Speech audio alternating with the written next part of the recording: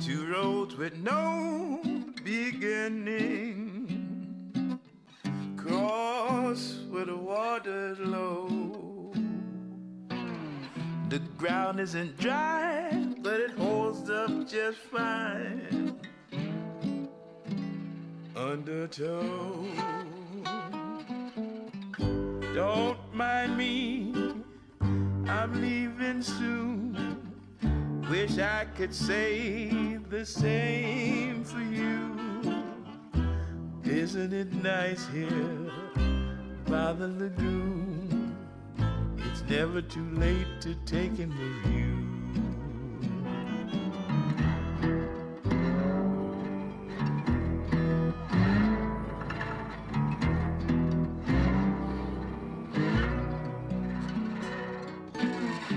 Now what's that gliding in the water? Blank eyes drifting above. If you see any of that little alligator smile, good luck.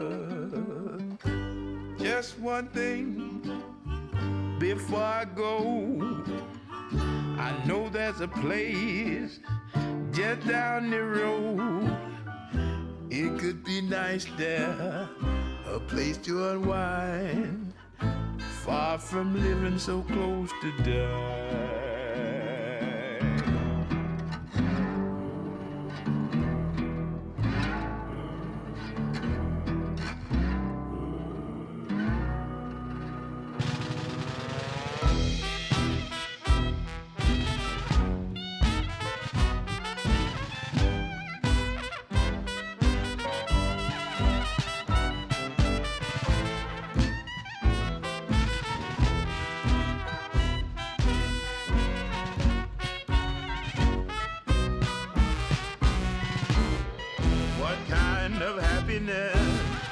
Would be your happiest?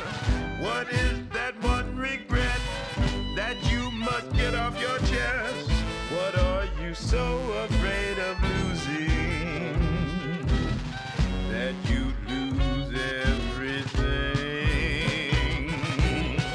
Unless she is rolling by, steam blowing in gloomy light, just follow my lead and I will get you on board alive.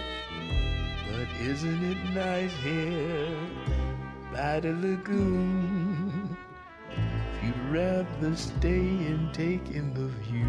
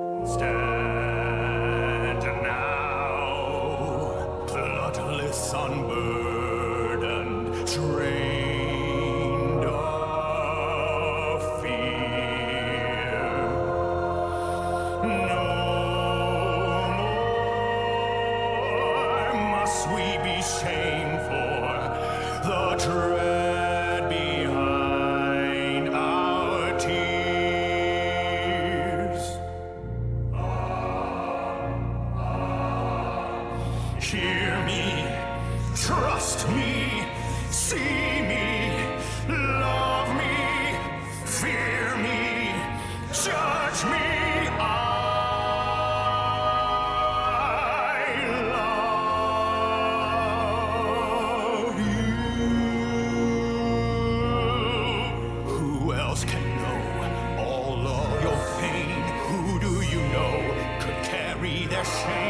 as long as you have, but never again, for I am filled by endless love and suffering for you.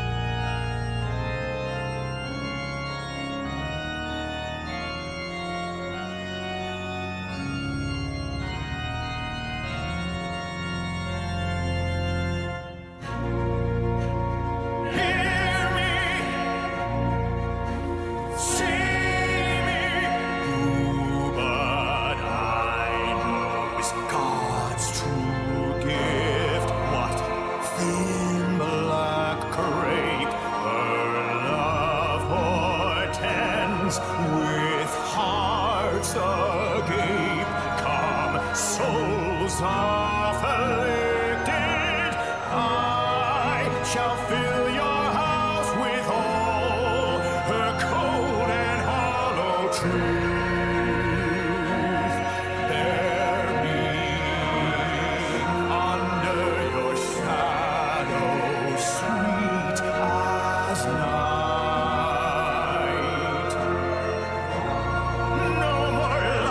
Shall pierce us through.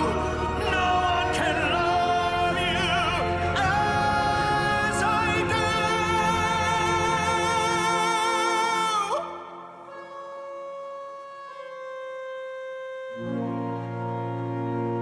Trust me. Fear me.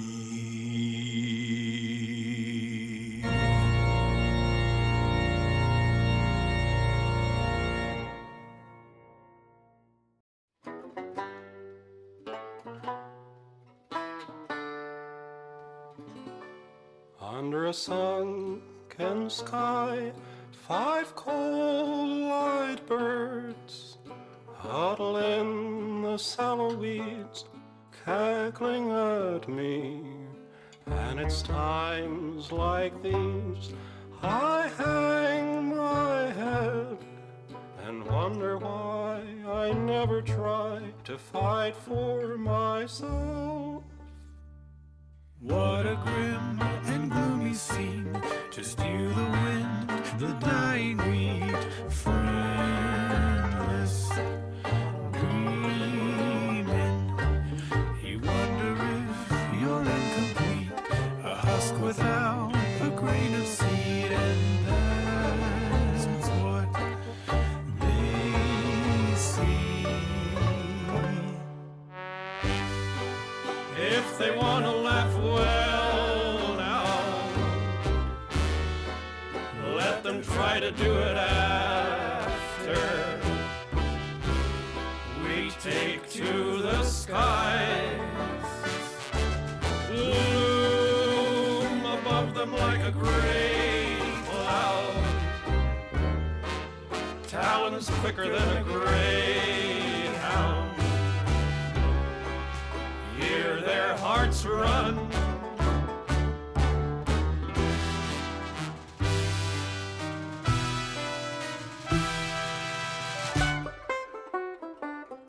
Out of all the things I've seen and done, in the back of my worried mind, I've never tried one.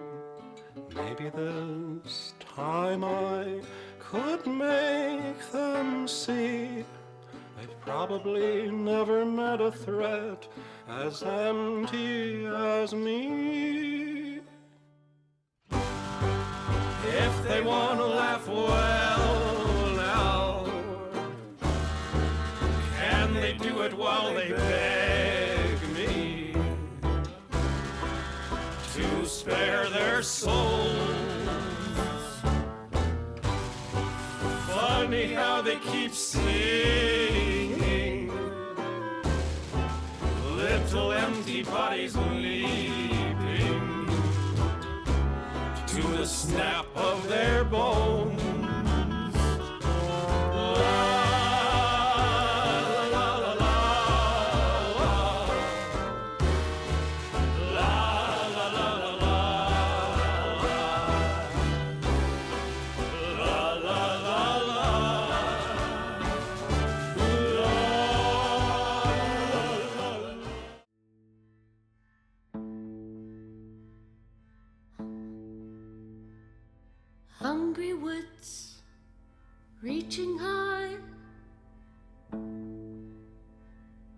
snatch the light out from the sky. Leafy sighs, creaking bones. Pray you don't get found alone.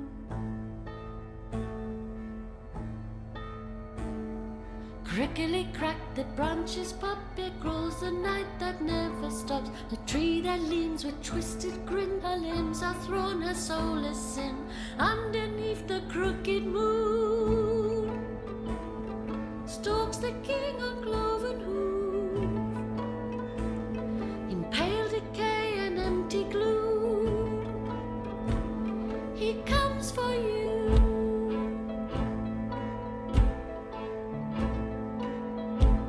Six horns his crown, his kingdom all. For life delicious heed his call. He carries six of sword and seal. Once wayward souls the fallen kneel.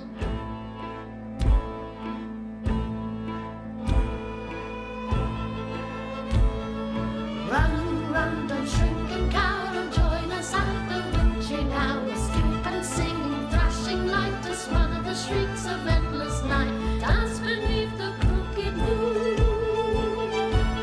round rising rapture hand in hand. From pale decay and empty gloom, we'll comfort you. May our light embrace you too, and pierce the edge of midnight soon. Through wakest blaze and ashen gloom, the crooked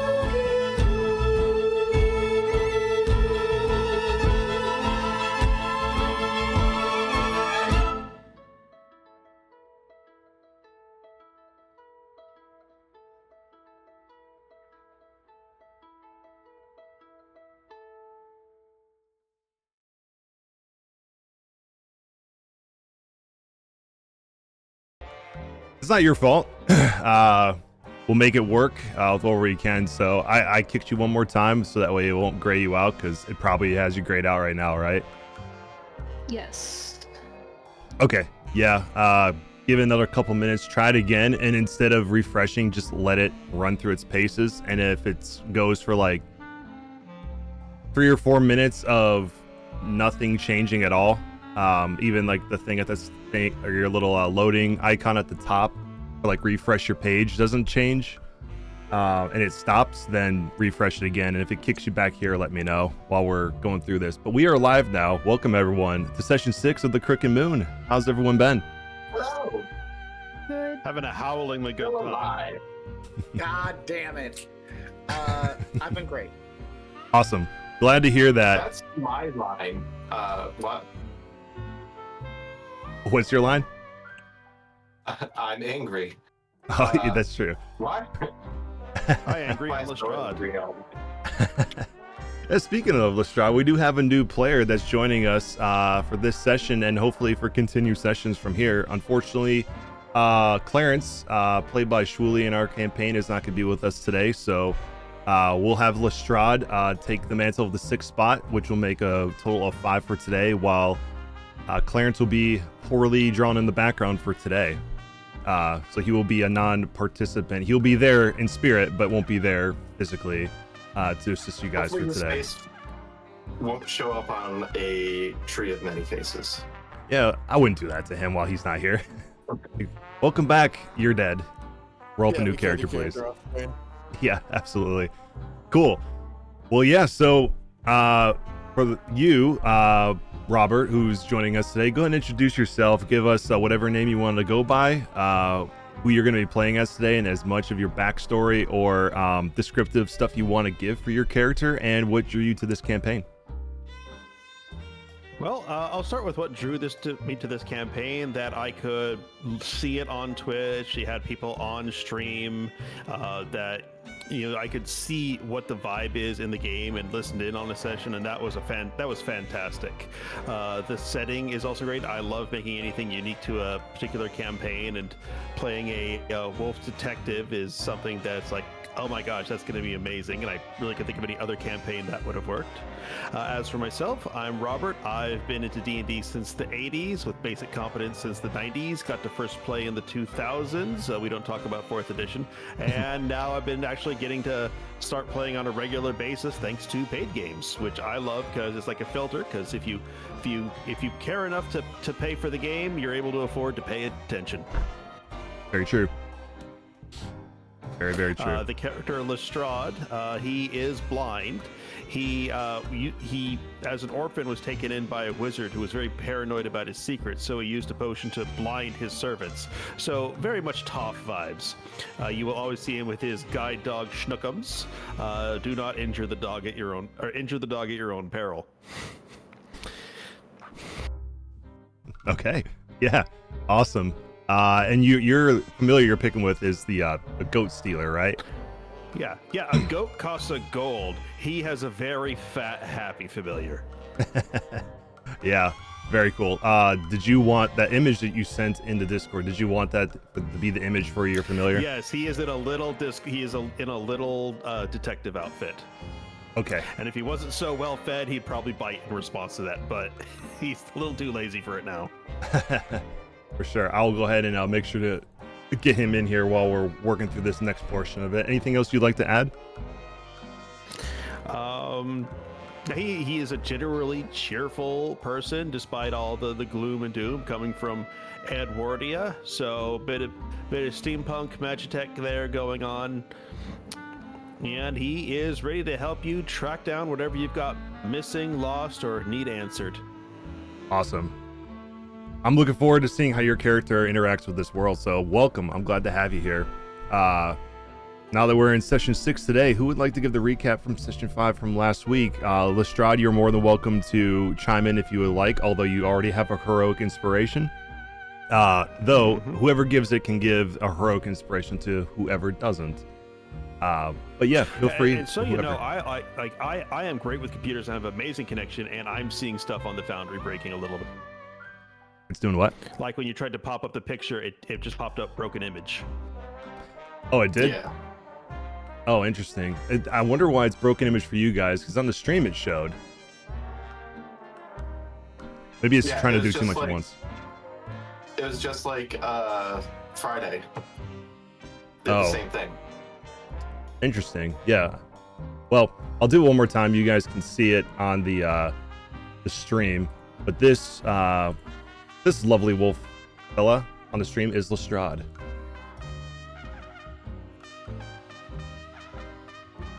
But yeah, so I did show Schnookums. So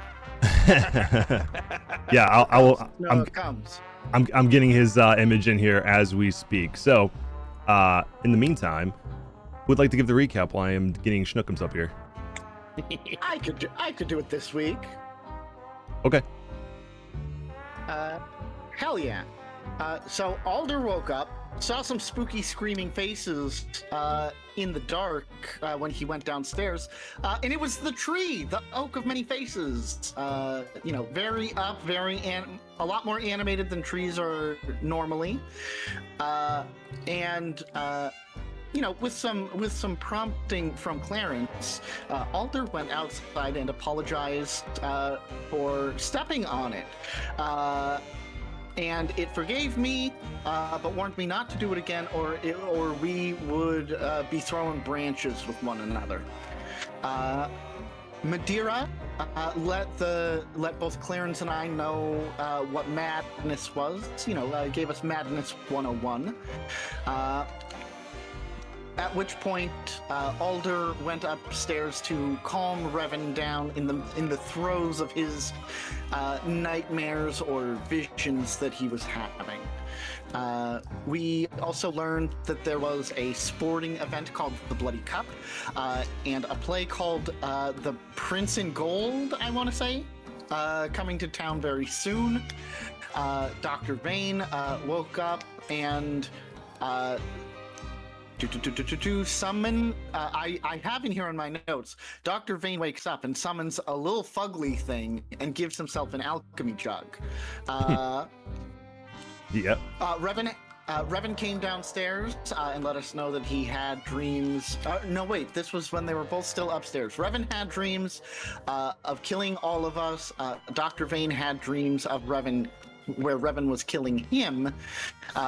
And then Revan tells us that he had a nightmare of a friend of his trapped in a tree that was familiar to both myself and Madeira.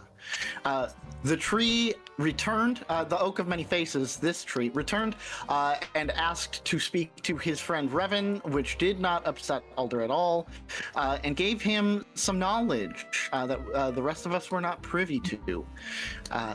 We all left the tavern and found Vald dead, killed presumably by somebody named Gory Gus, who was a serial killer who was put to death at the tree a year to the day of us arriving in town. So it was either Gory Gus or a copycat killer.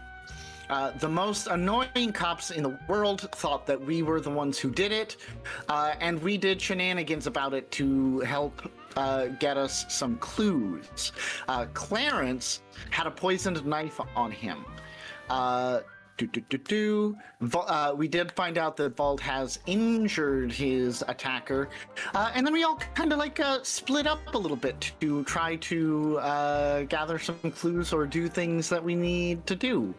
Revan and Madeira went to the barber, who did a little bit of surgery and halved the time that Revan needs to fix up his wound. Alder went to the tree to cover for his friends and learned that old Rusty, a scrungly old man who hangs out by the tree, might have seen what happened and is currently trying to win him over with a sandwich. And then Dr. Morn signed up to give alchemy classes to Alda Farnham, the innkeeper. Now, I was having interminable computer issues, so if anything was revealed or happened after that point, I don't know. The only thing that I would add to that is the tree that my friend was trapped in that people remembered was specifically orange and red color, or yellow and red, I think, something like that. And trees aren't normally, their tree trunks aren't that colored. So that was the important viewpoint of the tree. Yeah, it was more of a was coming from it too. Yeah, it was more of an indication that this is like the tree that you saw is not it's not existing in a natural state, more so. Yeah. It ended up in evil. Yep. Yeah, it's definitely not a nice tree for sure. All right, Alder, thanks for that recap. I gave you your heroic inspiration for this session and for future sessions if you don't use it today. The only ones with heroic inspiration is Dr. Morn, Lestrade, Alder, and Revan. You know what? I'm going to give my inspiration away. Okay. Would you like to give it to me? I'm going to give it to Madeira, who really looks like she needs it over there. All right, Thank cool. you. Maybe that's what the tech issues are, is you don't have inspiration. So we'll see if this does it. Yeah, we'll see. Cool. I gave you Yeah, in the meantime, while you're waiting for the VTT to load, if I ask for a roll for anything, just roll in D&D Beyond and then just tell me what you rolled. And I'll know if you're being asked because I can check the rolls in the campaign chat. So just use that if I call for a roll until the VTT decides to work for you. Cool. All right, now to get for our warm-up question for today to kind of get us into the character mindset. Today's question is, starting with Alder, when is the last time your character was cold to someone else? Oh, man. All right, give me a second. Let me think. When would he... have been cold to somebody else. You know what? He's kind of, currently he's feeling, pretty cold to the Tree of Many Faces. He thought they were friends, only to find out that it considered Revan a friend. So yeah, he's a little bit miffed about that. So unless I think of anything better in the meantime, it'll be that. Okay. Yeah, I would say if it wasn't that situation, the last time I remember you being cold was to the Harlequin hate when she didn't remember your name as your previous form of being the circus bear. That's also. Oh no, you know what it is? It's those frickin' cops, man. That's very true too. That's the real answer. Yeah. Oh yeah, good old Howie Butterman and Constable Doris. They're good at their job, but they're not easy to work with for sure. All right. Clarence is not here today, so we'll zoom over to Lestrade. When do you think the last time Lestrade was cold to someone else? So Lestrade took a carriage here from Edwardia, and one of the carriages that he took, the carriage driver was a bit verbally abusive about Schnookums, calling him a mangy mutt in a hat. And Lestrade, who had been very jovial and sharing conversations up to that point, just absolutely shut down and spent the entire time glaring at him through milky eyes, occasionally just extending his middle claw and tapping on the edge of the cart. Makes sense. By the way, I shared it once before, but I'll do it one more time. This is Schnookums. Very happy-go-lucky looking puppy for sure. Our goat stealer familiar. If anything happens to him, I will kill everyone in this room and then myself. So geez. All right. All right, we'll I beat you to it. For all of us to keep it alive. Not that one of us is gonna do anything to it. No, if anything happens to it, we're all dead. Yeah. Very true. And to think that this guy, I mean, you could just bring it back, but nope, don't mess with him. Don't mess with him. Well, so the question is what comes back, a new one or the existing one? That is completely up to you, sir. Mm-hmm. And he's not willing to risk it. That's very true. All right. Thanks for sharing. Next, we'll shoot over to Dr. Morn. I would say the last time he was cold was probably the cops, the innkeeper, pretty much anybody that's not directly linked to the party. He's been mostly dismissive or cold to, only giving them just sort of terse responses or answers. Even party members to a degree. That's true. I was gonna say that's kind of your whole mantra is you're kind of cold and dismissive to everybody. Yeah. Yep, makes perfect sense. Especially when you had to teach alchemy to that was probably the most recent, like, absolutely painful, like, pulling teeth. Yeah, for sure. All right, thank you. I feel like that was like the hottest we've ever seen Dr. Morn's like emotions get. He keeps everything pretty bundled up, but that was probably the closest to actually having a sort of boiling over point. Very true. And only Clarence got to watch it. Yep, and he's unfortunately not here with us today. Sadly not here. Yeah, he's on vacation. How dare he? All right. How dare he enjoy his time? Yeah, exactly. What about you, Madeira? When's the last time Madeira was cold towards somebody? So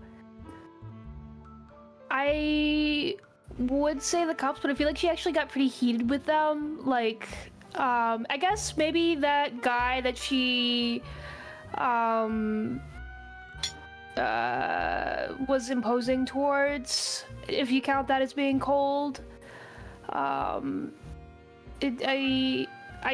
mostly think she's reticent, if that counts as cold. So probably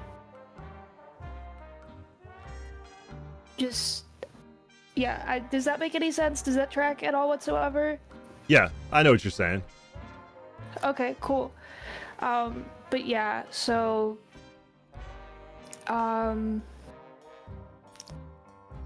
yeah, my brain's not moving at all right now. That's quite all right. Papa called you Gills. It's true. Yeah, the barber called you Gills. She got pretty heated at that. In retrospect, that probably wasn't anything to get heated about. That's like calling somebody like brunette or whatever, but like. True. No, it was the cops because it was specifically after the cops called everybody else by their names. Definitely, it was and then definitely turned to you and was like, Gills. Yeah. Well, maybe the cops were suspicious because she's guilty. There it is. Oh, yeah. First one of the night. Yeah, there we go. But that makes sense. That would be the time I can remember that you were probably the most cold, but you were a little bit more terse with them than anything else, but it still counts. Cool. What about you, Revan? Vlad. Vlad, right after he tried to make me a twin with my lower half. Yeah. There was choice words that the party had before Revan could even react to it, really. So, the sail was kind of, the wind was taken out of Revan's sail of, I'm gonna, tell him off, but Revan still, chewed into him a little bit, being like, next time, give me a chance. But he was definitely cold towards Bald at that moment, and now kind of regrets it because Bald is just a face on a tree.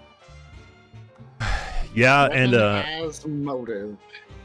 Revan has motive, that's for sure. I mean, and even Constable Doris did mention that, like, you have motive. You took a pretty bad hit from him. But he is a nearly headless Graveborn now. All right, awesome.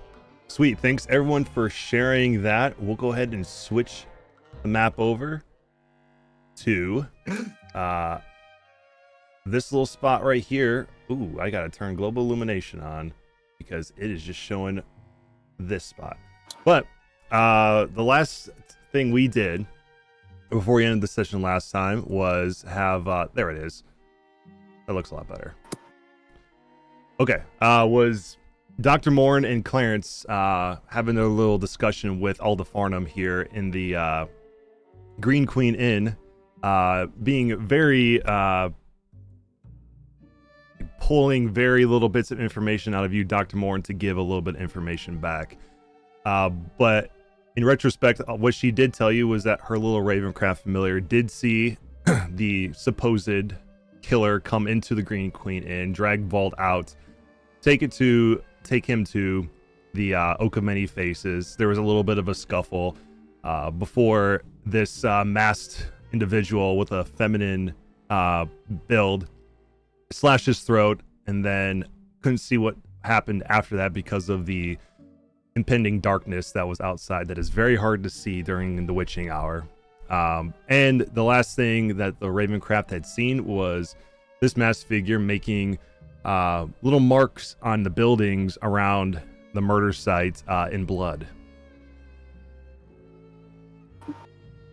So I have a list of everything that was stated, just so I didn't know if I could run it past you so I could see how accurate it is to information just to change it.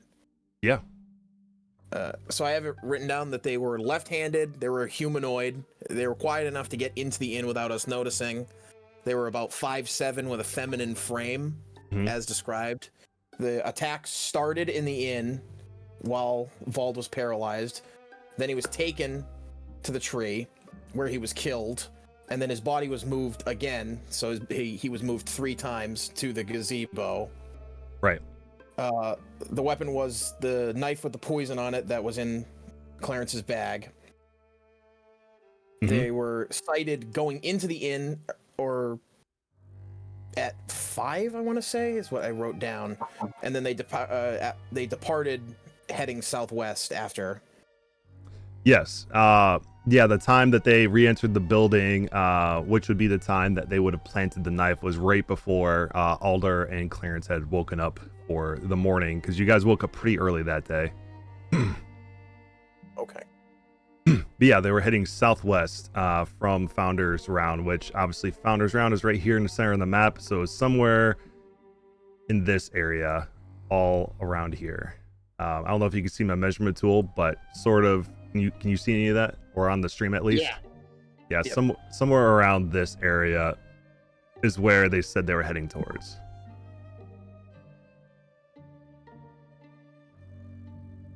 So was there anything you wanted to do before you left the Green Queen Inn? No, I think Dr. Moore wants to get away from her as quick as possible to not have to teach her anything and go out and start looking for those symbols. Yeah, okay.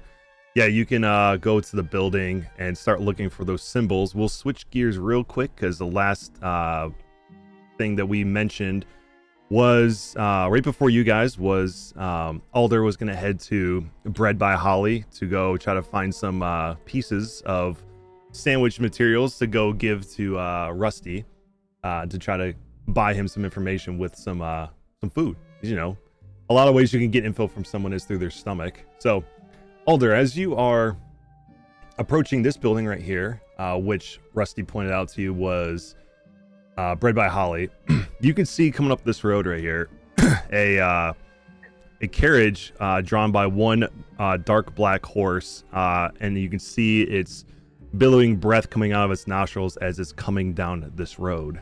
And it seems to be, the carriage has a little bit of a little Victorian-ish look with a bit of a steampunky esque theme to it. Alder will get out of the way here, so that he doesn't get run down by this horse. But he'll stop here and see what's going on. Maybe Gory Gus is making a grand entrance. Right.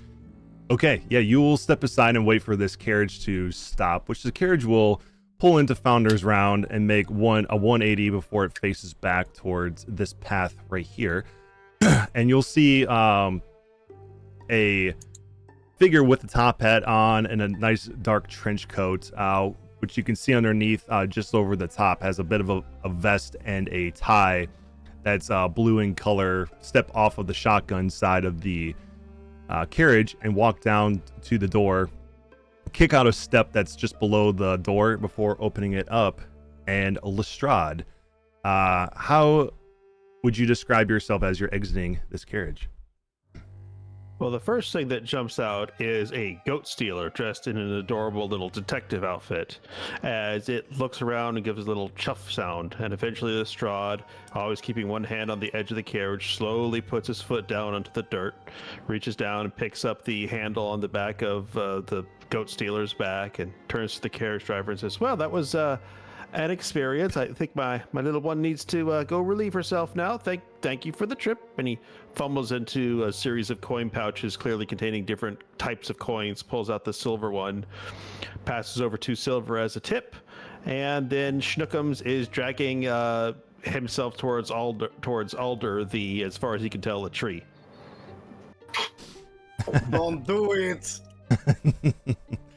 Okay, yeah, the carriage driver will take your 2 coins and like rub them together to make the little metallic noise it makes, and give you a little bow without saying a word before hopping back on the carriage, whipping the single horse in front of them and walking towards the path. Alder, you can see this. I'll share it one more time just in case you forgot what Lestrade looks like. But this is the man you see walking out of the carriage with this little familiar that, series of button clicks later, it looks like this, who is seeming to make a beeline towards you. I am going to, real quick, as I see this dog-like being coming up to me, a tree.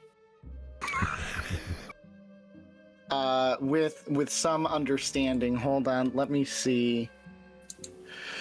Can I wonder if elementalism, what does this do? Can I make a spray bottle with with elementalism? Let's see. I don't know exactly what it says. I think you can do a little water spray with it, right? You can beckon water. Create a spray of cool mist that lightly dampens a creature. Yeah, you can, in a certain sense, create a spray bottle. Yeah, I put my hand out and do like my little mist. No, do not. Please. Schnookums, if you need to go, we find somewhere proper. I'm sorry, sir. I'm sorry.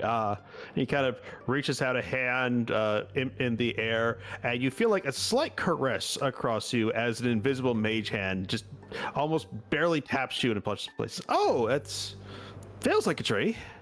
Hello? Yes, it's me. Hello, I am a tree. I am called Alder. Alder, I'm.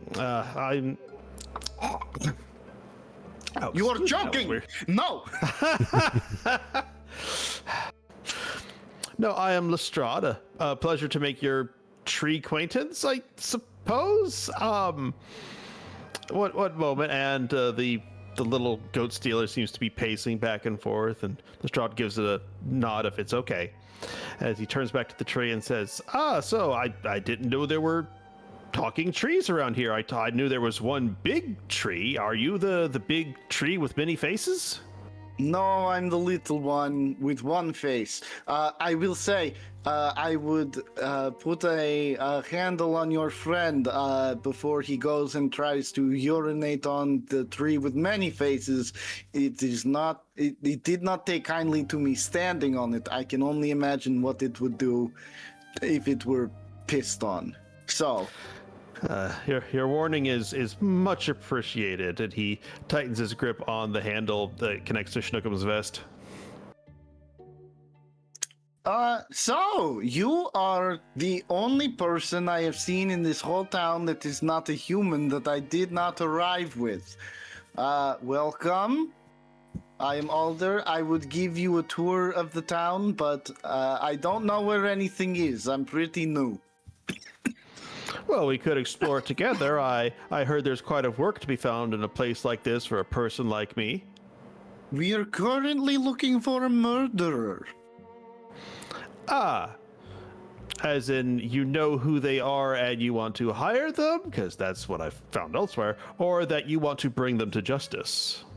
I would not hire a murderer. There's nobody in particular that I would like to murder. We are trying to, I think, bring them to... They killed a friend of ours, and these buffoon cops think that we are the ones who have done it, so we are trying to clear our name. I am currently trying to make a sandwich for a very insane man who is standing over there. Yes. Well, I could go for a sandwich. Perhaps we should obtain sandwich parts together. Well, then by all means come with me. I have found the sandwich parts store. I could just see him like making some gestures in the air as the player is trying to find the sandwich crafting menu in Foundry. Right. The man that he was pointing to looks like this, and he's currently like standing by this statue in the middle of town, and he's kind of swinging his shovel wildly at random things, and you kind of hear him going, ha, ha, ha. Oh, that doesn't sound healthy from my knowledge of medicine, what little I have. He's very insane and very touchy. He's very skittish. I'm trying to win him over, but he may have seen what happened to my friend, so... Well, then I suppose bringing him a sandwich is a great idea. Are you here with others? You mentioned yes. others you arrived with. Oh, yes. There is a spooky doctor man. There is a scarecrow man. He does the same thing. We do very similar things. They are somewhere. Would I have seen where people went to when I came down to the tree? You do know that Clarence and Dr. Morton went back to the Green Queen Inn, and actually, as you're mentioning this, you do see Madeira and Revan leaving the barber surgeon's place. Oh, there's two of them. That is very best friend Madeira. She knows how to read, I'll have you know. and that is Revan. Sometimes he gets very mad, and I have to hold him with my branches, but he's a pretty cool guy. I guess you're all bark and no bite, eh? I've never bitten anybody once that I remember. I mean, I used to be a bear, so maybe I did bite somebody. I don't remember. Memories of my bear time are slipping, which is concerning. Well, congratulations on the upgrade, I suppose? Haven't figured it out yet. It's weird walking on two legs. Walk over. Hello. And as you approach, Lestrade takes a sniff at the air and says, "Oh, that is quite the injury."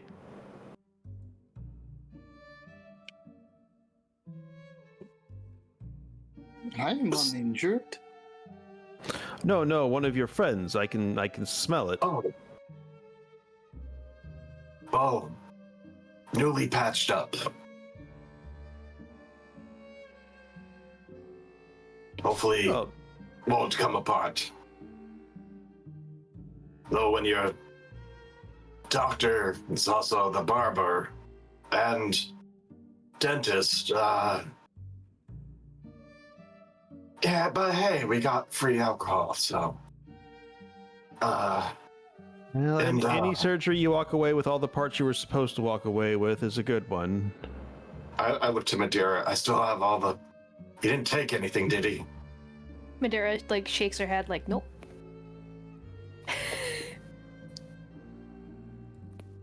You're all in one piece. So, Alder, who's your friend?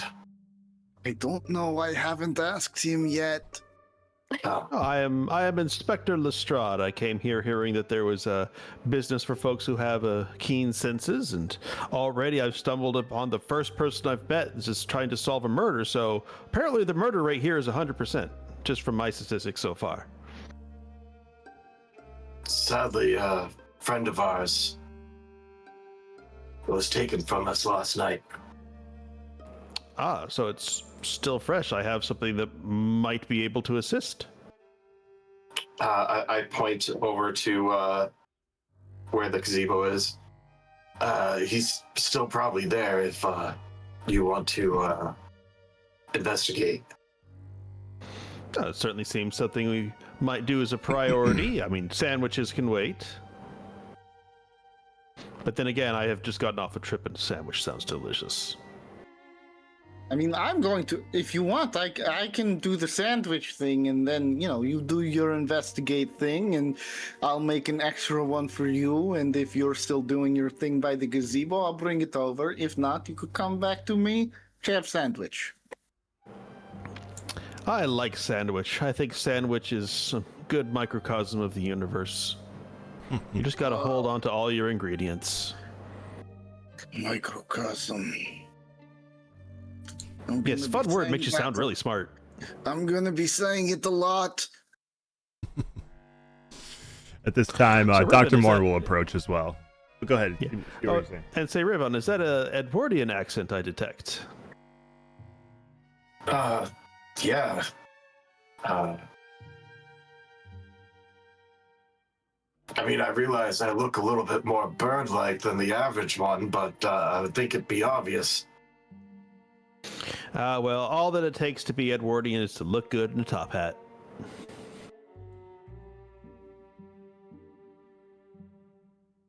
What is this picture you just sent on a gazebo?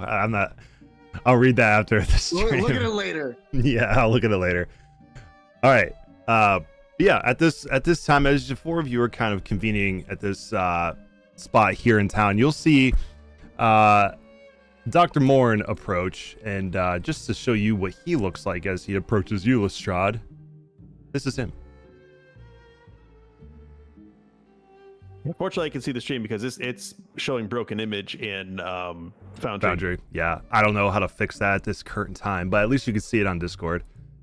Yep, just letting you know. All right, I appreciate that.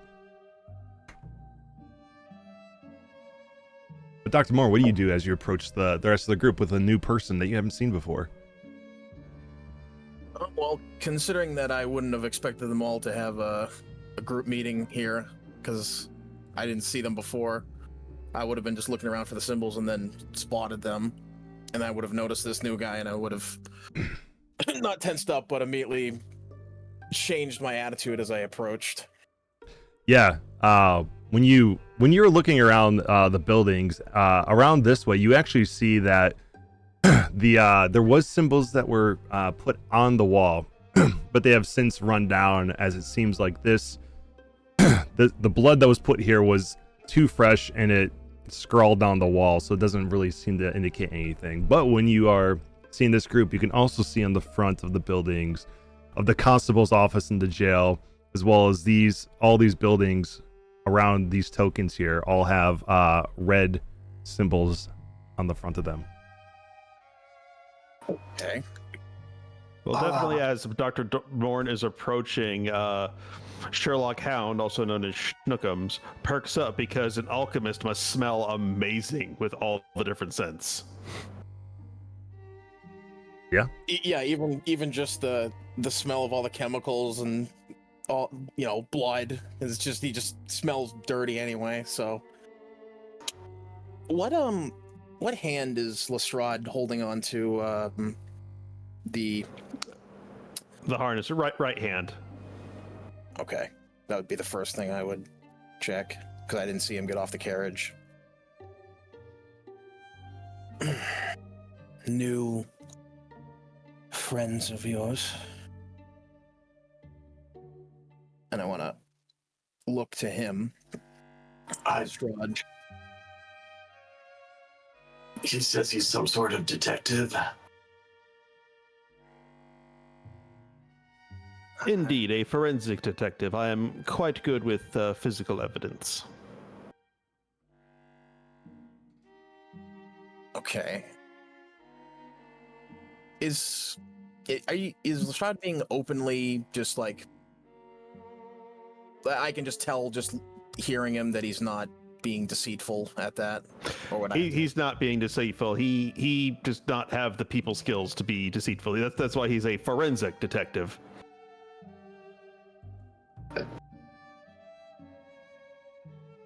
Can I pull out the vial of blood that was the humanoid at the crime scene? Mm-hmm. You certainly can.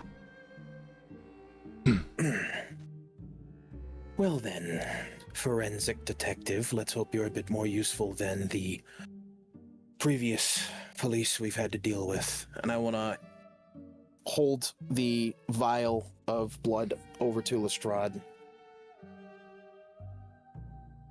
With this. Yes, it feels like a vial. It's something that I could store fluids inside. He shakes a bit. It sounds like there is a thick fluid in it. Well, you're probably referring to whatever's in it. The blood in it. Ah. Do you know whose? No, but How did you get blood from someone not knowing whose it is? Blood coagulates very quickly. If it's still a liquid and you haven't modified it to remain prevented the coagulation, then this might not actually be blood then. This was the blood I scraped off the ground at the scene that wasn't Vald's, right? Yes. Actually, yes, it was by the Okameni faces, where the initial defensive wounds that you saw on Vald's body were acquired by whoever killed him. Okay. And in the last session, you confirmed that it was 100% a humanoid. Yes. Okay. Well, if you could take me to the site of the murder, I might be able to use this to reveal some more details. Yeah, it's right over there. No, fantastic. Still haven't picked up on you being blind yet. Yeah, I Cool sunglasses, by the way. Yes, they shield that, which I'm not really using. And he dips the sunglasses down a bit, and you just see this milky green over his eyes. But I've got Schnookums here, and she guides me where I need to go. Oh. I've got a sharp ear and a sharp nose, and I get by. How close is the tree itself? Like the actual scene from where we're talking? Like, I know we're close, but is it like just like a stone's toss away? Yeah, it's probably about like from where this is probably about 120 feet away. This is not quite the scale, but yeah, 120 feet away from where you guys are standing. Well, the victim was killed just right over there. Ah, well then, he'll hold out his left hand as if to be guided. If you could just lead the way. I will begrudgingly begin to walk over to the tree. Okay. He'll just like gently hold on to your stinger as you're walking. My stick. Who's all going with Dr. Morton and Lestrade to the tree? Well, I guess, well, I'll follow. Why don't you meet up with everyone else? Madira's sticking with Raven for now, so she'll go with as well. Okay. For Alder, are you still gonna go on your sandwich making trip?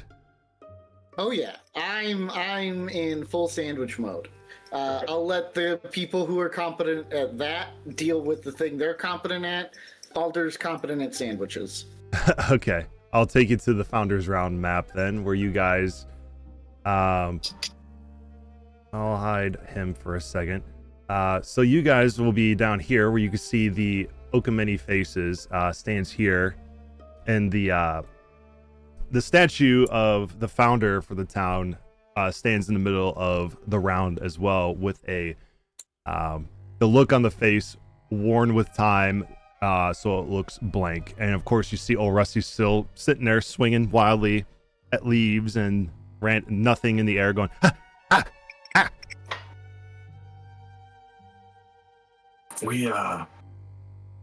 If we find anyone that has seen anything, I gotta find out if what the mask looked like. I have an idea. Actually, I have a couple. Let's see what my magic can reveal. This is he holds a hand out gently, and there's like the little wisps of air flowing around the tree. This is the big tree, I could tell, with the faces. And one moment, there's a bit of a line on the ground that where he's like using his mage hand to feel out where the roots are on the ground. Okay, and I was told not to step on it. Yeah, as you're feeling around for the roots, as soon as you feel like bark where the mage hand touches, you will feel the root kind of shift underneath your mage hand. A bit squirmy. I best treat it like a whomping willow, if you know what I mean.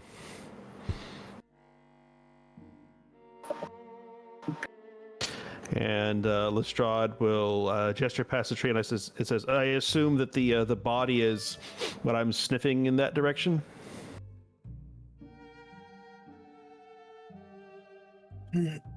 No, his body, I believe, was moved to the morgue, or it's still at the gazebo if those incompetent police are to be believed. Well, if there's an opportunity for those in law enforcement to not do something not explicitly their job, they're not going to do it. That's my profession. I suppose I best take a position over here. And if you'll lead him, he's going to move to a spot between the tree and the alleyway. Okay. Yeah, which alleyway? This one off to your right, or one to the south? The one to the south, because he can smell where something died. Yep. as you're walking, you'll actually notice that the spot where you could smell the most is right here. You can smell a deep scent of iron and alchemical fluids. Right. Well, it's about to get colorful in here.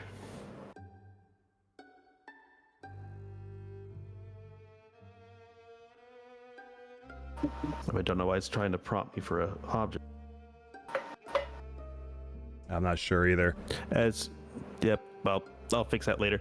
As the ground begins to glow a bit, as footprints start to appear layered on top of each other in variety of colors, anywhere someone has touched the wall, scuffed their foot, anything could have left footprints or fingerprints are now brightly glowing on the walls, floor, even the tree. And each person is a different color. Okay, so each footprint associated with the color, like Dr. Moore's footprints, would be the same color, is what you're saying. Yes. Okay, so you can see after you cast your clue, you can see the various colors of each individual. You can see Dr. Moore is more of like a greenish like plague-like hue to him, and all of his various footprints that walk to the Green Queen Inn and up to where you guys were, and also heading towards the gazebo within your 45-foot radius. Revan's is more of a blue color, Madeira is a light blue, and Alder's, which you can see him glowing over by the Bread by Holly store, more of a yellow color, and for you, that more of grayish brown color. Neon brown. There we go. And then you see one color that is more of a pink color. That also, with the blood that's on the ground, all the blood shines with that color from that person. And you can see a trail that leads off towards the gazebo area. And then, curiously enough, you see another one that is black. And you see little spatters of blood mixed into the blood that's belonged to Vald. And then you can see footprints that head off towards the gazebo, that head into the Green Queen Inn, and then walk around all these buildings. And you can see on the buildings closest to you, especially the Green Queen Inn, you can see that pink color. On the Green Queen, it is more of that smeared going down the side of the wall, like blood was put there and it was too fresh and smeared down the wall. But additionally, other buildings in your area have the same color as the deceased on there, and they all form shapes. And then you also see a set of steps that head down this path that are black. So, if I'm reading this right, just to confirm, so the story lines up where Vald was fighting his way to the tree, got killed, and then the body dumped in the alley to the south. The pink individual has been to many of the buildings. Many of the markings around the buildings are from the pink individual, and eventually they went off to the southeast after dumping the body. And there's a second pair, another set of prints, that the black prints that also were in the alley and went southeast. So yeah, you mostly see the pink prints, which belong to the deceased. You do see some come from this direction, but it's only heading towards the tree, which would indicate to you when they came into town the night before. Although you see them going to the Green Queen Inn and then coming back out and ending over here by where Dr. Morn is. And you could see the big pool of blood that is there on the ground that is all pink, with a little bit of dollops of black spots of blood that are in there too. That would indicate somebody else and nobody here in the group. And then along the walls, you can see black footprints that lead up to it. But on the walls of these buildings are symbols that have been written in blood that are shining pink in color, which indicate they belong to the deceased. Well, everyone, what do you think of the light show? It's all I've seen black glow. The footprints line perfectly with the symbols I saw painted on the buildings, right? The one that are pink in color, the blood on the walls. Yeah, like with the faded ones I saw when I was walking up. Yes, they are. They are perfectly in line with what you see on the ground that would belong to Vald, and then all the buildings surrounding that have symbols that are a little bit not as faded or as smeared, that are also pink, that would indicate that it's whoever it was that killed him went around all the buildings and made symbols out of his blood on these walls, just like what Alda had told you. Well, that at least confirms that the one who committed the murder was also the one who defaced the buildings. That lines up. Do we see from the footprints? So we see from the footprints that they did go in and out of the Green Inn, correct? Yes. So we do know that whoever this person is has at least been in the Green Inn in the past 10 days. That gives us a finite number. Tell me, someone mentioned a dagger that he was stabbed with. Could you pull that out, please? I will pull it out of my jacket. Let's see the fingerprints on that thing. Okay. You will see some fingerprints that are that plaguish green color that belong to Dr. Morn, as well as another set of color that's more of like a harvest yellow, which would be from Clarence when he pulled it out of his pack. And you also see the majority of the color that is smeared all over the hilts is black in color. And then on the blade, you see the same pink colored dried blood on it. Now there's a clue.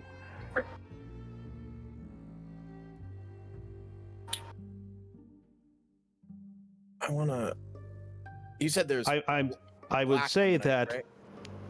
Yes, I would say that whoever the pink and black are, they're working together, and it was whoever left those black prints that planted the dagger. So it's evidence that they were working together, and they were both at the scene of the crime, not necessarily at the same time. But that we are seeing a mixture of the two at this spot over here by the tree indicates something more supernatural in nature. I think the pink ones might be our friend. And what friend would that be that smears your friend's blood all over the buildings? Well, the pink one didn't smear the blood, right? Just the black one? But it was the pink one's blood that's all over the buildings. Are Vald's footprints, right?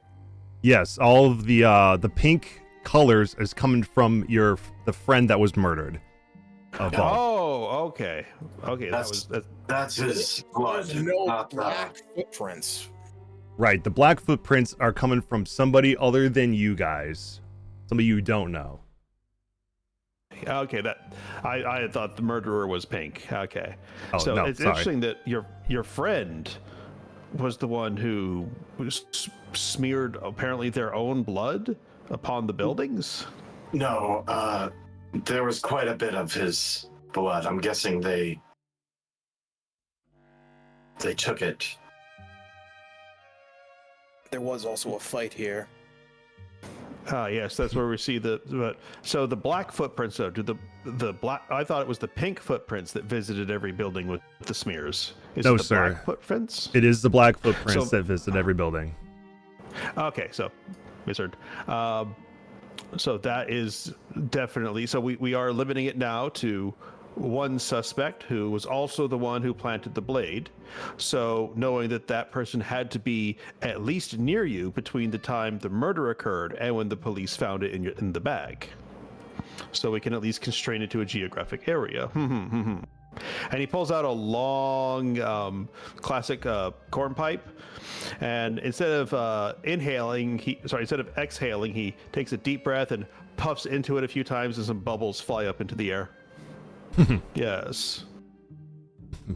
Very detective-like. Okay. DM, and then while this is happening, can I ask one thing? Sure. Does the tree of many faces drop branches at all? Not that you know of. And I don't see any on the ground? No, there is none. I need to talk to the group more about the tree and what is possibly going on. If someone if we bring Lestrade to the gazebo, could we then have a conversation in the Green Lady Inn? It's the Green Lady, right? The Green Queen. Green Queen. Green Queen. Yeah. I refuse to bow down to royalty. She's just a lady. Yes, but you should know how to treat a lady.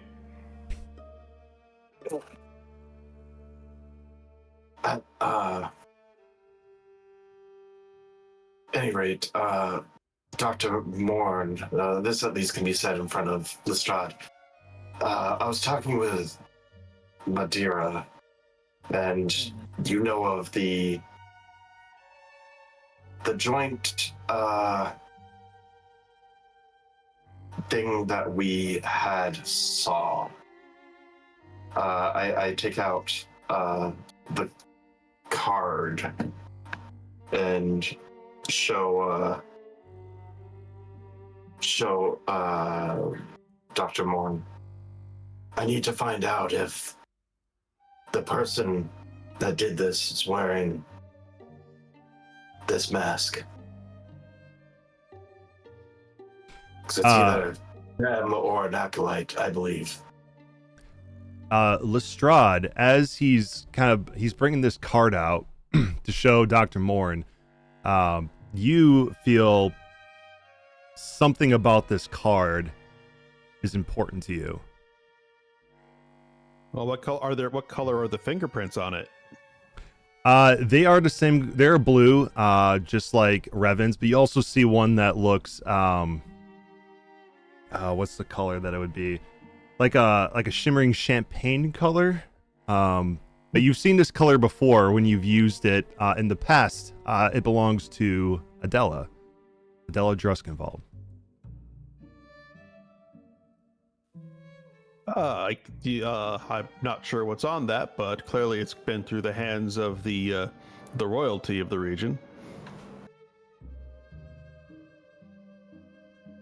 What? So that works on everything. I see. Oh yes, I've learned long ago never cast it near an outhouse.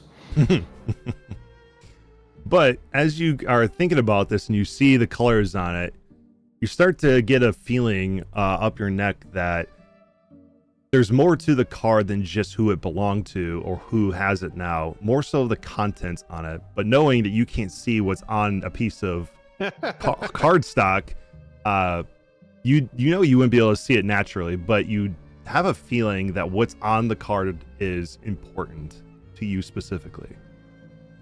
Well, Lestrade will lean in and say, "That smells interesting. What's on that cardstock?"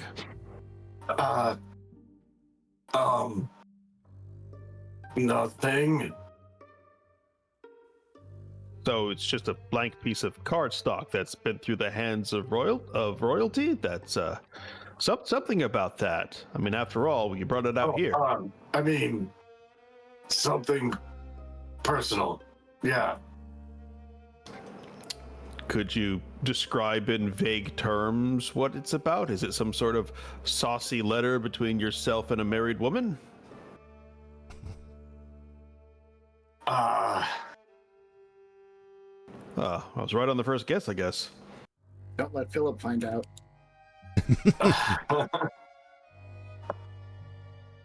Revan, do you describe what's on the card? Revan is unsure too of who the information should all be divulged to. And figuring out earlier that he was blind, he was kind of taking advantage of that. Yeah. Taking out Lestrade, you feel the energy that's coming from this card. You remember feeling a similar energy when you had your own card read to you by Adela. Oh, is that a, let's see here. I'm thinking it's about 300 stock, medium weight. I'm thinking that's a tarot card?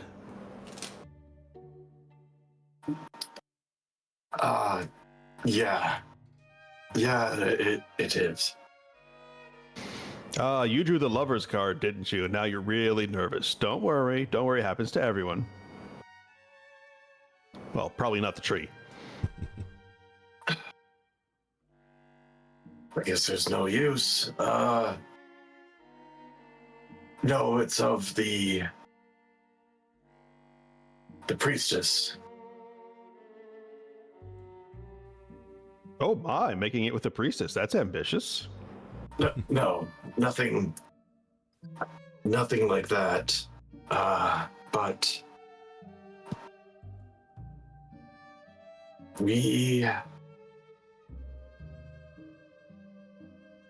she seems to be coming up a lot lately. And I'm wondering, since she too wears a mask, if this masked individual that took our friend from us was the same person. Just in case you didn't remember what your card looked like, I sent it to you in the DMs and Discord.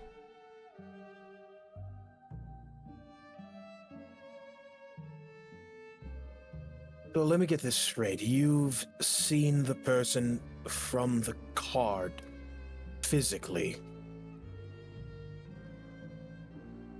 No.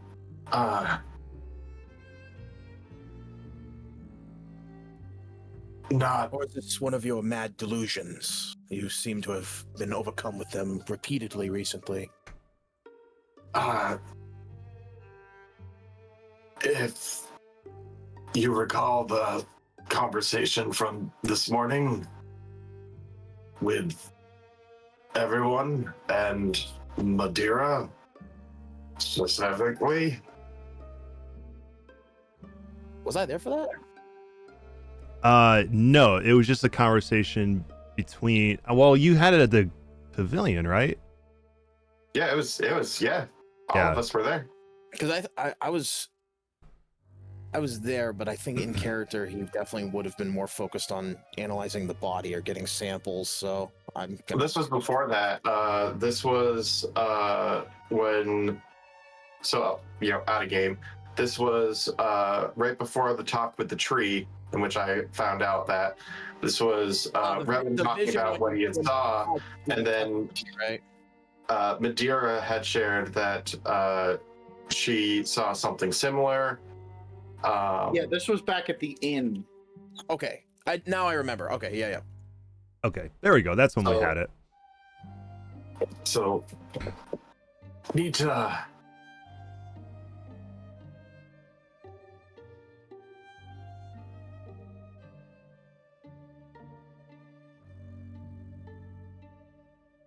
Yeah, because that's a mask on the card, right? Or is that her actual face? No, that's a mask on her face. Yeah, that's what I thought. Especially with the prince being all black.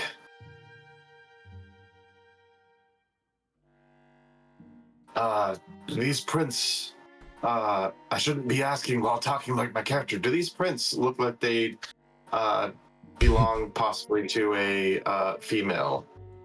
Yes. Is there any indicate? Okay.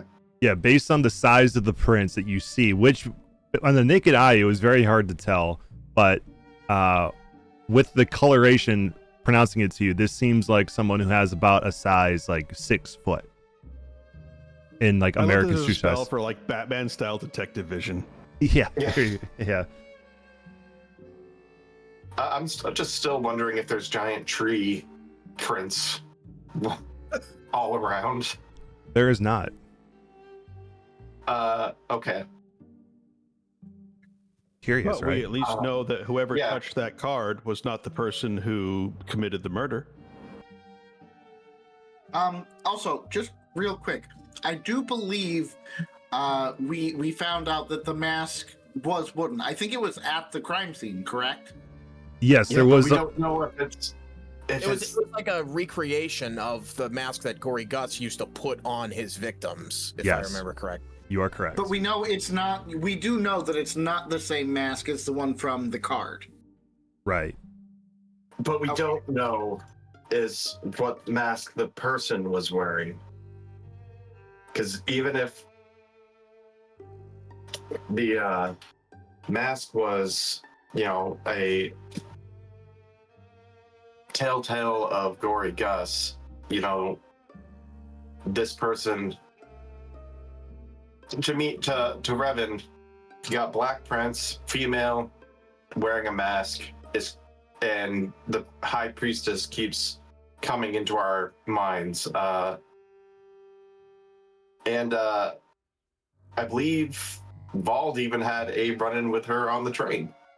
I just don't remember offhand if we all knew that. And I guess you'll never know now. No, we did. Vault did tell us. Vault did tell us. Okay. Yeah, because we checked it out with because I thought it was with my card, and I showed him, and he was like, "No," and then you showed him your card, and he was like, "Yeah, that was the person from my vision." Yeah. Okay, I do remember that now. But at this moment, Lestrade, there's something on his particular tarot card that would be important to you, but it'll be up to Revan if he decides to describe what is on the card. But in the meantime, these symbols over here by the Green Queen Inn that you can see with your blind sight, Lestrade, you can see that all the blood that is on it is pink in color, but throughout the middle of it, especially towards the top before it started kind of smearing down, has little black fingerprints within it. Well, I see two options to expand this search. I can cast the spell one more time. We know where the footprints are, where the person left the site of this murder. We could follow them to their limit of the spell and then cast it again, seeing what direction they left to, perhaps what even building they went into. The other is that since they came out of the inn, we could go into the inn, and while we need the proprietor's permission to create such a light show within their place of commerce, if the black footprints are in there, we could see what tables they hung around, what rooms they went into, what glasses they touched, and perhaps get a bit more of a profile on the person. What say you? He's gonna charge you for it. I don't say that in character, but yeah.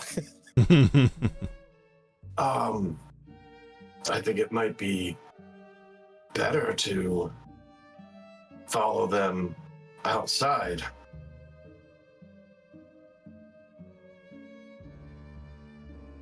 Well, then let's. Although asking inside, if they saw anything, that probably would be best. Don't worry. She saw. So she would know if... Did you find... What'd you find out? Okay, let's just rewind a little bit.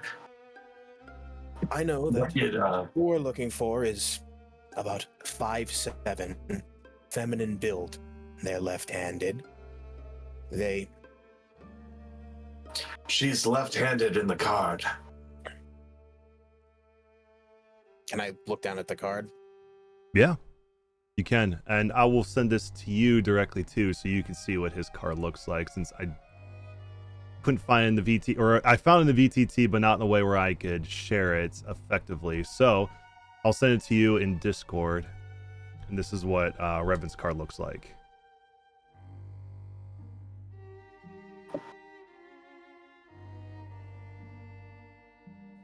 Well, I think I also have one of those, and I got it at a carnival, and he pulls it out, and he's just I'll just post this into the campaign chat as he shows it off. He says, "I'm told it's very flattering."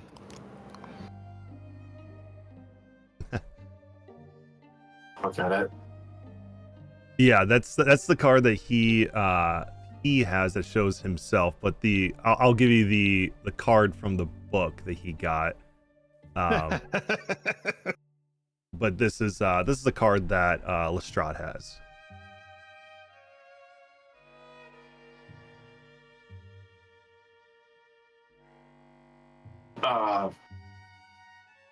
Can you show me the back? Is it the same? Looks like it's from around the same deck. Yes, it does, and it has the same champagne-colored fingerprints on the bottom, like yours does. I forget about the champagne colored fingerprint. Now that is interesting. Yeah. That we both have had our cards touched by someone, despite having been separated by great distances. Did you see something? No, that's not really a thing I do. Nothing in your mind, no dream or. He did not have a vision when he got it. Yeah, I am going to be going full toff on this. I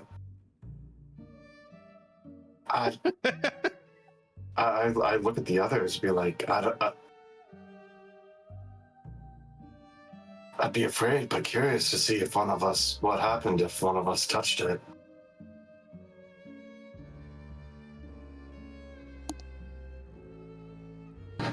I don't fully still believe into it, even though I saw my own vision, so I'll reach out and touch it. Okay. Before I tell you what happens next, we'll shift gears to Alder real quick.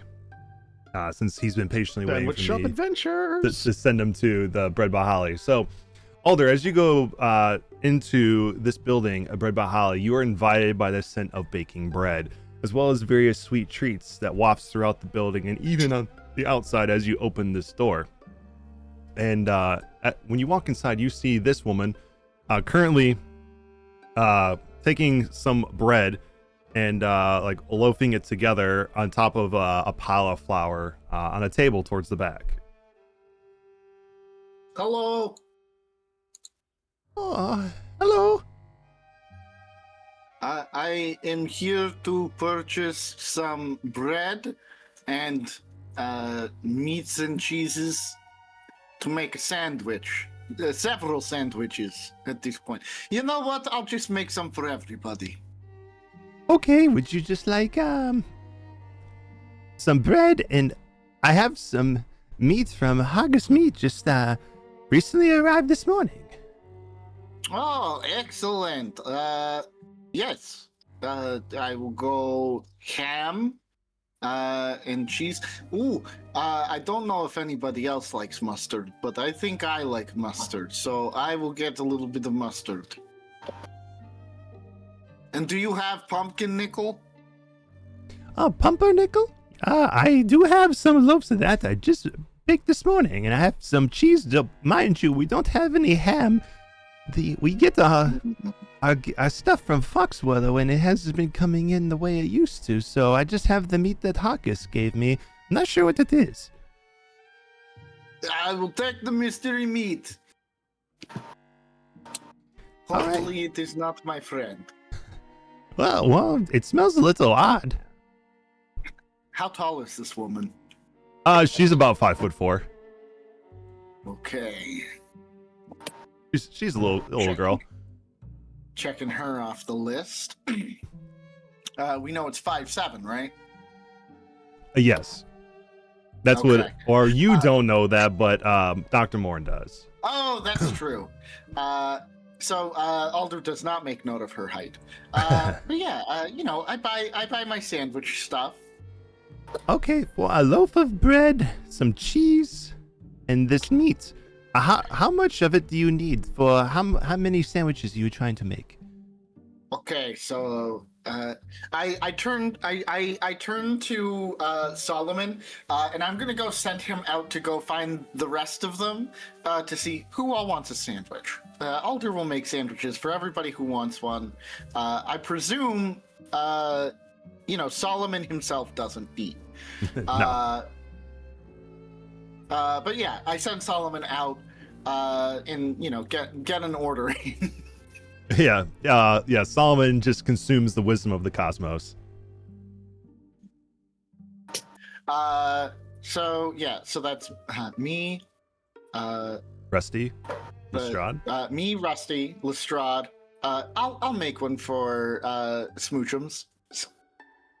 Madeira, Vane, Revan, and sorry, the other druid, I can't think of his Clarence. Clarence. Sorry, 9. I don't know if nameless things eat, but there we go. If they do eat, it's getting a sandwich. Yeah, I don't think Temporary would. I don't think they're like an astral octopus. But the goat stealer definitely would. That's kind of what they're known for. And the witch woven won't. It is just a construct of twigs. So yeah, 8. Okay, yeah, I have enough here. And she'll grab this hunk of meat and she'll put it on the table, and you'll notice as soon as she does, you'll immediately see flies start to fly around it. Ooh, extra crunch. Can I roll to see if I can can I roll a nature to see if I know what kind of animal this meat came from? Yeah. Let's do attributes. Let's do nature. Perfect. This is not animal meat at all. Oh, it's vegan. Okay, good. Impossible meat. Oh no, it's meat, all right. It just didn't come from any animal. Do I know what it came from? You don't know exactly what it came from, but you know it's not from any animal you came from. It seems almost you can uh-oh. It almost seems well, yeah, welcome back. It almost seems corrupted. You can sense. Can I roll an Arcana? You can. Ooh, very nice rolls to start with. Yeah, this has been laced with poison. And this meat belongs to several different humanoids. Has been conglomerated together. Okay. I just say then, can I just get the whole hunk? Nixing the sandwich. I think I'm good. Can I just buy the whole meat? Sure. That'll be 2 silver pieces. Slide it over to her. Run out holding the meat. Guys, problem. Everybody. Everybody. I'm wondering, does he bring the meat into the area of the clue?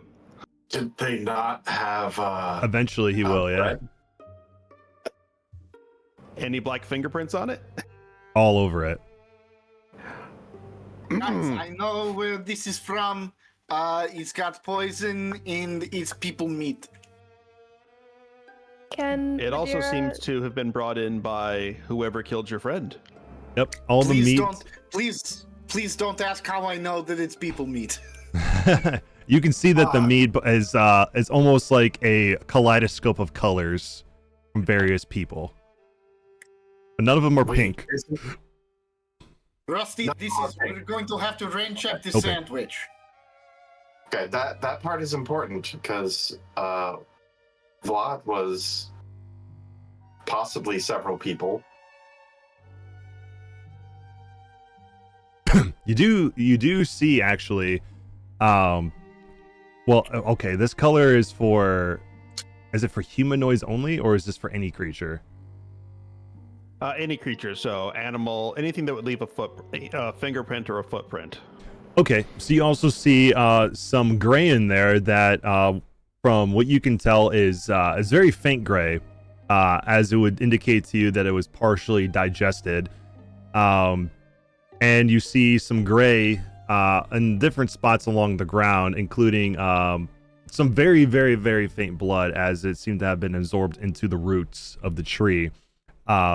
But for those of you who, I'll say for Alder, for your nature check, with the gray that you can now see as you enter into the clue range, and see the gray in the ground, you know that this little gray meat that's in here is like partially digested wolf. Okay, so we got a little bit of wolf in here, so maybe we can eat some of it. No, it's all poisoned. True. Wait. Okay, where's their morgue? Do they have a morgue? Roll me history. See if you remember what the constable told you. The constable said they were taking Ballad to the morgue. I'm not worried that the They said morgue is. They said specifically, if I remember, that they were going to like further investigate him and then bury him. This is as far from what they said was going to happen. Okay, so morgue wasn't part of it. Right. But still roll me history for a very specific thing I said to Alder. 17, you do recall before you were attempted to be knocked to your senses by Vol before he gave you that gruesome injury. Actually, right after that, he stayed outside for a little bit and ate some of the wolves.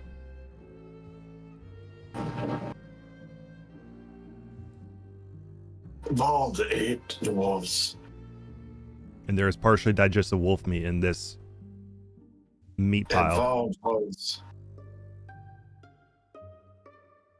Was involved made of.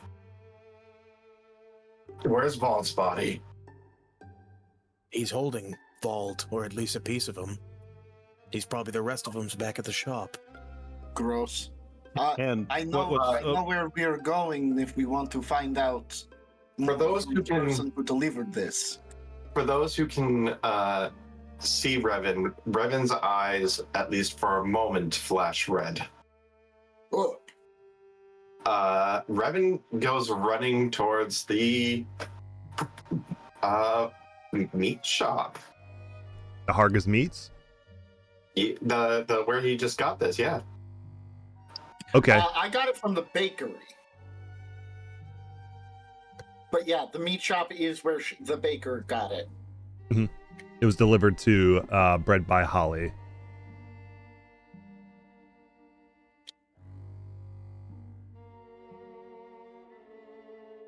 I follow Revan. Okay, so you want to head to... Is there anything you guys were going to do here before I take Dr. Morn into the secrets chat from when he touches the card?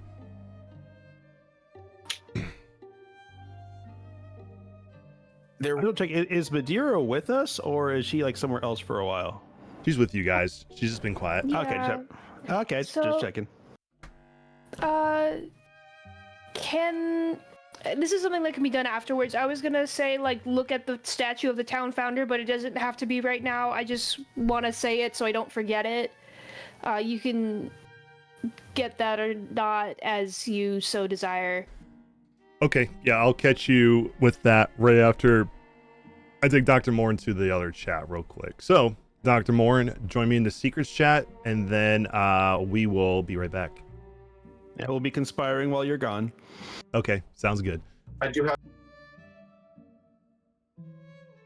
All right. Dr. Morn, as you... oops, I gotta pop this out real quick so you're showing up in the stream. There we go, cool. All right, Dr. Morn, as you grab this card, your vision of around you is instantly changed to a cemetery that has a mausoleum that stands in the center of it, and the entire graveyard is covered in this eerie light blue mist. And as you do, you can see there is an open grave site in the middle that you see dirt being flung out of it as you're looking at this. And then you also can see an eerie yellow-red glow coming from inside of it. Do you do anything at this moment? And I see dirt being dug out of the grave. You do. I would approach it. Okay. As you approach the this open gravesite and look down inside, as you're looking inside, you can see this extremely bright now yellow and orange glow coming from it before you see a mound of dirt come flying out that hits you in the face and for a moment obscures your vision. And as soon as the dirt clears from your vision, you are now standing on a hill with a lone tree that is growing to unnatural turns and cricks in it. Like all the trees look like they are like witch hands that are reaching out to anything that comes within its reach here. And then you can you feel like the tree is looking right at you and almost grimacing and grinning and leering at you before you are immediately pulled by an invisible force from behind down into the ground, and you feel yourself pull down to the ground, but you go into the ground and now find yourself inside of this gravesite that you looked at. And then you can see a eerie blue glow standing above it. And before you can say anything, a figure stands over it, and you can see a man that looks like orcish in build, but looks ghostly, and he has a huge tombstone strapped to his back with chain, with a large shovel that he is carrying in his hand.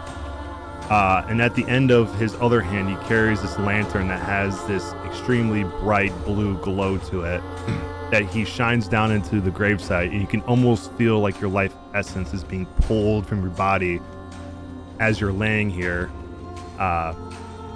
And as you're feeling this, you can see the glow still hang above you as you start seeing dirt fall down on you in the gravesite, and you're unable to move.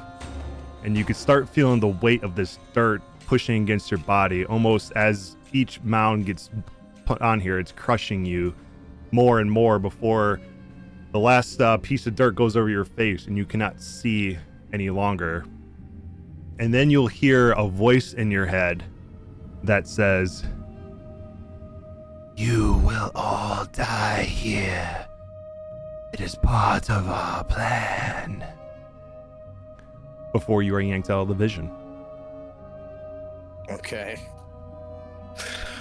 Do you have anything, any questions about that vision before we switch back over? No. Okay. Let's head back over to the other chat then. All right. So, something real quick to try. I'm going to put it in the general chat. Oh.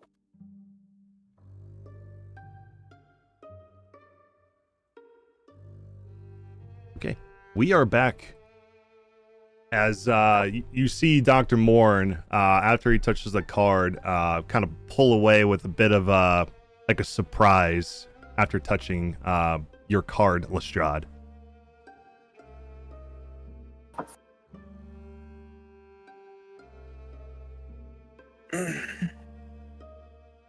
So this is before running off? Yes. You, okay? You see something? You in your own world? Wave my hand in front of him. Damn it. Am I okay? Do I need to roll anything? You do need to roll a wisdom saving throw. All right. Okay, you pass, so you don't have any moment of madness from this. You're able to shake off whatever this vision was trying to do to you mentally. Yes, Revan, I'm fine. Just thought I saw something for a moment.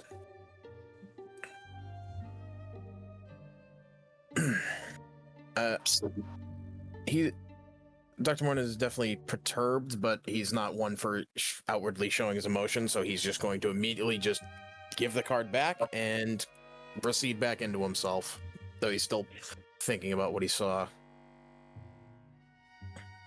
Okay, so you're keeping it close to your chest for now? Unless pressed about it, yes. Okay. Sounds good. Does anybody press him on this before I switch over to Madeira? Revan will just say, perhaps later you might be willing to tell us what you saw.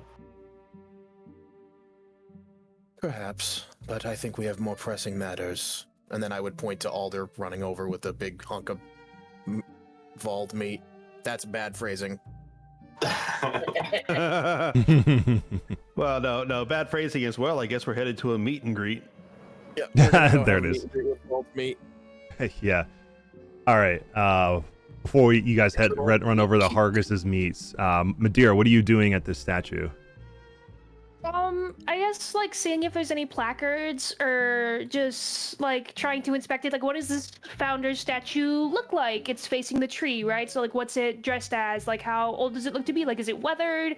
Is it like, is it stylistically like what's the vibe? That's the worst word. But like stylistically, like, is it like is it realistic? Is it more like Yeah, I don't know enough art terms to like express what I want to say. Yeah, I'll just tell you exactly what it tells me that the founder statue is. So in the center of Founders Round stands a 10-foot tall granite statue that gives the town square its name. A plaque on the plinth of the statue says, "Our village founder." There's no name, however. The statue is featureless, as if all the details of the statue's face and body have been weathered away. And then old Rusty will be standing there, and he'll be like, "You doing the statue? Don't touch it." I'm just looking. Well, I guess looking's all right. I know you're not supposed to touch art. They would get mad at that in the university too. Do a lot of people try and touch the statue? I know some places they do that. It's like good luck or something. I keep them away. I have not seen anyone try to touch the statue, and I tend to keep it that way. But, so don't touch it. I don't know what a university is, but it sounds real complicated. I don't care what it is, but don't touch it. As you say. And Madeira will like squirrel her hands away behind her back and like fold them up and straighten her posture, and she'll like walk around the statue to like inspect the sides and behind and like the plinth that it's on and like all of that stuff. Just see if there's any noticeable features. Which like probably not, because we already just went over that, but she'll like look at it for that sort of thing. Yeah. And then as you're kind of doing that, old Rusty will say, I try to tell that masked one not to touch it either. Oh? Did you... how late were you out last night? I'm out here all the time, trying to keep the tree safe.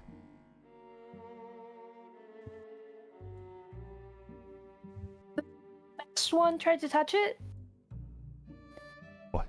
Say that again? The masked one, you said, tried to touch it? Yeah. Can I ask what the mask looked like?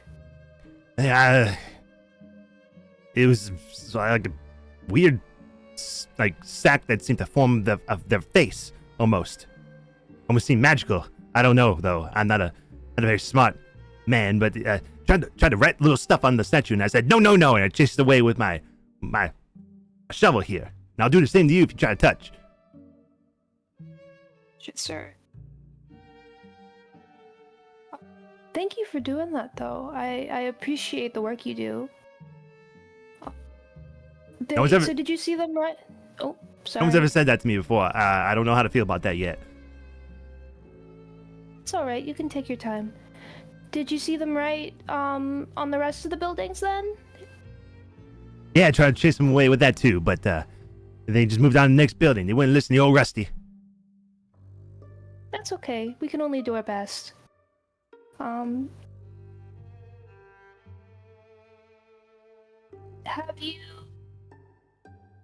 Have they been around the tree before? Like, did they used to come around the tree a year ago when all of this was happening, or is it just like, is this like a new thing? Talking about Gory Gus? That rotten fella? Yeah, he tried to do the same thing. And I chased him away too. Did he always ride around this circle? Yeah, when he killed the last person before we found out what he did, He was doing the same thing that whatever this person was doing. I think it might be Gory Gus again.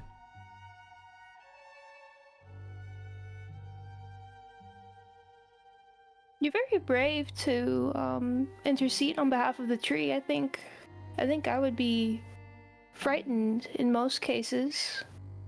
Well, if you've been through what I've been through, you're not afraid of anything. Oh, you must have been through a lot then. Oh, you don't even know the half of it, young lady. My friend's gonna come and share sandwiches with us soon. Do you want to sit with us? I am kind of hungry. Yeah, I'll sit with you when the sandwiches are ready. Don't touch anything. Thank you, sir. And Madeira's gonna, like, step away from the statue now. My name is Old Rusty. I'm not sir. I'm Rusty. Oh, how do you do? My name is Madeira. I'm Madame Madeira. God, Rusty. And that is Mr. Oak. He's my friend. Nice to meet you, Mr. Rusty, and it's nice to meet your friend, Mr. Oak. I think Mr. Oak is friends with one of my other friends, Revan. They talked a while ago. I don't know what about. Teresa, I was his only friend. Has he got more friends? I think it's a new thing. I don't think they met before. Well, they didn't tell me anything like that. Well, maybe you can ask about it next time you guys see each other. I'm looking at him right now. Well, yeah, but he's not talking right now. I think he only talks during. Oh, he's talking to me. Hour. I can hear him talking right now. He is? Yeah, he's telling me it's not true. He's not friends with you guys. Oh, okay, my bad. Maybe they're just acquaintances then. He said no to that too. Okay. Yeah, I know they talked, so I guess that doesn't make anybody friends. I would like to be friends with you, though. You seem very interesting. Why do you want to be my friend? Being friends with people. Well, my sister likes being friends with people, and I don't know where she is right now, but...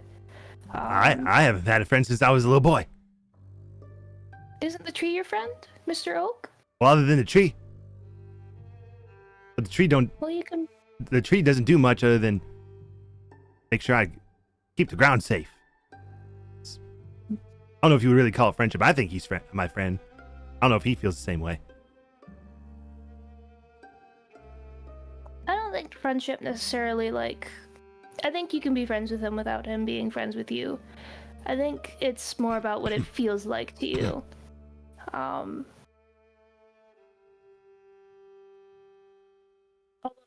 could be very lonely. So I think if we can both be friends together with each other, that I won't say it'll be better, but I think it'll be different. Then he'll walk up to you and get real uncomfortably close to you and go right up to your ear and say, "Be careful who you make friends with. Beware the crooked man." And then he'll like scamper off.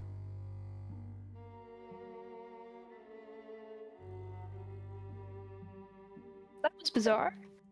And then Madeira's gonna like go back to Revan and be like, "Are you okay? Have you?" So would this be about the time that Revan's eyes kind of shift to red for a moment and he takes off? Mm-hmm. So yeah, are you okay? Eyes shift red, run. Madeira's gonna follow, kind of like harried, like, "Oh no!" Madeira, we found Vald meat. What? You'll be better once we get there. I'll explain on the way. And I fill her in on what we've discovered. Okay. Sounds good. I picture everyone starts running, and then Lestrade is standing over by the alleyway, like, "Guys!" And he has to whistle, and his beast comes from around a corner, having relieved itself, and he has to fumble around for the handle and starts walking slowly towards the group. Yeah, just following their scent trail. Yeah, you can instantly see the prints from their individual selves walking to the south, that are newly formed footsteps. Yeah. It's a fun spell because it'll like also reveal invisible creatures walking around in an area. Yeah, for sure. Just Yeah. how long is Bald Aspire? It's just 10 minutes. 10 minutes? Okay, cool. Okay, let me switch us back to this map real quick. I'm gonna put the party token down since you guys are all in a group, and take all of your individual tokens off. So you guys are heading down this way. Casting that spell in a dance hall and creating art on the floor. Yeah, hey, that's a good way to look at it. Okay, so while you were kind of keeping up with the group, probably behind them a little bit, the rest of you still can. It's still a 45-foot radius. Yeah, radius. Okay. So you're just in the inside of this clue range here. You can see the black footprints that are leading all along this path, and then you can see the same blood inscriptions. While you saw them around the building, there are like little itty bitty bits of symbols here. You can see along this stone wall. You can see all the same symbols again, but all written in a line. And still with Bald's blood or someone else's blood? Still with Bald's blood. My gosh, that was Vol some sort of like corpulent blood bag? Kind of. Was he like a blood golem? Kind of. God, or is this campaign directed by Quentin Tarantino? At this current time, it is. He was a barbarian, yeah. All right, and then as when you guys walk past this, you can see it is written in some kind of language, and if you're able to read this, you can see this. But this is what it looks like. Solomon can't. Yes. And for those of you who can speak this language, would be able to see this too. Can anyone read this? I don't know. My thing didn't update from when I chose my language. Is it in Draconic? No. No. Okay. Is it in Abyssal or Deep Speech? Nope. Okay. Is it in Braille? No. It is not in Braille. I gotta check languages real quick. The starter, are you able to read this at all? Like, can you see what it says in common? If it was in common, actually no, Lestrade was blinded, so he doesn't know how to read. True, but you'd be able to see the color inscription, be able to see the outline it makes. So. Oh yes, he can see it. Okay, so can you read Thieves' Cant? Yes. Okay, can you actually read it in the chat box? Yes, I can. Okay, so that's I what actually see the text beneath it, so it did work. Yeah, Wow. it did work. So that is what it says. So Lestrade walks up and runs his hand along the top of the wall and says, "Wow, normally not used for this kind of poetry, but folks of the profession can convey information like this. Let me translate this. It says, oh, this is unpleasant to read. Blood slaughter, butcher everlasting." And he has to walk all the way back to start reading it more with the tips of his fingers. Corruption, gory, sacrifice in honor of Gus, and the crooked queen. I think I know who this Gus person is, but crooked queen, that's a new one. That's who I needed to talk to everyone about.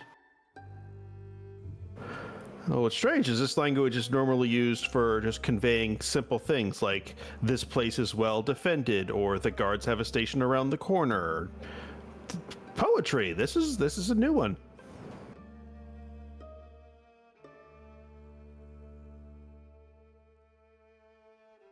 This crooked queen. Oh yeah, it specifies the royal marker because this is like I picture Thieves' Cant as like hobo signs. Is there anyone around us right now, or is it just us? It's just the group. all of the sacrifices done in the name of the Green Queen, all of the blood sacrifices, and all of the souls gone to the Crooked Queen.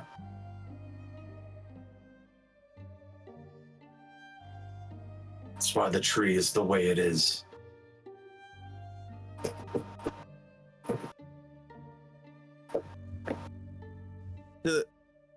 Does the thieves' cant? Obviously, I don't know it's thieves' cant, but does it looks old or still semi-fresh, or how old would you say these signs were? Would I have to roll for that to see? Well, less than 10 days at least.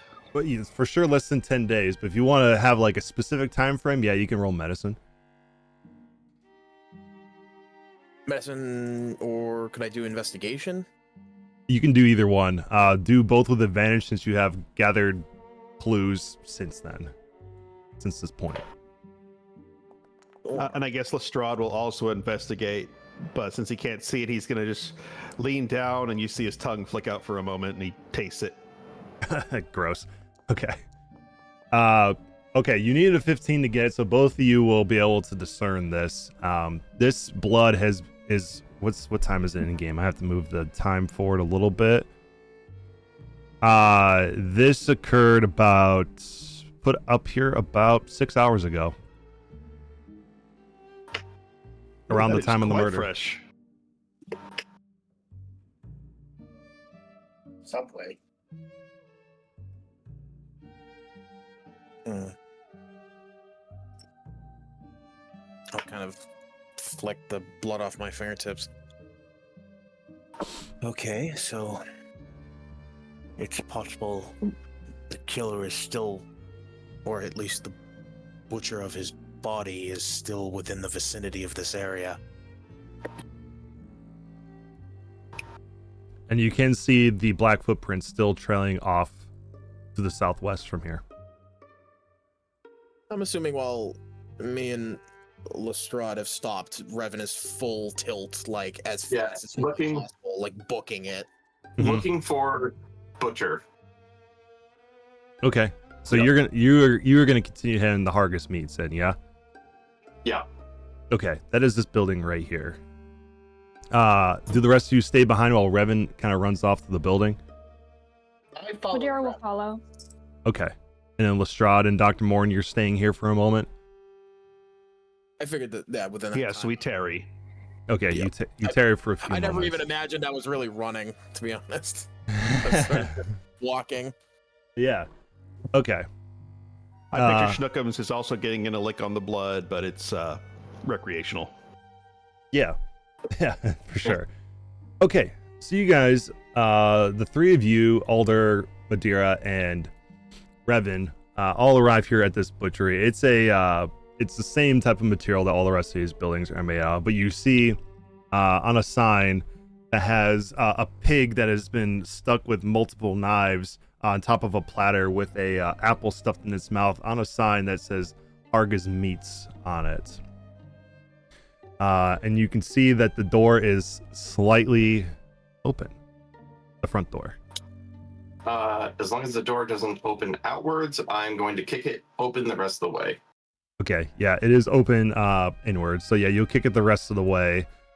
And immediately you find inside this woman standing there, who seems to be quite shocked at you coming in here. And you immediately see that she is quite a strapping woman with some muscles on her. And she is currently slicing up meat. And on the ground floor of this shop is divided evenly between a work area and the area where meats are hanging.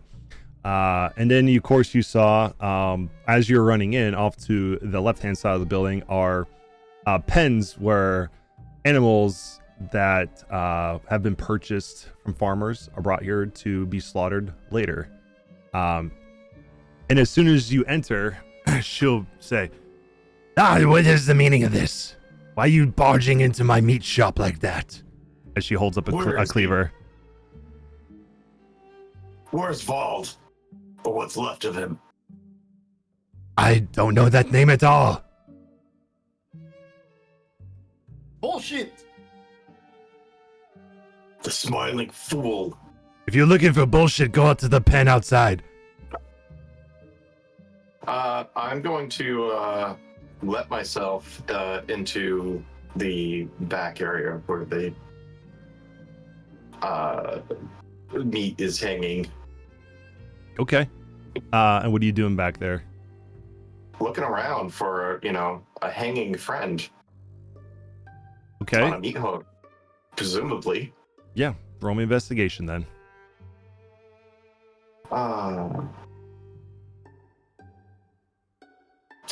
Investigation, I am not very good at. Perception, yes. Investigation, no. Yep. It just looks like a bunch of animal meat in here. Where's the rest of them? I know you sold the meat. What are you talking about? I didn't sell meat to anybody. I have yet to make my deliveries. That is not what Holly said. Holly said I delivered this? Yes. I haven't even left the shop yet. Can I do a hot insight on this this woman? You can. I'd like to as well. Okay. Man, That's a if nat only we 20. didn't use- if only we didn't use Zone of Truth earlier. Right. You can still roll yours, but Revan did get a nat 20 on this.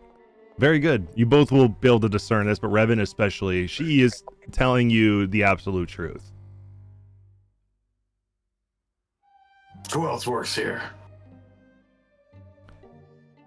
Just me most days. I sometimes employ Mrs. Oakham. Is that the Elder? Is that the other lady? Other lady? The lady at the... This name does not sound familiar to me. Who's she? Where can I find her?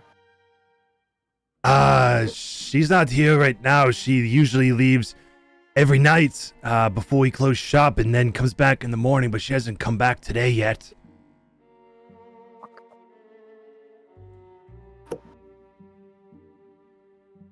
Unless she has her own butchery, she wouldn't have.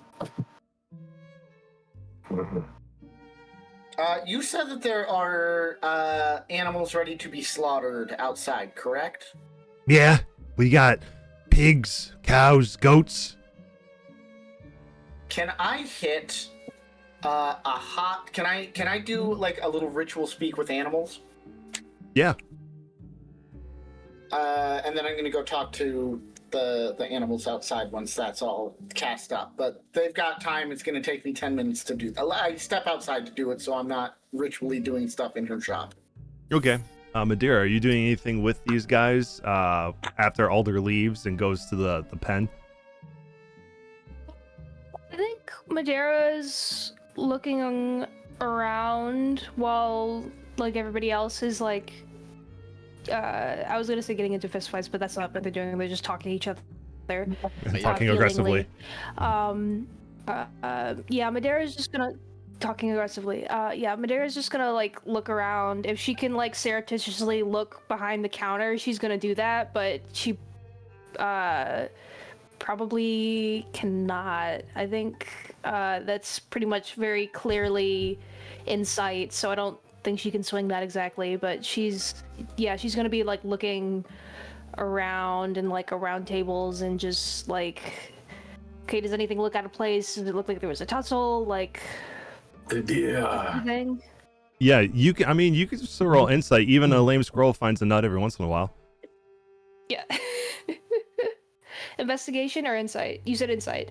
I don't know why I was like. Depending on what you're doing, are you just looking around, or are you trying to discern something about Harga? I think she's just looking around and then like trying to discern if something happened. I guess we already know that something didn't happen in this space, so I guess tell you what, I am going to try and discern if Harga has any implements that are similar to the implements used to attack Vald. That is what I'm going to do. Obviously she has knives, but like I don't know if the knives are like similar, so we will see. That I'm going to use insight because I'm trying to discern something about Harga. Okay, cool. If you're looking for just the knives, that would be investigation. Okay, cool. That's great because I rolled a 7. Okay.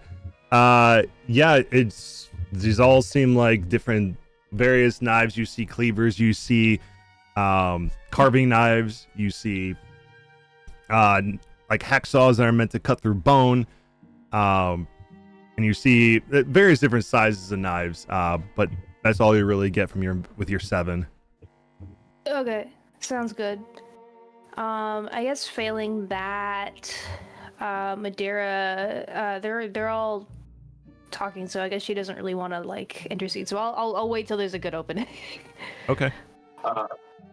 Revan will do 2 things. One, he's trying to pay attention to her to see what hand she's using, and 2, he's going to be like, "Oh, and where were you last night?"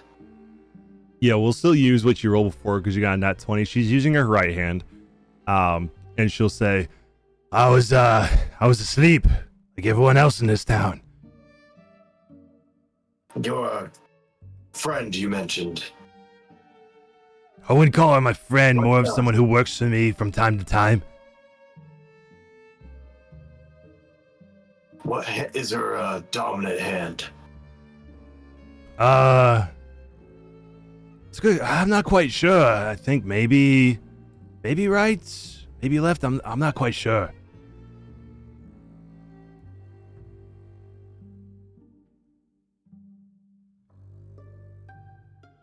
Can you tell us where she lives? I don't even know that. She keeps herself kind of her information to herself. She's not much of a people person, which is fine by me. She does good work here. She's adept with the blade, that's for sure. And her name was what again? Mrs. Oakham, that's all I know her by. She's strong like you, able to move these carcasses. Yeah, not as strong as me, but she's able to hold her own.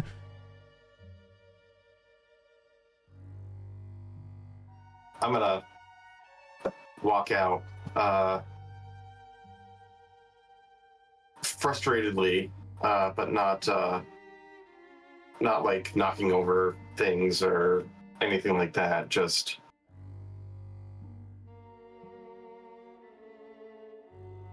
and I guess I'm gonna stand outside waiting for the others to catch up. Okay, yeah, Dr. Morn and Lestrade, what are you guys doing in the meantime over here by the stone wall here? It is interesting that these markings seem to cover a very large area and yet seem to be bound to structures. If they were across the ground, across streets, I might think it was a gargantuan ritual circle, but this doesn't seem to be a magical ritual in nature. It seems to be more an obsession, a mental illness. The police did say that it could be some sort of imitation artist of Gory Gus, so we could just be dealing with a copycat who's trying to embody him to the best of their ability. Now, when you say copycat, what makes you think they're a tabaxi? God damn it. He's just going to straight look at you and not say anything.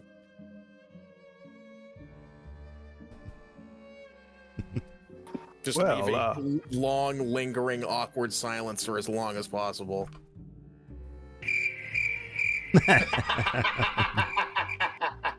Yeah, essentially.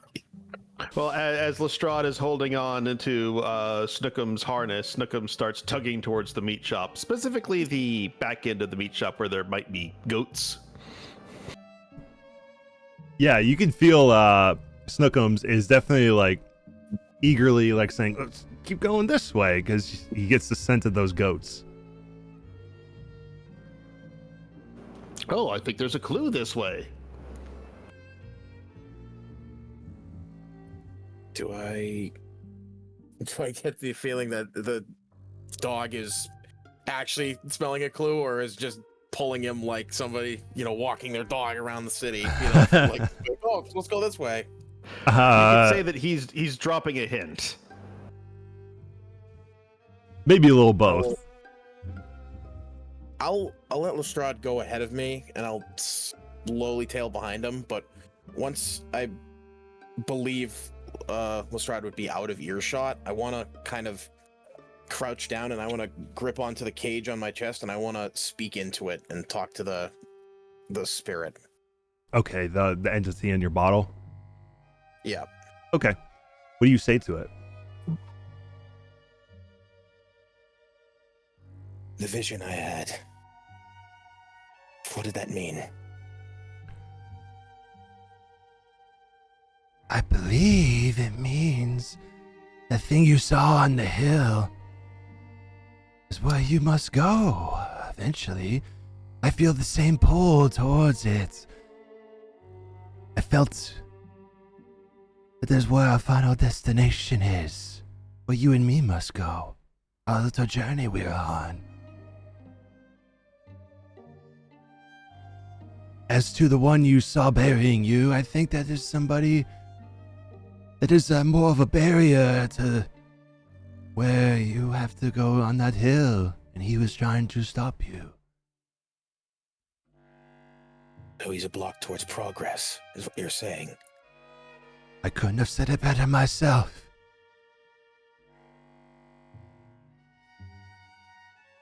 We'll have to correct that then. I agree. The answers are at that hill. I felt it. I could taste it. And this detective can be trusted.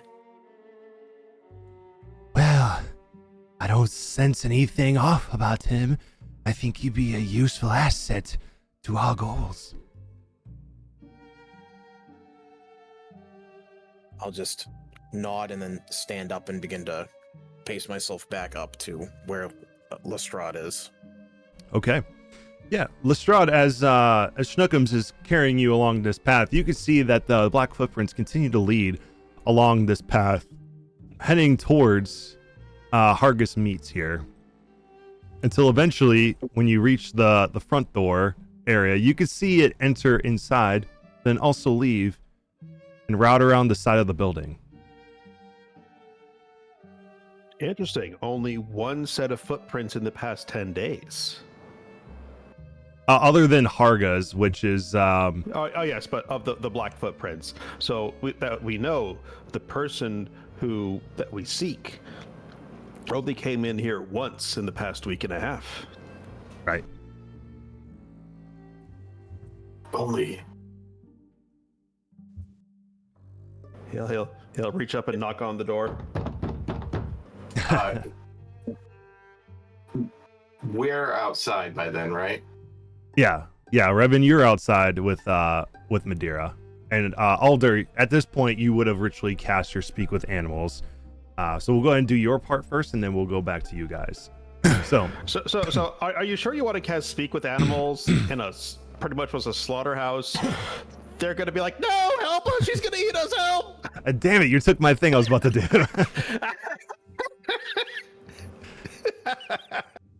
But yes, Alder, as soon as your speak with animals come up, they're like, help, let us go. I don't want to die. It's okay, friends. It's okay. I can help you. If you can be helping me. Oh, you don't work for Haga, do you? She's gonna kill us and hang us up on hooks. Look at me, and I gesture towards my tree-like frame. Do I look like somebody who would work for a butcher? No. I look like a tree. You do look like a tree, but I don't know if trees are particularly have a taste for goat or cow. They took Steven last night. I am a vegetarian. Who's Steven? Steven was my cousin. Was he a little baby goat? Yeah. I tried to save this Steven, I will have you know. But I must unfortunately give you bad news. Steven was eaten by some wolves. Oh God, no! But there is still time for the rest of you. I am searching for a beast. Some creature in a mask. Called Oakum. Oh yeah, we saw her. She came here last night. She came here last night. Do you know which direction she went in? She went inside for a little while, and then went to the side of the building. Did she smell different? Did she smell like blood? She always smells like blood. Did she smell? Was she covered in blood? Yeah. When she went in, she was covered in blood. Yeah. Okay, so I'm pretty sure this Mrs. Oakham is who we are looking for. When she left, did you see which direction she went in? Well, she came here somewhat during the witching hour. She went inside and was in there for a couple of minutes, came out with a knife, and then she left for a little while, like a couple hours, and then she came back and went to the side of the building. I don't know where she went after that, because I can't see around this building. Okay, this is good to know, and I thank you for this. I am going to... Hey, is that a goat stealer over there? Don't worry, I will not let it steal you. I hope also, not. His name is Schnookums. He's fine. His name's maybe Schnookums, but he's gonna Schnookum me if he gets too close. And I am going to... Can I, like, move around to, like, behind here? And try to, like, stealthily, like, make a spot, like a space for the goats to escape. Yeah, you can definitely do that. And the goats will, and the cows and the pigs will all escape, and the pig will be like, "Oh, thank you, good sire, thank you. I don't want to become pork. Well, I guess I am already pork, but I don't want to become a pulled pork." Listen, you must all stick together. There are dangerous beasts in these woods, and they will pluck you off one by one. Go, be free, make a society. Wait, where are they? Where do we go? Is everywhere dangerous? And I put my hand on its shoulder and I say, unfortunately, yes. Even for those who would do you harm, this is a dangerous world. Oh gosh, I don't know about this, Alder.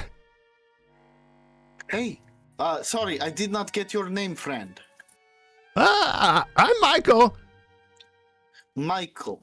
I gesture towards the woods off to the side and I say, out there, it is scary. There is a chance of death, always chance of death. Here, there is certain death. God! I do not promise you safety, merely freedom. To do with that what you will. It sounds like all my choices are horrible. Well, I guess I'll chance death instead of certain death. Such is life. Horrible choices are all that the gods deem fit to grant to us. Be free, my friend. Do you honor the old ways? And I think to myself here, for a hot moment, conflicted between the tree and the bear, and nod. I do. So do we. Well, hopefully your you setting us free will bring favor upon us, since it seems the old ways are bringing us to safety. Maybe that's an omen to keep us safe in these woods. I understand that the Green Queen respects and honors sacrifices. Go kill something weaker than you, friend. I'll try. In her name. I'll try, but unfortunately, if the Green Queen died, so will we probably. Oh, God. And they'll run off into this direction. Good kid. And I'm going to go around to the side of the building where they said she went to see if there's like a trapdoor that like leads into a cellar or something. Yeah. Yeah, as you walk this way, you will see the rest of the group is there with Lestrade, Dr. Moore, and Revan, and Madeira. And then you can now see with this color spell that he put, which is just at the at the end of its usage here. You can see the tracks walk along to the side of the building, and when you peer around it, you do see a silver door that leads to someplace below. Do these footprints look like they're going in there? They sure do. My friends, the goats spoke to me, and I spoke to them, and they said, go into the cellar, more or less. Of the footprints that go into the cellar, do they come out again? No. Lestrade points that out, and then as he looks around, says, knocks on the door again. It's like, your goats are getting out. We have a name. What, my goats are getting out? Who let them out? Mrs. Oaken. Oh, God, this is going to set me back a week.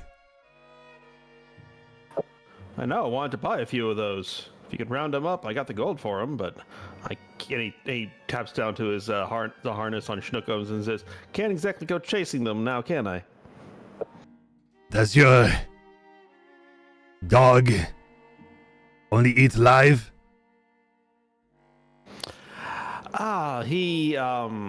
She has preferences, very strong preferences, can be a bit vocal and pooping in places she's not supposed to when those preferences aren't met.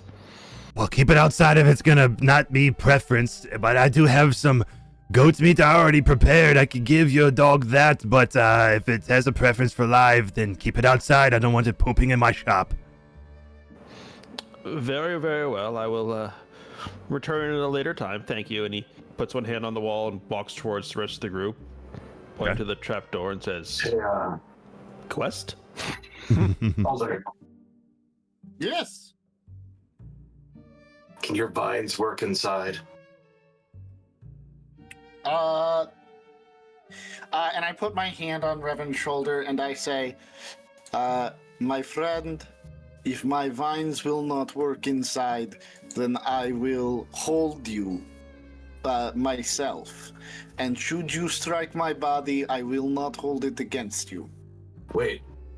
Before... Take a deep breath. Before I go down there, are we bringing them to justice, or are we dealing justice? Is justice what they call their afterlife? Because that is where I'm looking to send. Well, they were trying to accomplish something, and I worry that whatever they were trying to accomplish might be closer than we realize. We should probably shake that out of them. Is the butcher still outside right here? No, she's inside. I thought she was chasing down her goats. Not at the moment yet. When the town brought Gory Gus to justice, they killed him at the tree. But we will kill her far from it. Well, we also don't know if this is, say, a case of possession, if this could be a victim, not knowing what they're doing as the spirit of what Goopy Gus takes hold during the darkened hours and forces them to do things they're unaware of. I've encountered something like that before. This is true. I do have something for that, should that turn out to be the case. I will try it first. If it doesn't work, we kill. I would say I don't think so. Save for one thing. The spirits of the dead reside on the tree of many faces. At least their face do. The souls are sacrificed to the Red Queen. The Red Queen, I know, can... Crooked Queen. Torture. Crooked, not red. Crooked Queen can torture those souls. Or maybe bring them back. Real quick, before we go down there, should I go ask the tree if Gus's face is on it? I think you did last session, and his face did not go upon it because they didn't know what he looked like. Gotcha. Well, we could just open it up and push a cow down there. I would not harm the cows like this if we can help. Meat's got to come from somewhere. So, subdue, stay in control. All I'm going to say, Revan, is before you bludgeon them to death, at least let us get a few words in. Control, stay in control. I nod. And remember who your friends are. We've got this, buddy. Now, do you want me to lock the door behind us?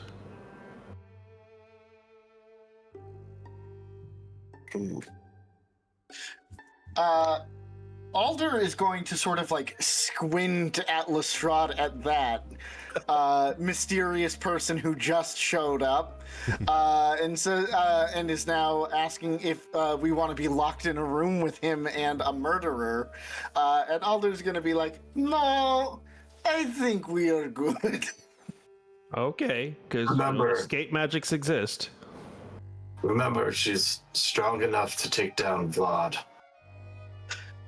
Vald is just one person.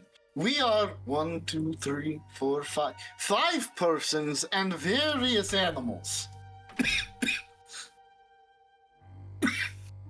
I think concerted effort, we could probably have taken on Vald.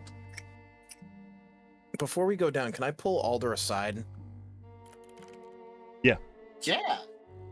I wanna pull Alder aside since. Oh, hello. And can I? This is in character. I'm gonna awkwardly look Alder up and down. Does he have any loose branches or pieces of wood? Yeah. I think from the art, like he's got like almost sort of like an antler-like crown, and yeah, like there's like some twigs and stuff that like that grow off of like elbows and stuff. Yeah, he's got plenty. Alder, if I may make a request of you before we delve into an unknown basement with a serial killer, can I have one of your branches?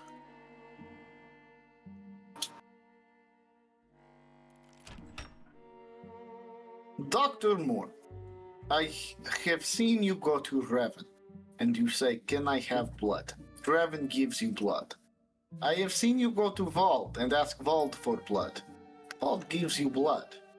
I notice that you have not been very forthcoming as to why you are requiring these pieces of us. And before I can agree to anything like this, I must know what you are planning to do with this piece of me. Do you want the short term or the long term? Both. Okay. Short term, I'm going to turn your branch into a weapon to help defend me and you and everyone else. Long term, I will study these pieces so I can cure all of you. Cure? Cure. Of what disease?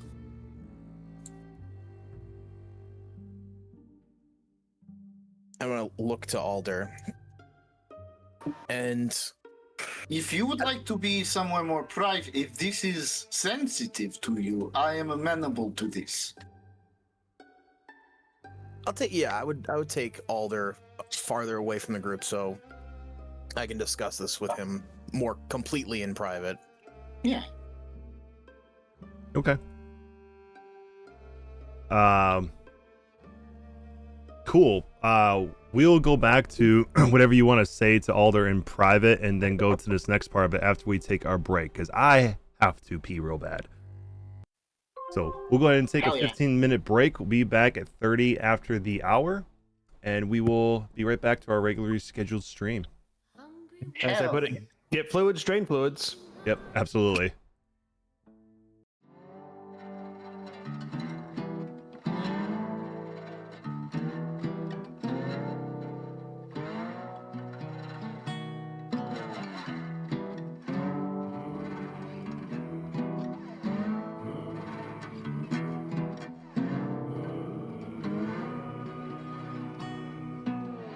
Two roads with no beginning, cross where the water's low. The ground isn't dry, but it holds up just fine under tow. Don't mind me, I'm leaving soon. Wish I could say the same for you. Isn't it nice here by the lagoon? It's never too late to take in the view.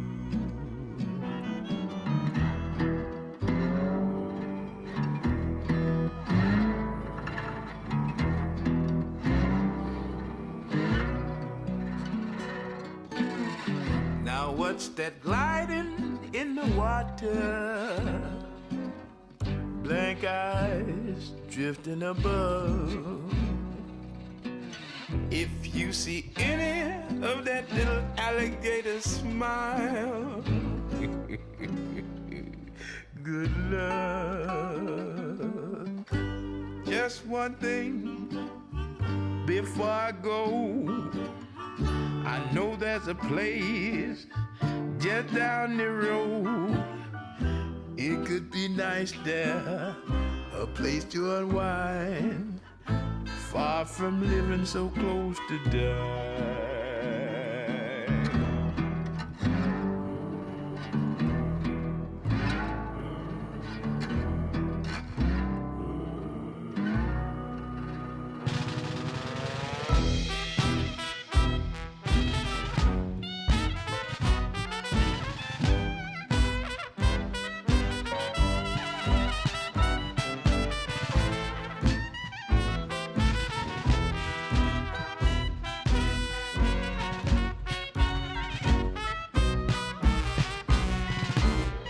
What kind of happiness would be your happiest? What is that one regret that you must get off your chest? What are you so afraid of losing that you lose everything? And there she is rolling by, steam blowing in gloomy light. Just follow my lead and I will get you on board alive. But isn't it nice here by the lagoon? You'd rather stay and take in the view.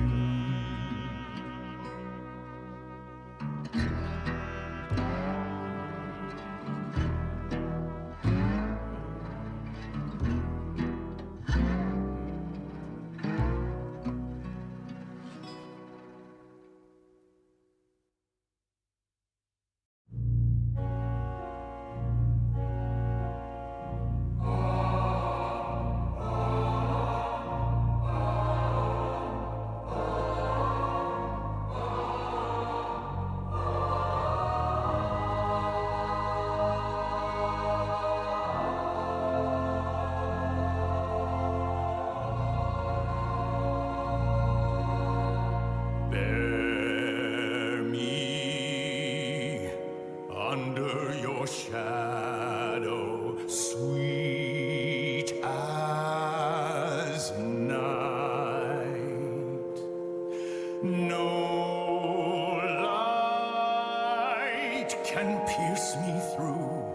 Nobody sees me as you do. Stand now, bloodless, unburdened, drained of fear. No more must we be shamed for the dread behind our tears.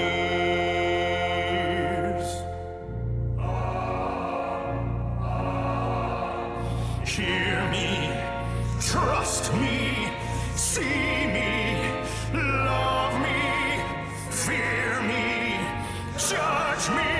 I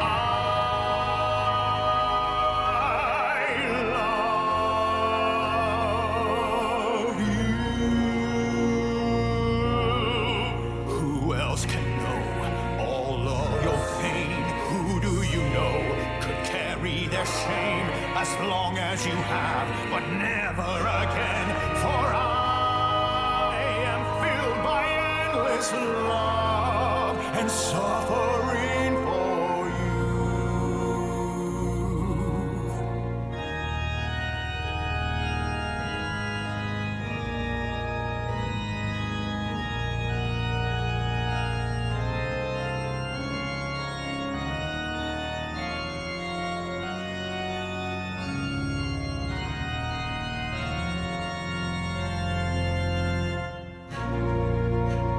Hear me, see me, but I know is God's true gift. What thin black crape her love portends, with hearts agape. Come, souls afflicted, I shall fill your house with all her cold and hollow truth. Bear me under your shadow, sweet as night. No more light shall pierce us through. No one can love you as I do.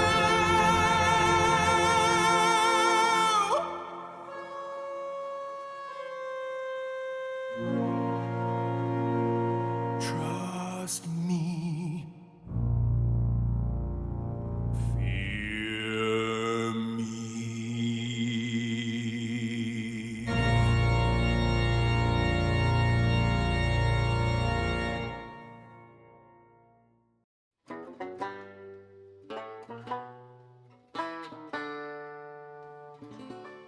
Under a sunken sky, 5 cold-eyed birds huddle in the sallow weeds, cackling at me.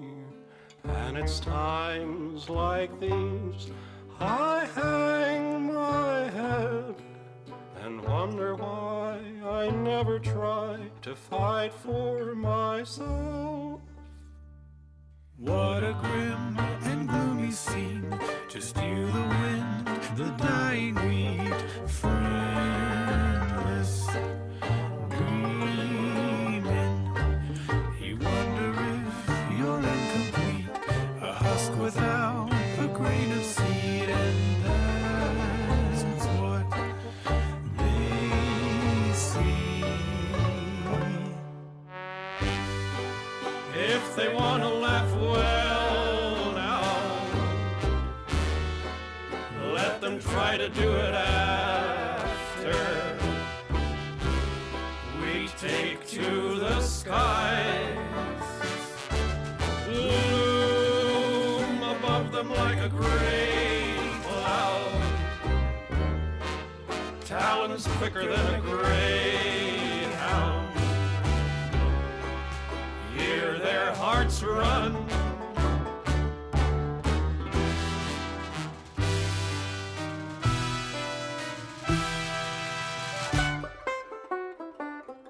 Out of all the things I've seen and done, in the back of my worried mind, I've never tried one.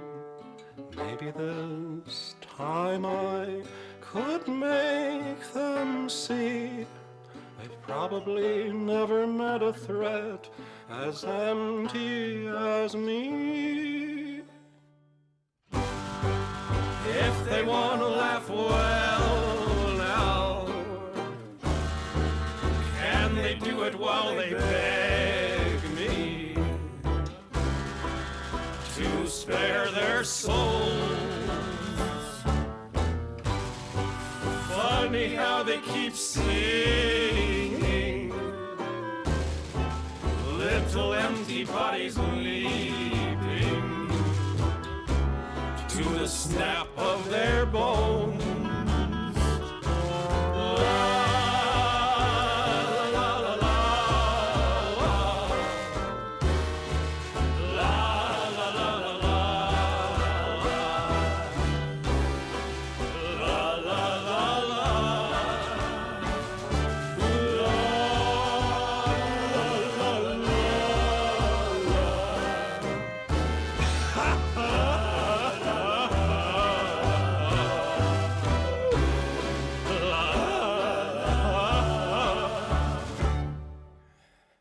Under a sunken sky, two coal-eyed birds huddle in the flattened wheat, staring up at me.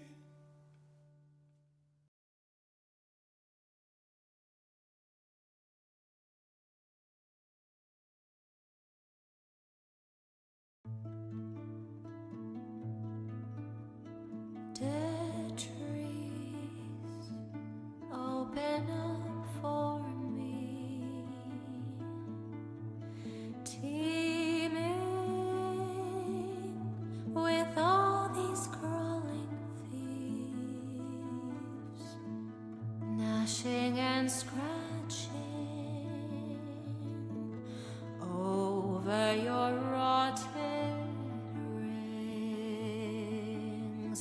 Dead leaves make a bed for me tonight, where I may fall asleep,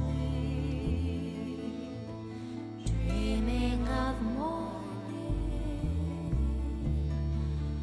when I shall mourn for thee.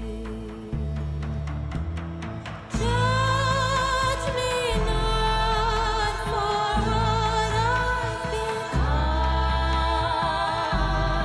There's nothing more left to be done. All that remains is long dead and gone. Heavy sighs the rusted breeze, dragging over sunken peat. Roses once blood bloomed, wither in ashen heaps. Buried all these fleshed dreams, no more fighting night with their heat. Slack and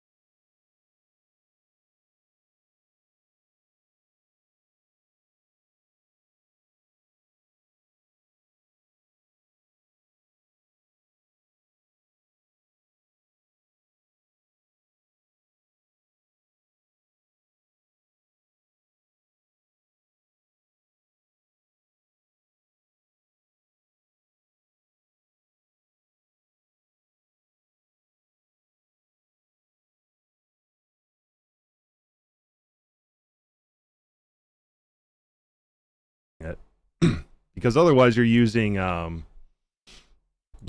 your what am I trying to say? I had a brain fog moment and it's gone. It must not have been important. How do you tell what drivers you use? Ooh, that's I believe you can find that under your system info, and then you should be able to know what type of product you have in your PC, and then go to the respective website, and then they should have like driver updates in there.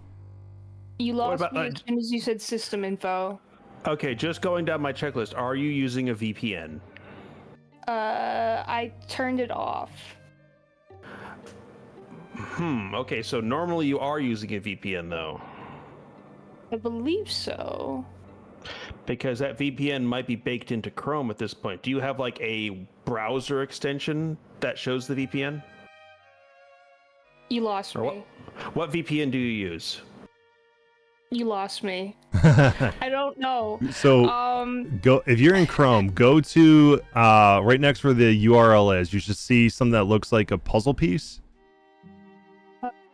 And click on that and show all of your extensions. Do you see anything in there that talks about a VPN?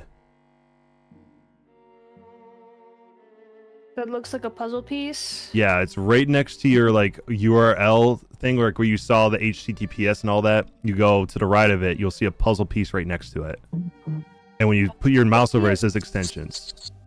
I see a star on the right side. It says bookmark this tab, and further there's to the right. Yeah, one more over. The tab search.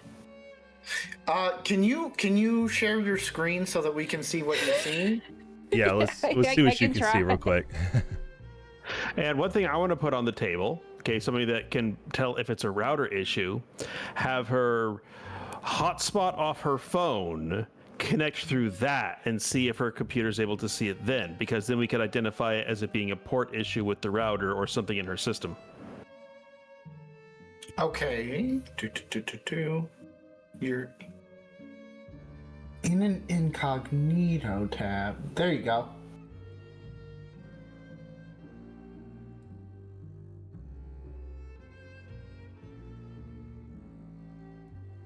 If that opened up a new window, we can't see it.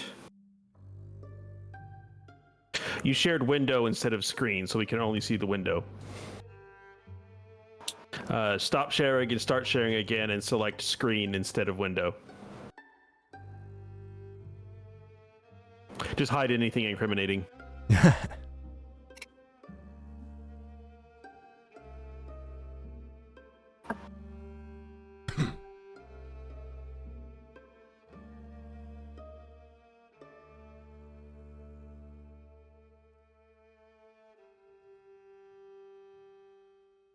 Do you guys see what where her extensions are? You're using Chrome right now, right? Yeah.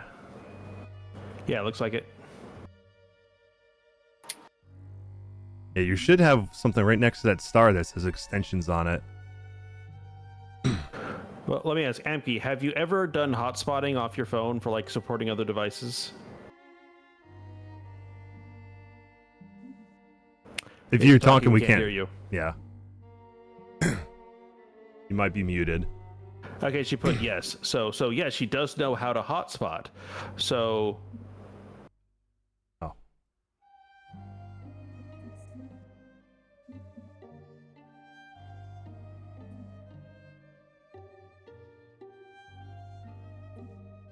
Okay, gotcha.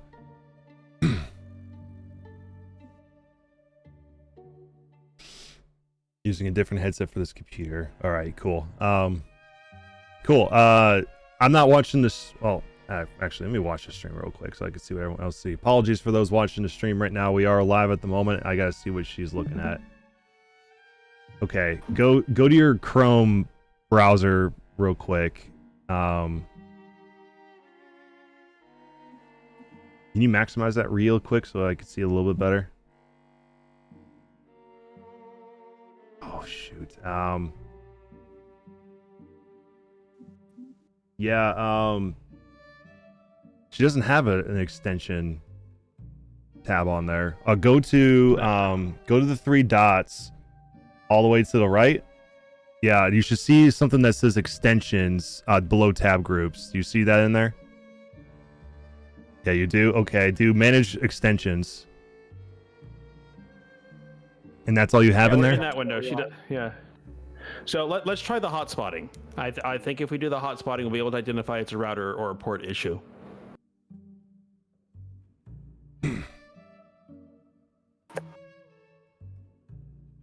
Yeah, connect your computer to a hotspot and see if, and then try to get into the game after that.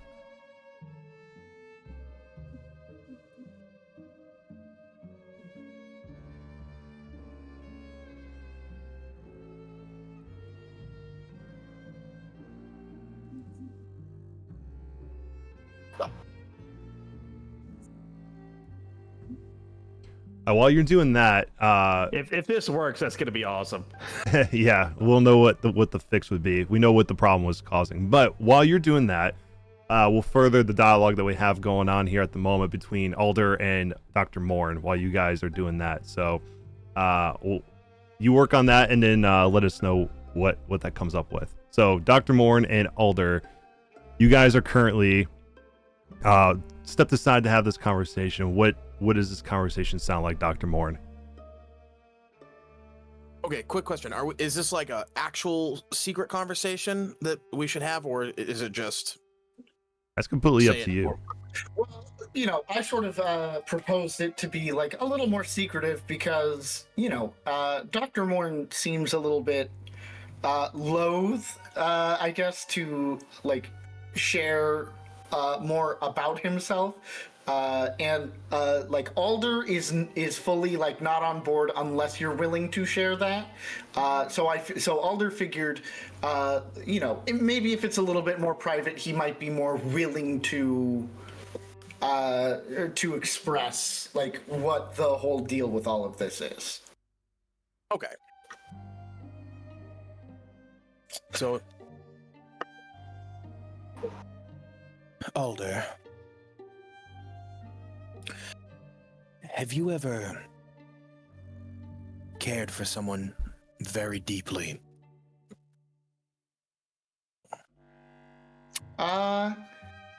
Can I... So, the real answer here for me is no. But is there something that I can roll to see if Alder would understand this? Like, to see if he knows enough about his own, like, tree person history to know that he hasn't? Yeah, you can roll insight on yourself. Yeah. Would it be with advantage since it's about myself? Yeah, I would say Gnarlborns have a maybe not so much for those outside of Arden Gloom, but within your own community, there is that sense of care, on like a communal sense. Maybe you haven't had a direct like connection in familial or romantic sense, but you have that communal connection. So there is that care for the community that you guys have felt, especially being in a druidic circle that you came from, mostly like towards like nature, animals, and the people within your druidic circle, but maybe not like super interpersonal with individuals, if that makes sense. Yeah. What about Boris? I think at this point, like, more and more of Boris is slipping away from Alder. So yeah, Alder will say, a personal sense, no. We are more, I am somewhat more communally minded. But yet you still care for things. Yes.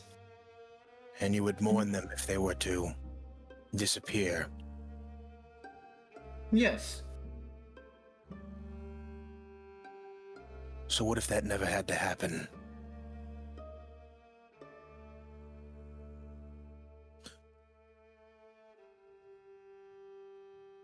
I would be sadder for its loss than the loss of anybody that I know. There is beauty in a thing's impermanence. Dr. Morn internally would be absolutely disgusted by that.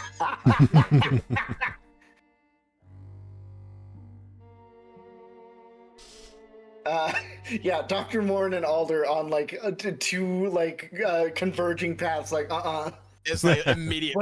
Whatever they're about. No, thank you.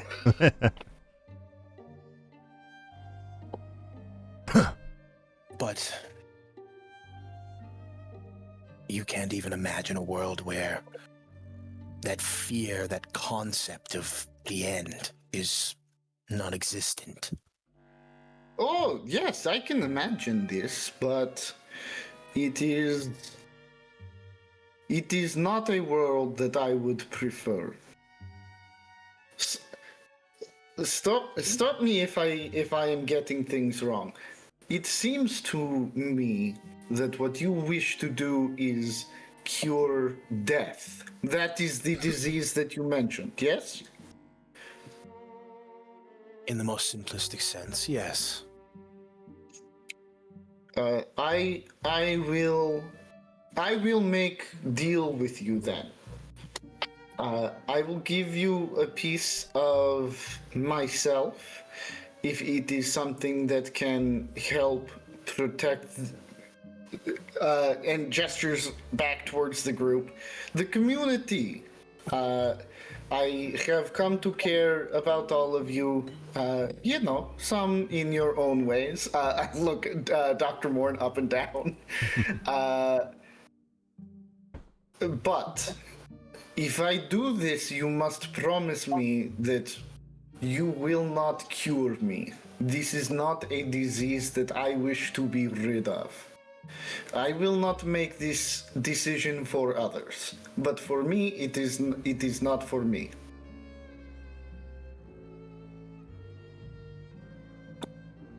Again, internally, it's screaming. It's not even it's screaming. It's that this guy doesn't know what he wants.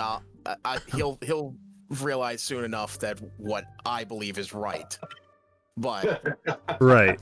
You get a sense from Alder that he's on a different path in life. He's whatever is bringing him and his connection here to Wickamore Hollow might be the opposite of what you're seeking to do. We're riding the same wave in two different directions, baby. Yeah.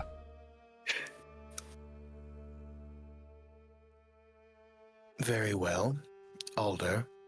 Even though I see great potential in you, I will. Oh, thank you. Accept this transaction. Then I will snap a piece of twig off of my arm. Ow. And just hand it to sap Dr. Morn. spewing out the end of it. Yeah. I put like a little bucket on me so that I can collect it and make syrup later. Good for pancakes. I will take the branch. It's decent length, right? Yeah. It's about like the length of like a finger or so. And I'll look at the branch, and that obsession to understand and break something down almost overcomes me. Mm-hmm. And then I'm going to put it on the ground, and I'm going to start creating an alchemical sigil around it, and I'm going to turn Alder's branch into a silvered hunting rifle. Wow. Now, I will say, before Alder lets it go, he will look at Dr. Morn and say, if I find that you have cured me of the disease of death, I reserve the right to beat you with my stick. And then I let it go. I would, Dr. Morn would take out from his bag, brass piping and sort of like begin to wrap wiring around the branch itself. And he would watch as it would just sort of unnaturally morph and widen in places to accommodate all the pieces. And there'd be 2 slots for where vials can be inserted at the back of it. And you watch as the vials would begin to create a bullet out of the substances. And I'm going to use my other infusion to make it a what is it called? It's the enchantment that makes it a +1 and makes it have avoids the loading property. Okay, gotcha. Okay. That is pretty thick. Okay, so it's silvered. It's the silvered hunting rifle. I have it set up on my D&D Beyond page. I didn't add them because obviously I wanted to have you add them. Yeah. Okay, so it's a +1 hunting rifle without the reload property and silver. Yeah. Yes, it is a silvered hunting rifle. It's a +1 and it avoids the loading property. Okay. I put a +1 hunting rifle in your inventory, Alder, and I removed the reload property and made it silvered. I will say this may be something that is better for a different party member because I am not proficient with firearms.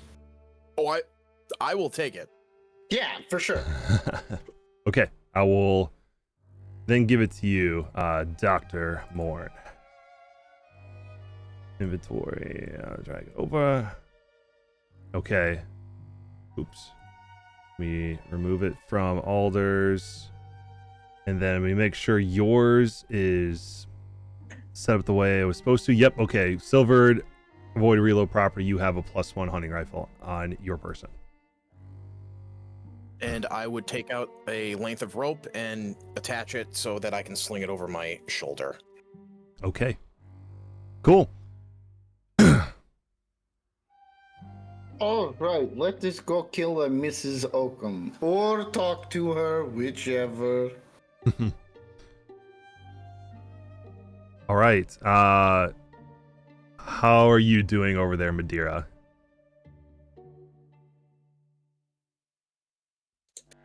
If it's not going to work today, we will just you will tell me what you want to do on D&D Beyond. It's not going. Okay, gotcha. Go ahead and end your stream to have everyone watch and just still trying to get into the BTT, but have D&D Beyond pulled up and so you can reference your sheet and then let me know what it is you want me to do if we do enter into combat here, unless you guys avoid it.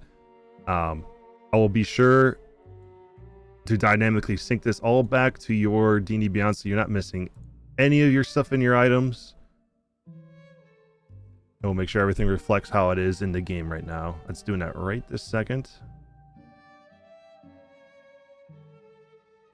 All right, but the rest of you, do you guys do anything else before you head down into the cellar? Alder's good. He's ready to go, man. Just remember, it's her's fault that Vol's soul is now trapped in the tree being tortured. Yes, I'm going to hit her with my stick because of this. I am going to use manipulate elements.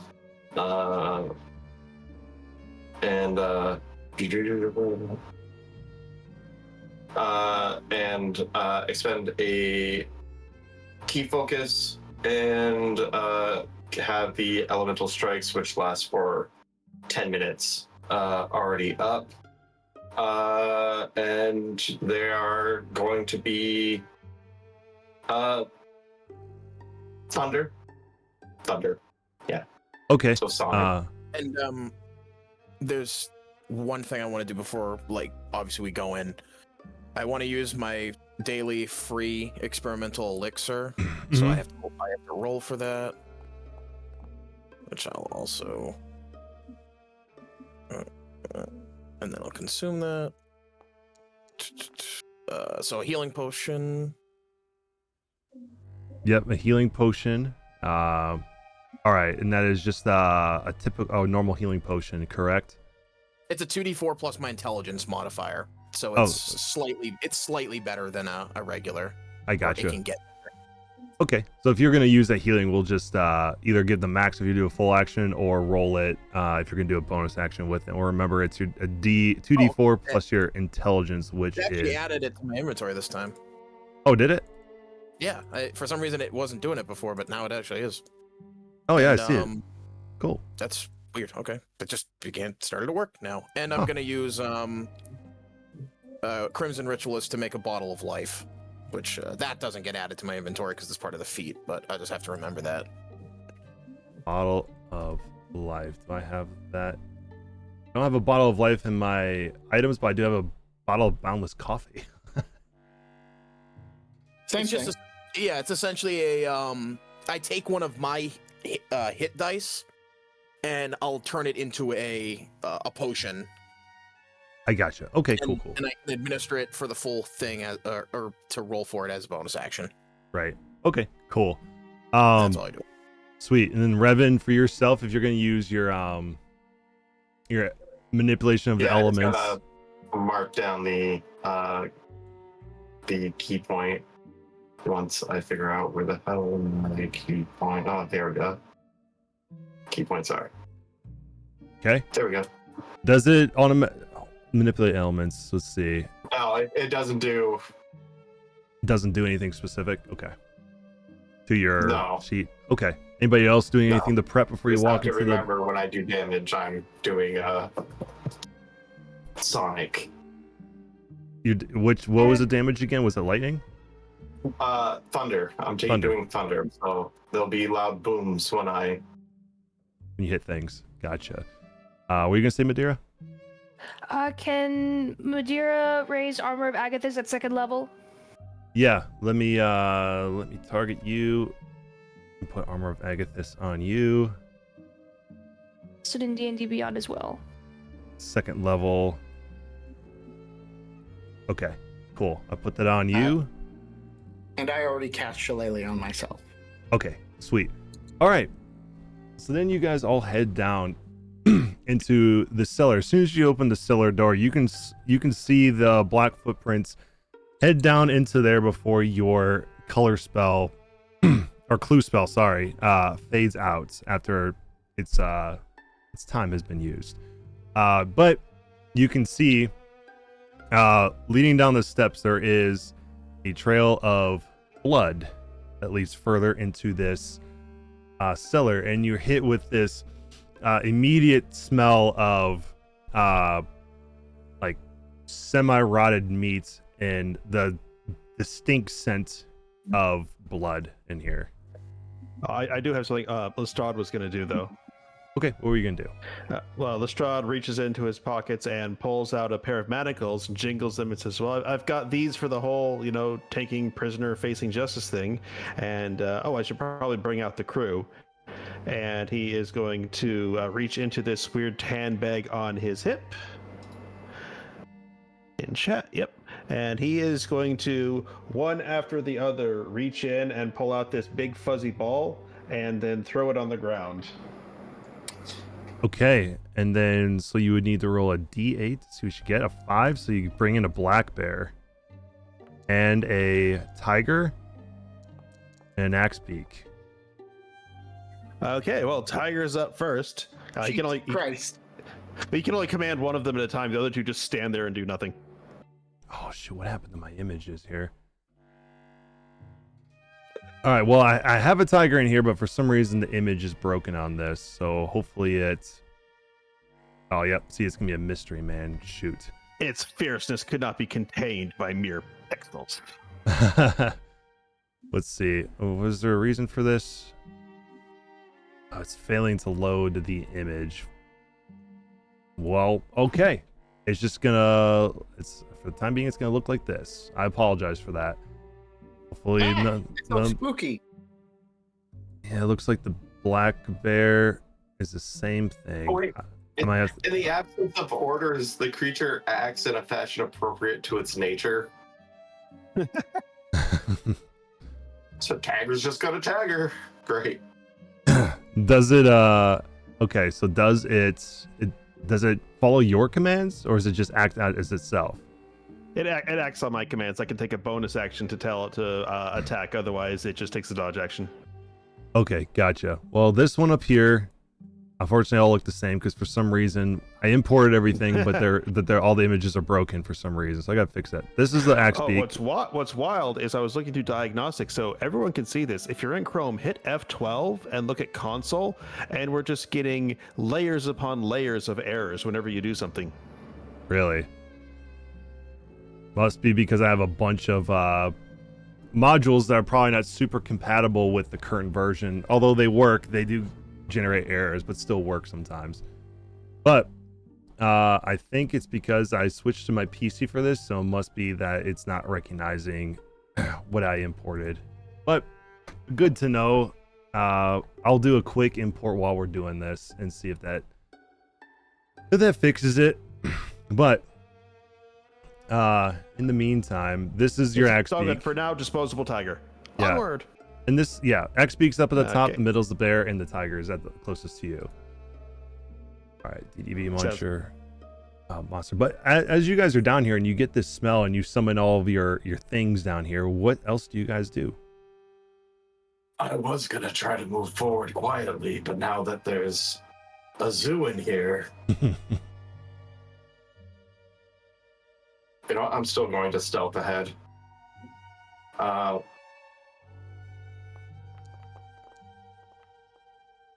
Not to interrupt again, DM, but just before it becomes a problem, I noticed that the modifier for the weapon in Foundry is different from the one on D&D Beyond, because the one in here has a +3 and the one on D&D Beyond has a +5.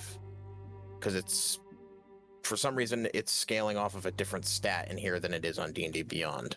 Let's see. Let me double check where it's. Unless I'm misreading it, I'm pretty sure it said it was a +3 in here.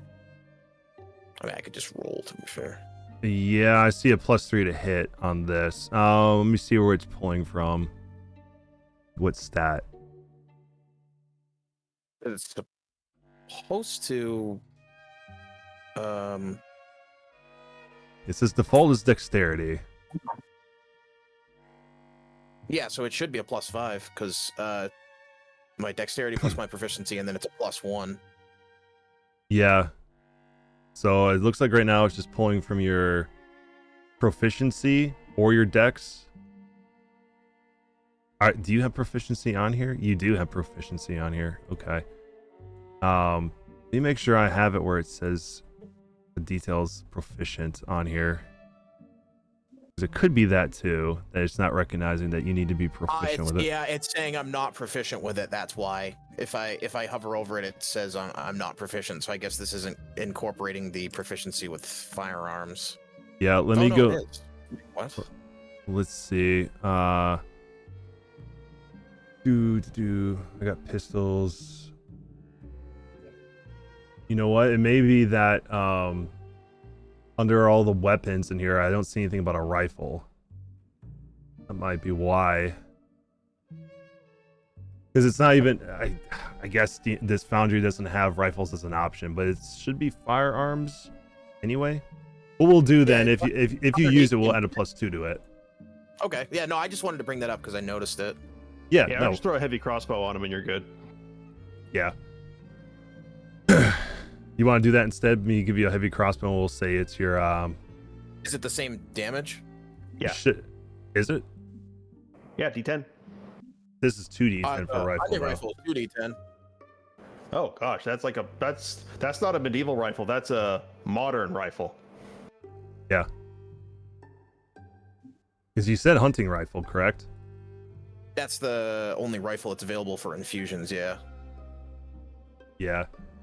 There is no other. Yeah. So yeah. Unless you want me to pick a different weapon or a different gun, I can. No, to be fair, there's the laser rifle.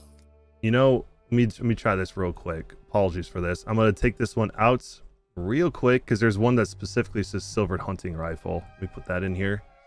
Maybe that will help with it. No, now it says +2 to hit. All right, we're gonna go back to the one that I had in here. Just your normal hunting rifle. And of +1. Yes, I'm sure. Okay, and then we'll make it silvered and go from there, and then we'll just add +2, and you are good to go now. All right. Cool. Okay. Yeah, we'll just add +2. If it says it misses, I'll add the damage if I need to. But in any case, you guys are down here in the basement now. Now with an axe beak, a black bear, which is oddly smaller than a tiger and an axe beak. So I guess they're only medium creatures, but you're down here, and you meant to be stealthy, but now you have creatures that are going to make it a little less so. But you see a trail of blood leading to this door up here. And in this room, you see various crates and barrels that have various tools in them that seem to be used for the purpose of butchering animals.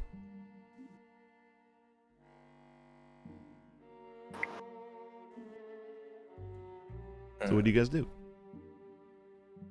I'm still, like I said, I'm gonna stealth around. Hopefully the animals are not causing too much noise. I'm gonna get my 20 feet. Okay. Get right there. Okay. You're gonna stealth. Go ahead and roll me stealth with disadvantage because you do have a bunch of animals down here now. Oh, then let me roll again because I already rolled once. Okay, the 15 was the worst. Okay. I am going to do something here. Okay. You can continue with what you're doing. You don't hear any movement from inside of this cellar at the moment. I turn back and do some, sign language in hopes that somebody else speaks it. Lestrade. Probably not Lestrade. Yeah.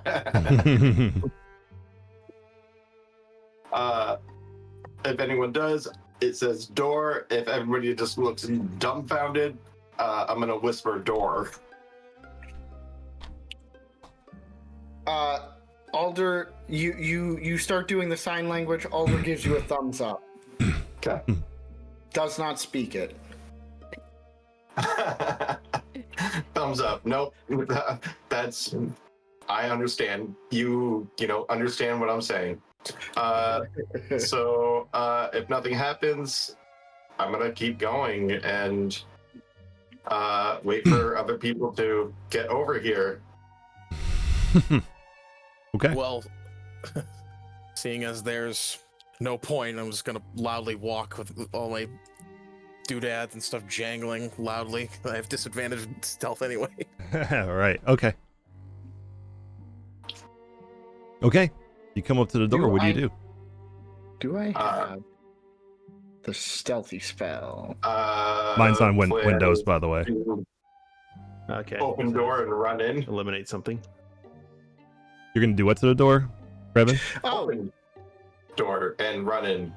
Wait, sorry, real quick. Before we do that, Alder is going to cast aid on himself, Revan, and Madeira. Okay. Target the three of you then. I'll move Madeira up so you can see her. There we go. Hey, get out of here. Damn, oh.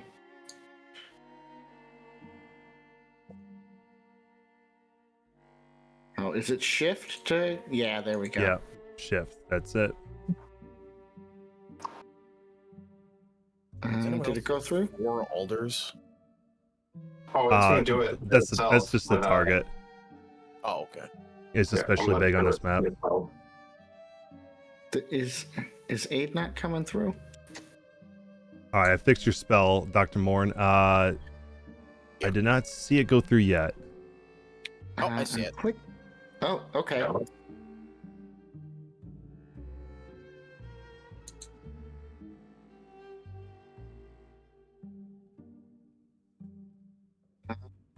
I saw the DM say something, and Whoa. Oh, there we go. Really weird. I don't have any of my subclass spells. I don't have Ray of Sickness again as well. I noticed they're just not here. Okay, let me go in and re-import your spells then. Boundary saves you so much time, except for all the time it doesn't save you. Yep. Okay, so you're gonna give everyone 5 of a boost to their max HP. Is that reflecting on your sheets for the 3 of you that did that? It is for me. Yep. Okay, sweet. Okay, double check your spells, make sure it's all in there now.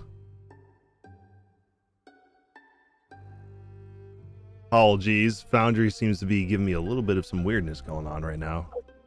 It removed Healing Word again, and I don't have Ray of Sickness. I don't know what's going on there.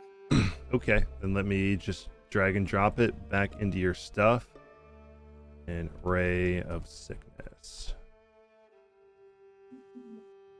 Okay, they're in there now. All right, cool. Just before he opens the door, I'm going to pop off another shillelagh just in case it's run out by now.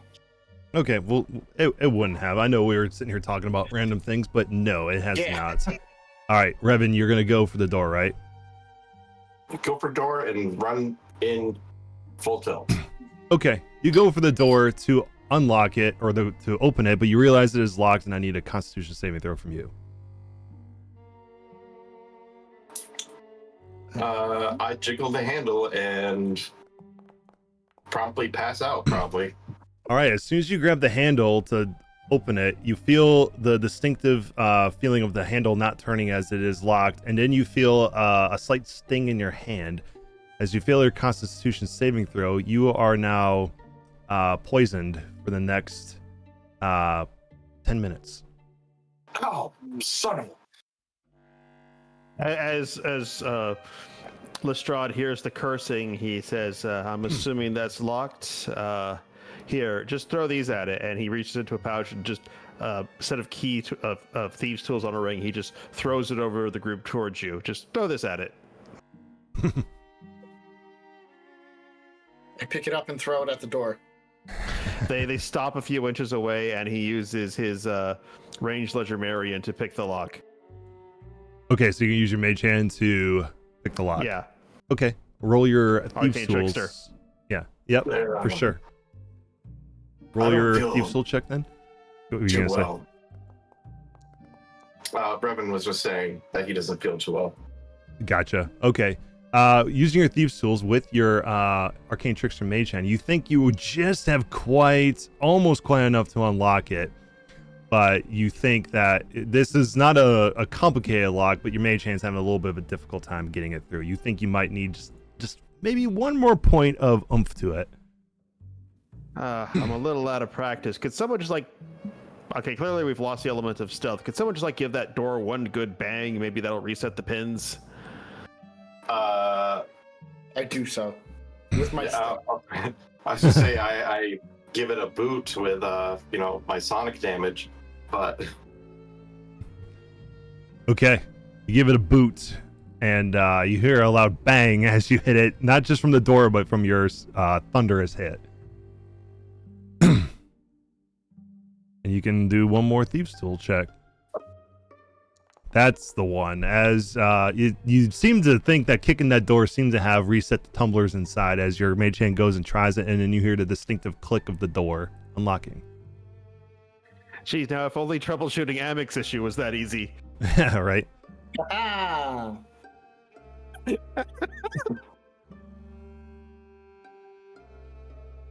tools fly back to Lestrade's hand. He twirls them once around a claw and sticks them back in his pocket.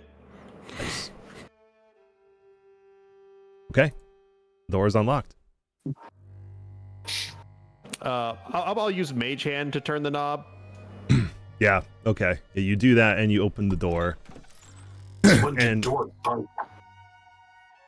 then when you open the door, Revan, you can immediately see that there is a wooden table in the center of this room, along with shelves that have various bloody apparatuses along the top of them.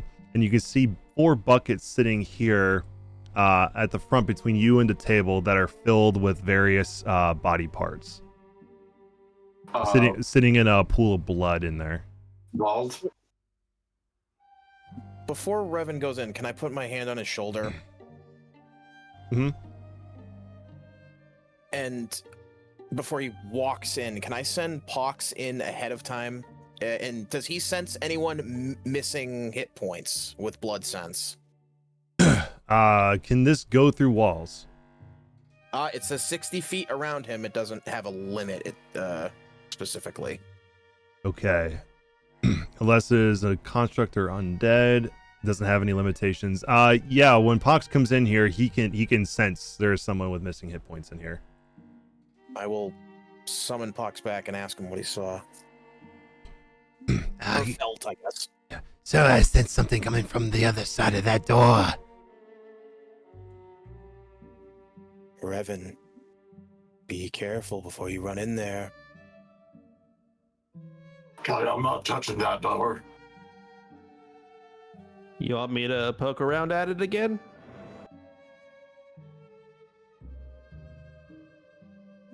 There is someone in there missing hit points. Okay. Well, I tell you what, Lepic just gives a sharp whistle, and the black bear is going to move into the room up to that door. Okay. No one look in the buckets. All right. So you're gonna send the black bear in first? Yes, the disposable minion. Yeah, of course we're sending in the disposable minion first. Okay. Move Alder back real quick. Hold on. Sorry. Do as I command. So the bear will go in, and then I'm gonna roll some real quick.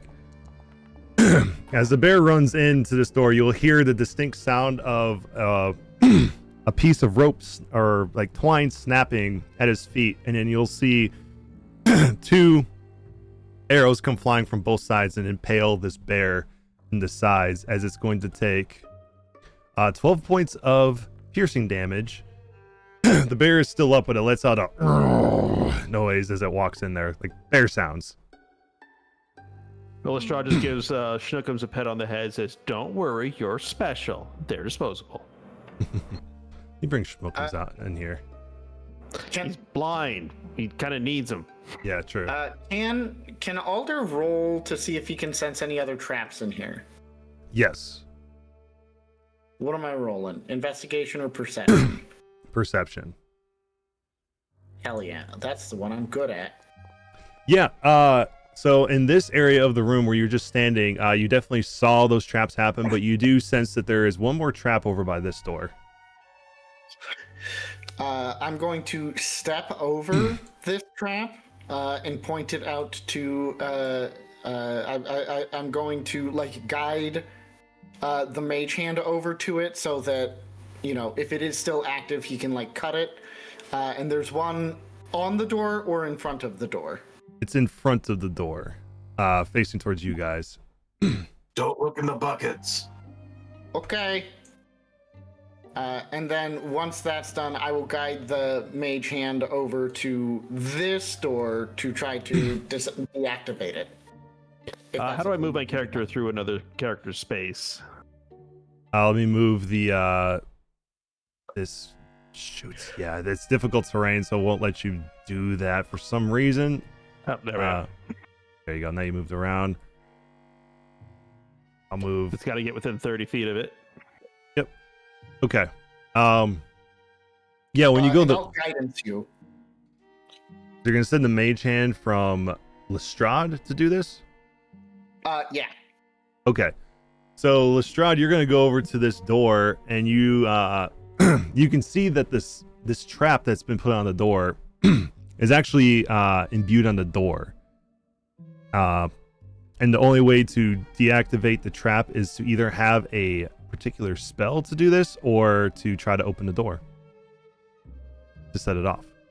As Alder, you're standing, you can roll me Arcana to see if you know what this is. It's on the door. Yeah. Can Madeira check as well? Yeah, I'll bring you into the room. You can both you can roll me Arcana from D&D Beyond. Can the bear open the door? 23. I don't think it has opposable thumbs to do so. I mean, have you seen bears breaking into people's apartments? It's true. The mage hand could be able to. Well, what matters is the door ADA compliant? Is it a knob or a lever? It's not ADA compliant. It is a knob. Boy, this person's in trouble. Yeah. What'd you get, Madeira? 23. 23. All right. You both can tell that this is a glyph of warding on the door. Do I have anything that can help with a glyph of warding? I think not. We could just have the mage hand open it. Yep. You may all want to back away. We don't know what kind of splatter range this thing has. Yeah, Very while this true. is happening, can I watch the hatch with my gun pointed at it? Yeah. Yeah, you for sure can. All right, you're gonna send. Are you gonna send the bear or are you gonna send the hand? What do you guys think, bear or hand? I say hand. Because All the right, bear my we could hand- use in a fight. True. Meat shields. The little hand that becomes visible for a moment approaches the door and caresses the doorknob before gripping it with its intricate fingertips and turning slowly. Oh boy. No, I take it back. I want the bear. I want the bear. As the hand goes and turns the knob, you'll instantly see a blast of purple light blast all the way out to the shelves, knocking a bunch of apparatuses off as it's essentially bamfs your hand out of existence. Ooh, I almost felt that. Yeah, you can And feel the bear's, wind of like, probably energy. looking back and forth like, you motherfucker, you were gonna... You were thinking about sending me. Also, you can see, Revan, I failed to mention this. You can see a mask is sitting up here on the top shelf. Oh, yeah.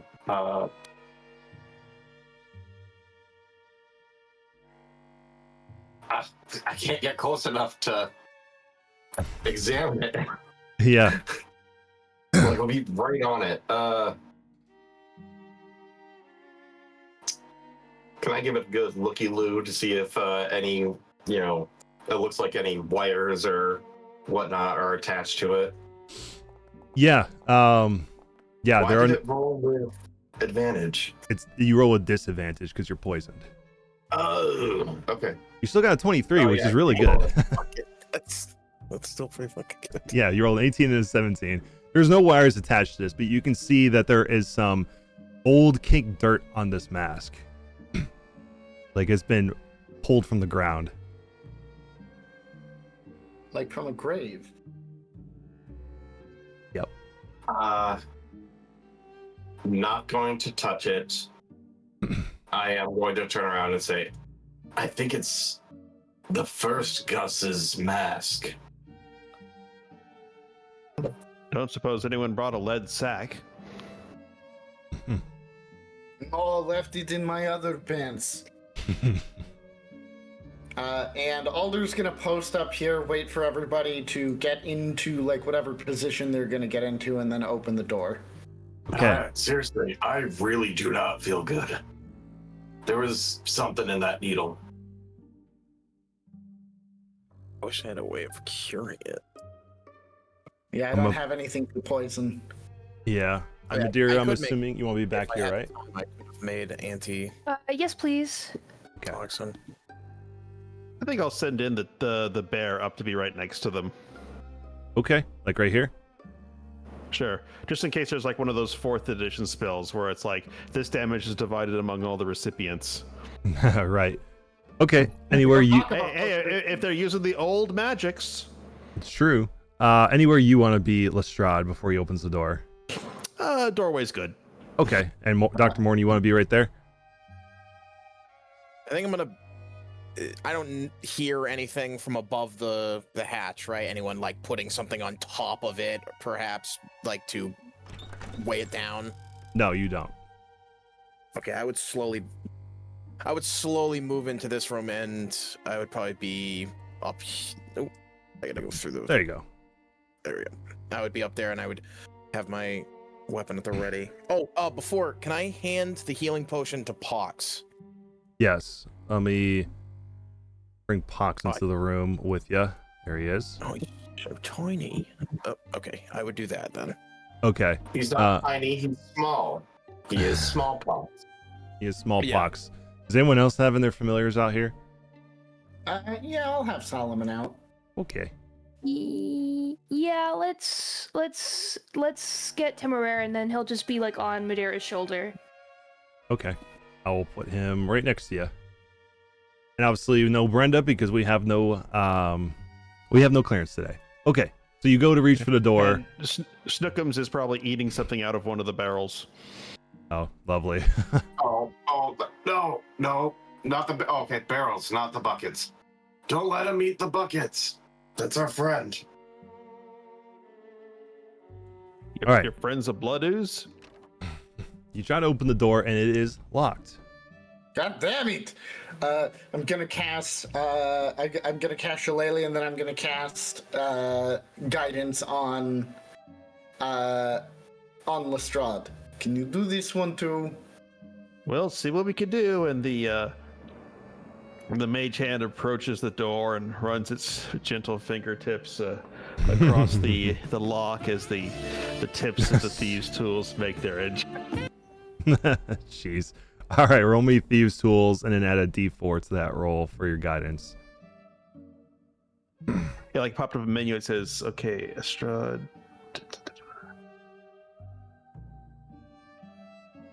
I'm not sure how to. It looks like it rolled a 9, or that was like a prompt. I hadn't seen that before. Oh yeah, cool. And roll a d4 just to see if what it gets us to. I think it did add the d4. I don't it's 20... see it. Wait, hang on. Yeah, it was 5 plus 2. Yeah. Oh, okay.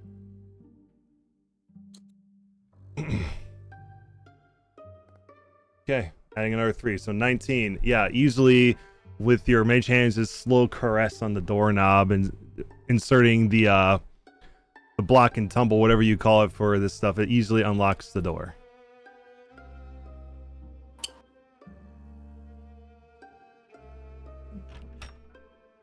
Okay. You open this door and you find a bloodstained room filled with more crates and apparatuses standing on this table, but you don't see anyone in here. I'm gonna perceive for traps. Okay. I thought your little guy said there's someone in here. There is someone in here and they're hurt, so be on guard. You don't see any traps in this room. I'm going in. Okay. I follow. All right. You don't see anybody in here, but you do see crates that are in this spot. With your perception, you think as soon as you step in this spot, you hear slight breathing. Like,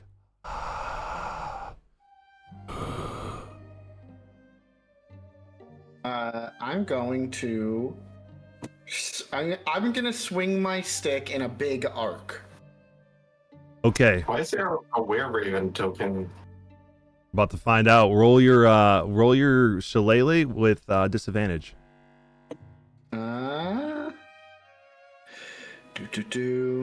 Where? Oh, it's in another thing. That's weird. I just. Bow. No, not there. Oh, okay. His blind sight. That's why it looked like that. Okay. That's your first one. Roll me one more d20 and we'll add that to it. Okay. So 17 would be the one to hit. You're gonna swing your shillelagh around and you're gonna feel pay dirt right here as you hit something. Like you're swinging around and you see it suddenly stop in a spot in the middle of the room, right against the wall. As you hit something, roll me your damage that you would do. They come through. 5. Okay. So you'll do. And it's force. What's that? And it's force. Force damage. Because you can choose between force or bludgeoning. I'm choosing force. Okay. You will hit this thing for 5 points of damage, and you'll hear like a noise, and then you'll suddenly maybe feel this. As you 14, does that hit you? 14 just hits. Okay, meets beats then. All right. Which we'll do as soon as it rolls. 15 points of damage to you. Eight of that piercing, 7 of that poison. Absorb elements. Okay. Do you absorb elements? I don't know if that could do poison. I believe it can. Let me double check. It says that I don't have it. It is under but your it first level prompted me for spells. Yeah, you have resistance to triggering damage until the start of your next turn. It says incoming energy. It doesn't specifically review it. Casting time. Casting time is reaction. That there should be a little more to that. 1 second. Oh, I don't have it prepared. Oh. I don't know why it prompted it. Probably because it was on your sheet. Let me just double check to see Okay, if it would cool. resist. If it would resist poison, it does not resist poison damage. It does not. Good to know. Good to know for the future. Okay, as you're hit with this poisonous blade, cool. And then we are going to enter into initiative. And I believe Alder, you are getting advantage along with myself. For your initiative. Okay, let me switch up the music here.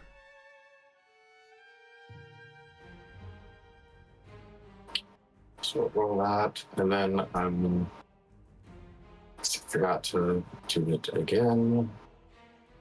What's that? Yeah, so, yeah. Hopefully what I rolled the first time was better than an 8. Oh, where is what's this? Yeah. Hold on. Yeah. Move myself here for a second. There we go. That way I can roll his thing. Yep. I've rolled for all of your 10 bag of tricks creatures. Actually shows their image this time, which is odd. Okay, but you can see the tiger's pretty high up there. Black bear and the axe beak is in there. Cool. All the creatures are going they don't pretty get early. initiative. Those guys don't get initiative. They don't do anything unless they use a bonus action to tell one of them what to do. Okay. What I'll do is I'll make them act upon after your turn if you want them to do anything. Sounds good. Okay. Did you already roll your initiative, sir? I think I did. I see an 11. Oh. Okay. Oh, I was looking at Sherlock Hound or Schmookums. All the familiars in here act on their own turn. They don't act right after your turn. So roll his initiative too. Oh, cool. I don't see like a roll button next to him though. Okay. I'll go ahead and click it then. He is acting right after Alder. I'll do Madeira's. And then I'll do all of your respective familiars as well. All right. Alder, you were at... What's your initiative +2? So you rolled an 8. Roll me another d20 to see where you're at, and I'll move you up in the initiative. It's got to be for 10 and 14. It looks like it already rolled the two of them. Do you want me to roll again? No, if you said it did 10 and 14, then I'll put you where you're supposed to be. You'll be right after the black bear then. Okay. Okay, everyone, same for you, Revan? Yeah, my other one was an 8, so I'm You're good where you're at? Yeah. Okay, cool. Then we will start our encounter, starting with Solomon. Is Gory Gus uninvisible at this point after making an attack? Think I gotta double check that it should. Yeah, no, he should not be invisible anymore. So he's right there. Hell yeah. You know, Solomon's gonna come in here. Solomon. That's what you see. Solomon is going to give the help action and then hop behind like this. Is this a wall between him and Gory Gus? No, there's nothing between you and Gory, and Gory Gus's copycat. Hell yeah. So help action, and then move out of the way. Okay. Provoking an attack of opportunity if he wants to take it. The copycat will do that, and will swing at it with the poison blade. 22 to hit. That'll hit. It did with disadvantage, interestingly enough, which did 15 points of damage to Solomon. Woof. Solomon's hurt. Solomon is hurt. Better Solomon than one of us. That's true. Very now true. He doesn't have a reaction. That's very true. All right. That is. That's Solomon's turn. Okay. Let me move the creatures after Lestrade because I forgot to do that. The X-Beak needs to go down here too. So it is now your turn, Alder. It is my turn, and it says that I don't have any vision. Boom. Now you do. There we go. I'm going to move down here to give Revan some space to come in and kick ass. Bonus action, I am going to grasping branches. Uh-huh. Is that what it's called? Oh, hold on. Let me do this so I can target features. Grasping branches. Grasping branches. Here it comes. Oh, usability. There we go. There we go. All right, strength saving throw. Okay, it is going to fail. Hell yeah. So it is restrained, which means I have advantage on this. Yep. Hell yeah. It should automatically apply that, hopefully. Yeah, thwonk him. Or her, technically. Did it come? Oh. Oh. Inventory, there we go. My music stop. Say again. There you go. Okay. Yeah, 24 will hit. Hell yeah. Let's kick his ass. That's 10 force, baby. 10 force damage applied to this copycat killer. All right. Anything else? Alder. That's all the move action and bonus action that I've got. Actually, you know what? I'm actually gonna move back since Solomon provoked the attack of opportunity, and he can't move up to me. Right. Okay. So that is your turn. Okay. Remind me, are these grasping branches magical restraints?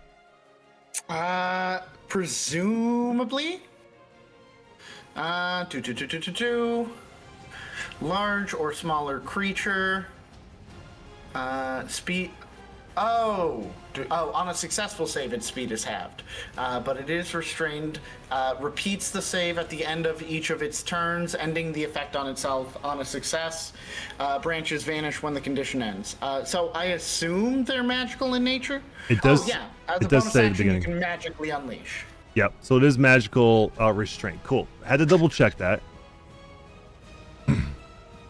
Hell yeah. End my turn. Okay. Let's see. Okay, yeah. I just wanted to double check because it does have a thing it can do if it was not magical. Cool. So that'll be your turn. Temeraire's turn. What does you want Temeraire to do? Temeraire is just gonna stay on my shoulder and stay out of combat. He's just there because he's got this like invisible thing, and he can turn things invisible that are. He's just there as extra defense for me in case I need it. So Temeraire is not doing too much right now. I also don't have his sheet pulled up, so I don't know what I can do. Yeah, all he can do is psychic strike, go invisible, or do a flyby. All right, I will just have him just be invisible, or not. He's not invisible, but like he's yeah. Don't. He's not doing anything right now. He's fine. Okay. He's just holding onto my shoulder. All right, the copycat. You said at the end of its turn it can do that save again. That is correct. Okay. So, what it's going to do? All right, it's going to. It can't use its cunning because it's magically restrained. So it's just going to, at the moment, try to break out of its restraint, and end its turn trying to do that. And what's the DC? 13. Okay. Well, it got a 5. Woo! So it remains restrained. All right, Revan, you're up.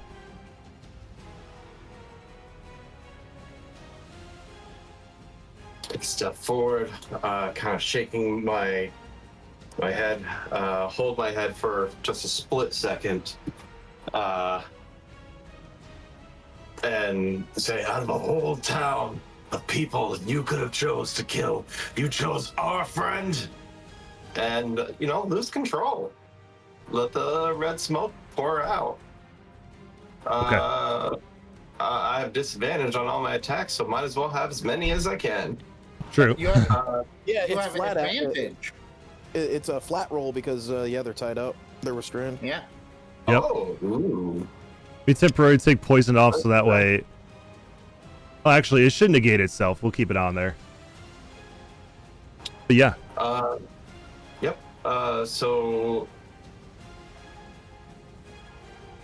do scimitar attack and a martial arts. I didn't target the person, so it didn't do anything. That's a crit miss, so you'll lose your next action. Which would have been my martial arts attack that I just gained. I am going to flurry. Oh, I'm just going to martial arts as a bonus action. Okay.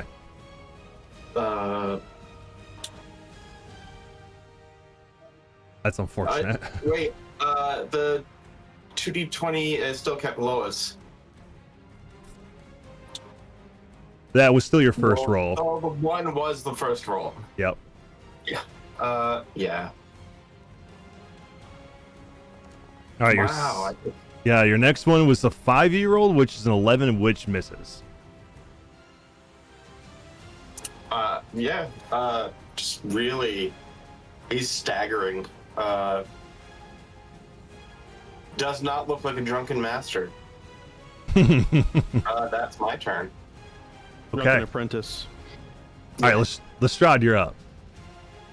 Okay, Lestrade is going to take an action to reconjure his mage hand that got blasted so hard that his nails hurt. He's going to use his movement, of which he has a 35 speed. Stuck on terrain again. Why is it? I don't know. Probably because it thinks it's a hostile creature. Yeah, that's weird. Okay. And he should be able to get to... Come on. There. there he is. Mm-hmm. And he's basically like holding his hand along the wall, and he sniffs as he gets in here. There's one smell that doesn't sound right. And so he'd like to use his bonus action to use his mage hand and try and throw the manacles on this restrained creature. Okay. What is the save I would need to make to try to not be in the manacles? God, that is a good question. Let me dig into that one moment. I'm like, I should know this, but I'm like, wait, did they change it? I have it up if you want me to read it. Yes, please. You can use an action to bind a creature. It's a DC 13 sleight of hand check. Okay. Oh, yeah. Okay. And then once they're on, it's harder. So it would be a dex check, and it has disadvantage because it is restrained already. Okay. So I'm just gonna read it as is, and then you can, as an action, you can use the manacles to bind an unwilling, small or medium creature within 5 feet of yourself that has the grappled, incapacitated, or restrained condition. If you succeed a DC 13 sleight of hand check, while bound, the creature has disadvantage on attack rolls. The creature and the creature is restrained if the manacles are attached to a chain or a hook that is fixed in place. Escaping the manacles requires a DC 20 sleight of hand check as an action, and bursting them requires a successful DC 25 athletics check. I gotcha. Okay, cool. So you need to do a sleight of hand check, DC 13. You have advantage because they are restrained.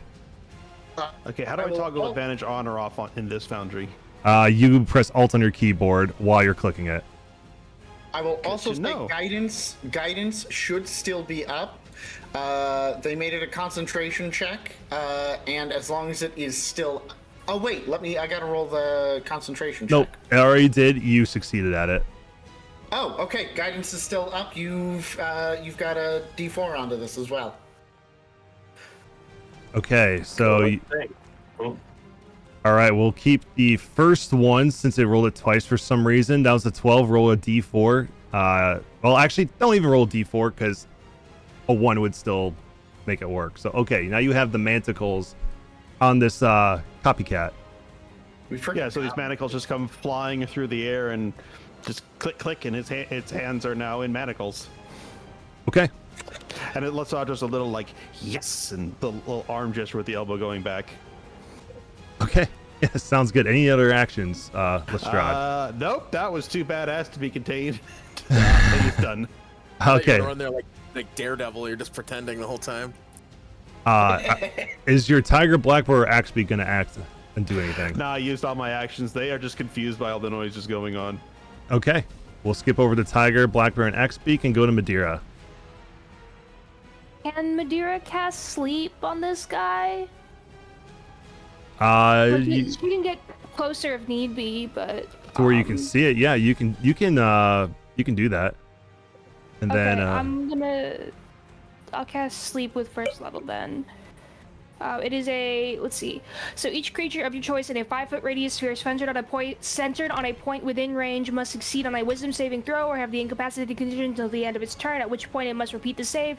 If the target fails the second save, the target has the unconscious condition for the duration. The spell ends on the target if it takes damage, or if somebody within 5 feet of it takes action to take it out as the spell's effect. So I'm going to cast that. Yep, I'm going to put it in the corner where it only will affect him or her, technically. Yes.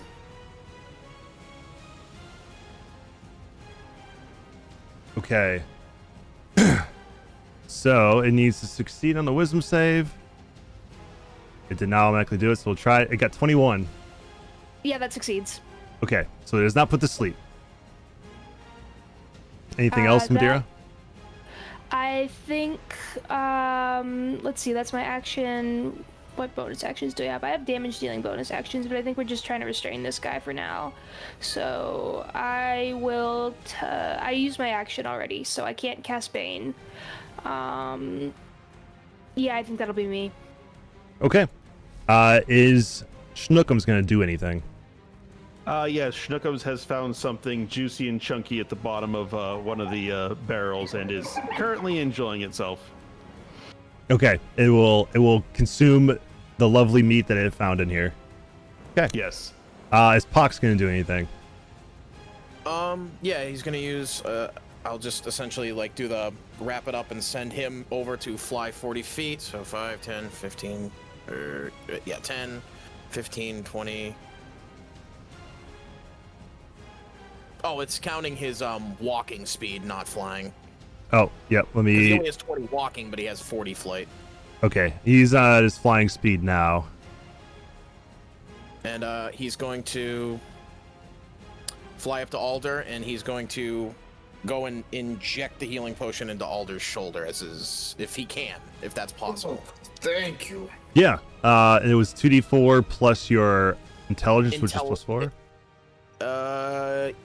Correct. So it's okay. 2d4, and he's going to use his whole. That is his action to administer the potion. Yep. So that will be a total of 12.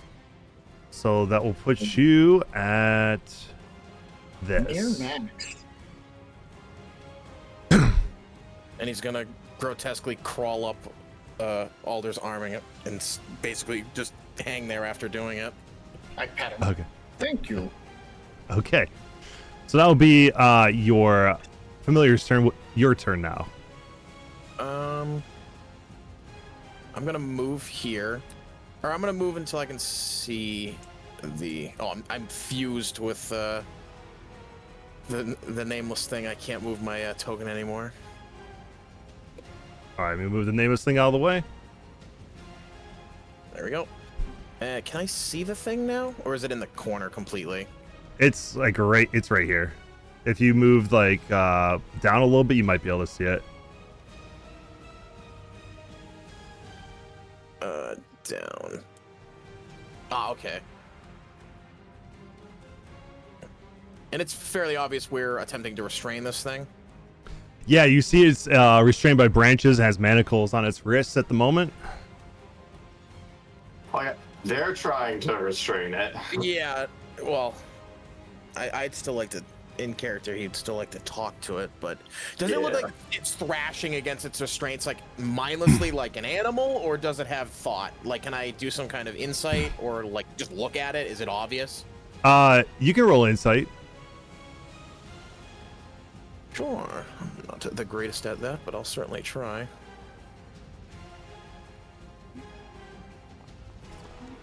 That's a good roll. All right, yeah, you can tell that it is fighting against the restraints, but it seems to be thinking of like a tactical way to get out of this. Okay, so it is not just mindlessly thrashing against it. Right. Okay. Here's what I'm gonna do. I'm gonna ready my action and hold my rifle out. If it breaks out of either of its restraints, either the manacle or the roots, I'm gonna shoot it. Okay, sounds good. You hold your action. We'll go back up to Solomon.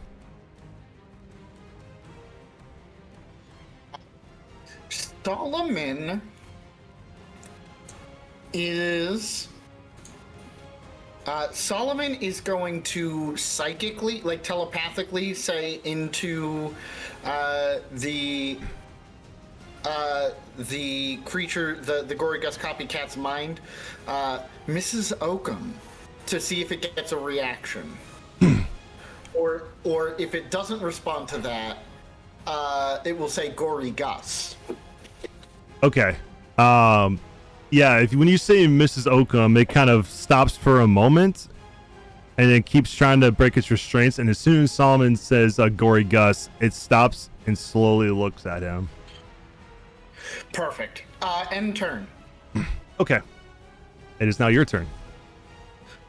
Alder is going to rock up, gonna target the Gory Gus copycat, and cast Protection from Evil and Good. Okay. On him or her? Yeah. Okay.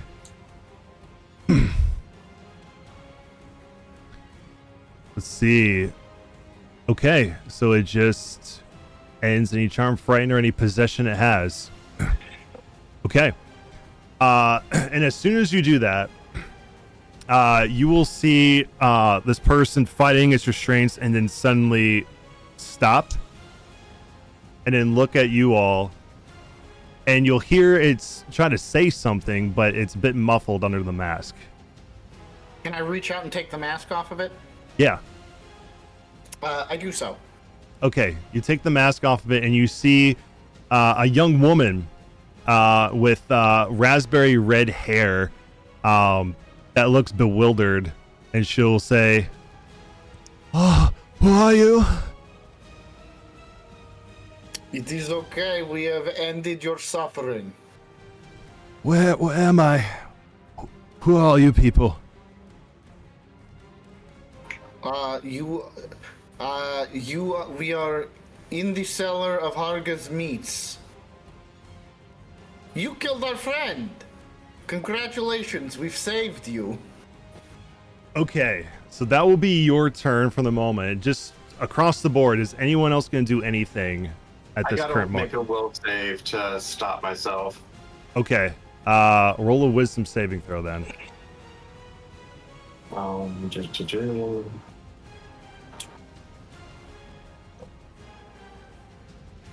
Wisdom, a 19. I calm myself down. You calm yourself down.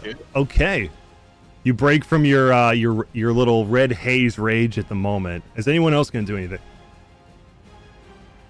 Lestrade's canine nature's coming through a little bit as his tail is wagging hard and he's doing a little happy dance because he was totally right. For sure. All right, let me end the music here real quick. I'll give it a little bit before I drop the branches, just to, in case. Revan is gonna force himself out past Lestrade and try to further calm himself down in this room. See the buckets filled with Vlad. Punch the wall and then go out to where the goat eater is. Yeah. Okay. Cool. This woman now seeing that Lestrade and Alder are in here, and also a floating fish. She'll say, "Why am I restrained? What have I done? What am I wearing?" Tried to kill us. You are wearing clothes? I don't know. Did I do something wrong? You killed a friend of mine. But it is okay. It was not you who killed him. You were possessed by a spirit. And you have Lestrade to thank for us saving your life and not just trying to kill you. He's very good. He helped. Very good job. Lestrade does a slightly off-target double thumbs up. You said this was I was possessed? Yes, Gory gas. Oh no. Haga told me I shouldn't go visit his grave. I had a fascination for what he did. Just morbid curiosity. I mean, there's morbid curiosity, and then there's digging up his corpse and taking his mask. I don't remember doing any of that. I simply went to where they said he was buried. He has an unmarked grave far away from town. And I thought I heard a voice in my head and a laugh, and then next thing I know, I'm standing here in front of you all in this cellar that smells awful. Yeah, it's the smell of our friend that you killed as Gory Gus. But now we must take you to the constabulary so that we can clear our names as our friend's killer. Don't worry, I will explain to them that it was not your fault. You were possessed. Are we killing her? Can we drag her out of this room? Is that possible? I'm gonna poke my head back into the room and yell, still in a very pissed off tone, "No one touch that damn mask!" I drop it. Not that one. Oh. Lestrade will just feel around to find the appropriately sized box, and he'll just mage hand it into a box and slam it shut. Yeah. When the mask goes past you and it goes into a box, you feel a very deep, dark energy coming from it. Yeah, that needs to get encased in lead, then sealed, then buried somewhere. Even dwarves are going to go, "That's a little deep, bruh." All right, it is in this room. I need, at the current moment, I need Lestrade, Dr. Morn, and Alder to both give me wisdom saving throws. Oh, shit. Okay. Oh, no. Oh, no. I'm really good at wisdom saves. I'm actually terrible at those. Dr. Morn, as you fail your Wait, wisdom save. Hold on, before the inevitable, I'm going to use my inspiration before I forget, and it sits there for 8 sessions, and I'm going to use it up to attempt to reroll this. Yes, you can do so. Oh no! Even worse. Even worse. Dr. Morn, you feel compelled to go take this mask out of the box and put it on. I will robotically and roughly push Lestrade out of the way to get towards the box. Entangle.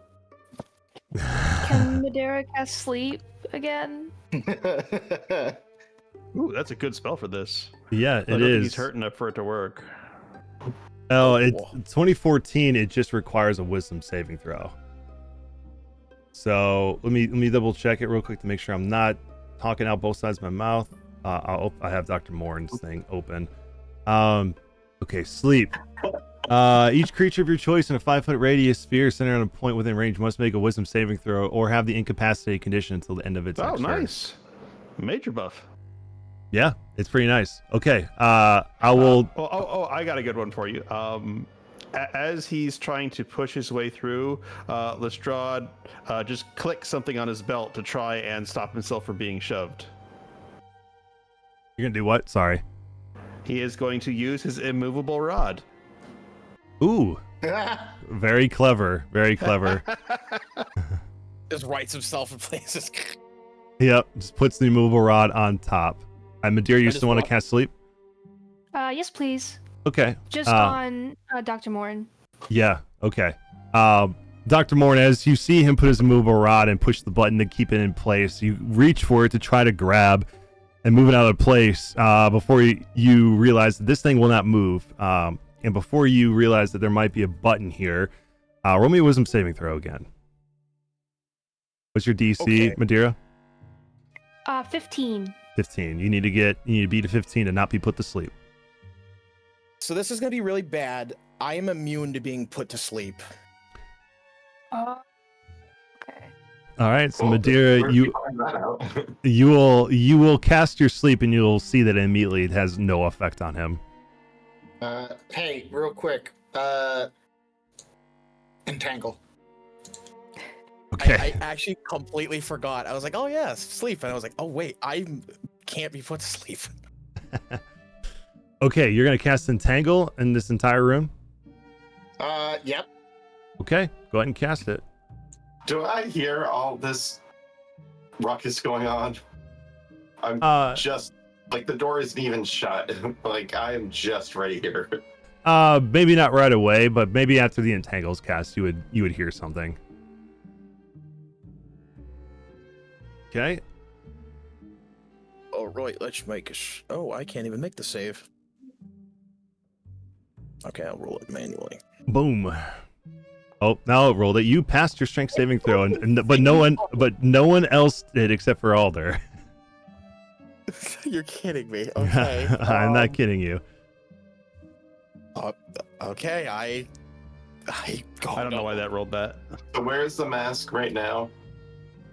It's in a box with an immovable rod on top of it. Oh, okay. All right, but you do hear this time, Revan. All right, Dr. Morn, you don't get entangled, but you do reach out for this immovable rod.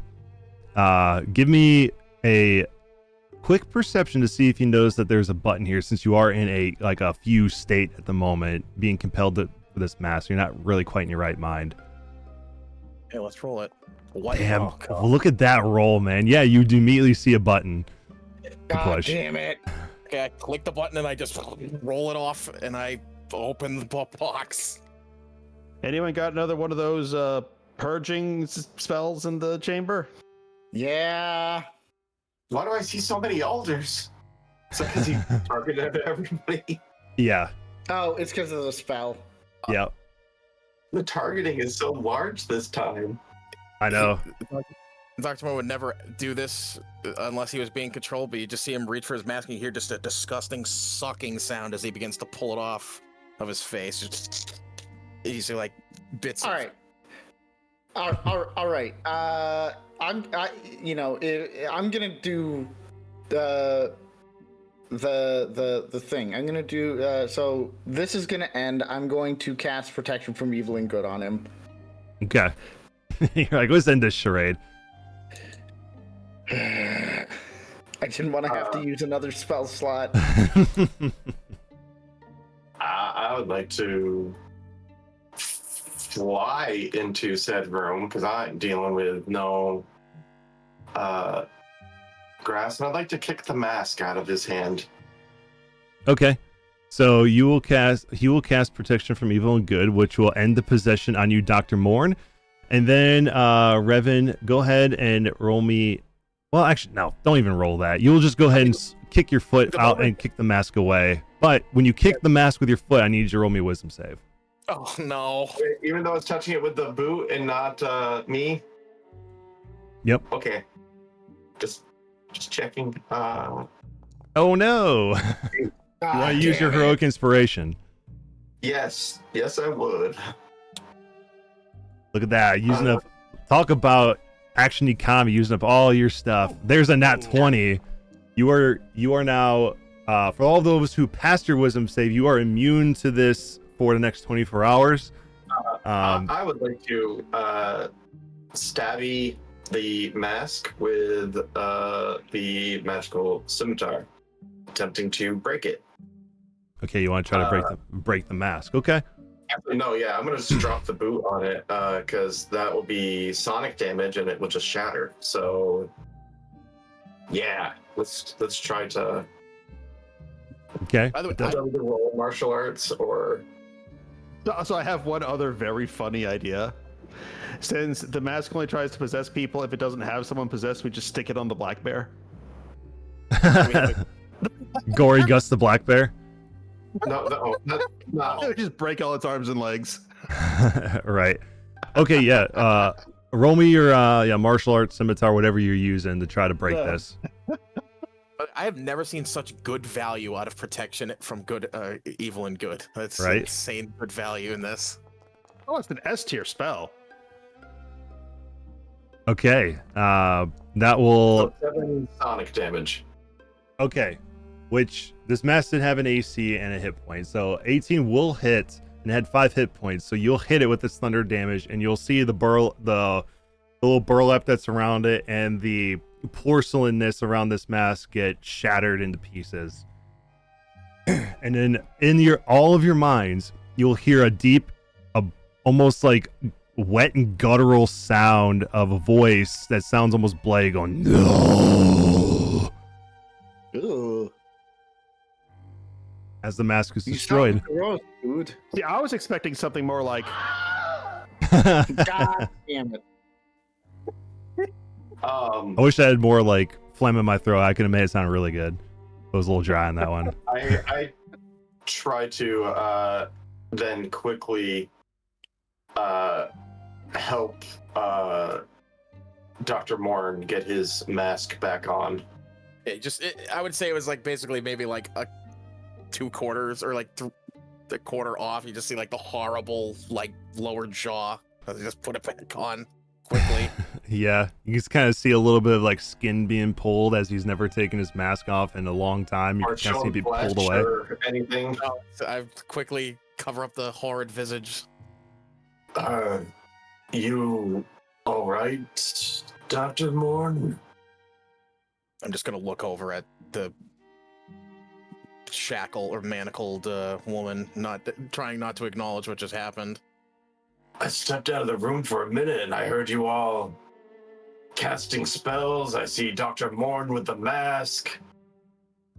I hate the masks. When Dr. Morn takes off his mask, do we see what he looks like? We only saw the jaw. You just saw a lower jaw, and that's it. Right? Damn.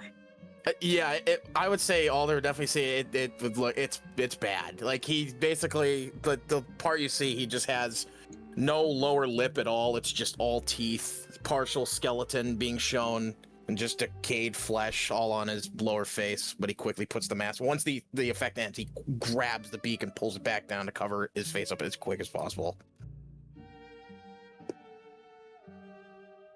I've seen worse. Yeah, it's not that bad. Oh, thank God you've destroyed that mask. It's I a horrible I don't thing. think I've seen worse. Yeah, because you can't see it all. Oh, God. Oh, thank God you've ended Gory Gus's reign over his remnants of himself. Oh, I thought it would never end. He'd say horrible things to me, and I had no idea. All I could hear was his mad ramblings. All right, Mrs. Oakham, let us take you to the constabulary and explain what has happened. Yes. Before Can we have do, a group discussion about this? Oh, okay. Yes. You stay here. I close the door behind and Well, I was right. It wasn't a copycat. It was a copybird. don't go anywhere. Actually, it wasn't even a copycat. It actually was the original Gory Gus. So Gory Gus 2.0. His second act. Listen. I don't know which one's the real Alder. Oh, okay. I just have an Alder attached to me, I guess. Yeah, just if you take the targeting off of people, those will go away. Oh. Sorry. Oh, No, you're it's fine. good. I didn't realize I had him targeted. This entire town is corrupted by the Crooked Queen. Their deity that protects them, the Green Queen, she doesn't. The Crooked Queen has received all the sacrifices. How do we know that this lady who was physically responsible for Vald's death, how do we know she won't be sacrificed as well? Or she was Applies to everyone. victim as well.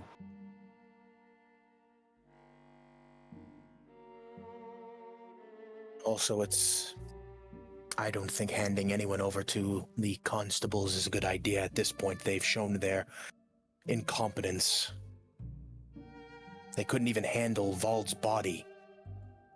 I think that's pretty clear cut. I mean, we do have to, provide evidence that it wasn't us at the very least. We should probably find out where else meat was delivered. Isn't this basement enough evidence as well? Well, yes, but she is also a victim in all this. Someone who did something foolish, but a simple foolish act is not something to condemn someone for murder committed by a physician.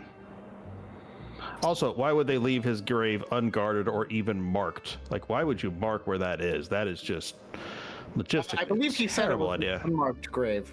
Yeah, she said it was an unmarked Oh, grave. Well, she Oh, never mind. She found out where it was. She was obsessed with him enough to find his unmarked grave, and then she doesn't remember, this is out of character, doesn't remember digging up his mask. So she was under a spell even before she put the mask on. No, she heard the laughter. Just like you were under a spell before you attempted to. So I'm thinking it's highly likely there is a third party to this incident, someone who used compulsion magics to drive her to the graveyard and dig up that mask. Well, I think proximity to the mask gives you a chance. Because remember, Dr. Morn didn't put the mask on. He was just near it and then felt the urge to grab it. So I think That she is just true. went to the grave on her own. The mask did its thing and made her dig it up. Yep. Yeah. And the only reason why it didn't do anything to you guys when you saw it in the room and first attempted or did anything is because she was already under its possession, so it didn't try to get you guys. But when it was no longer in her, it tried to take anyone it could take.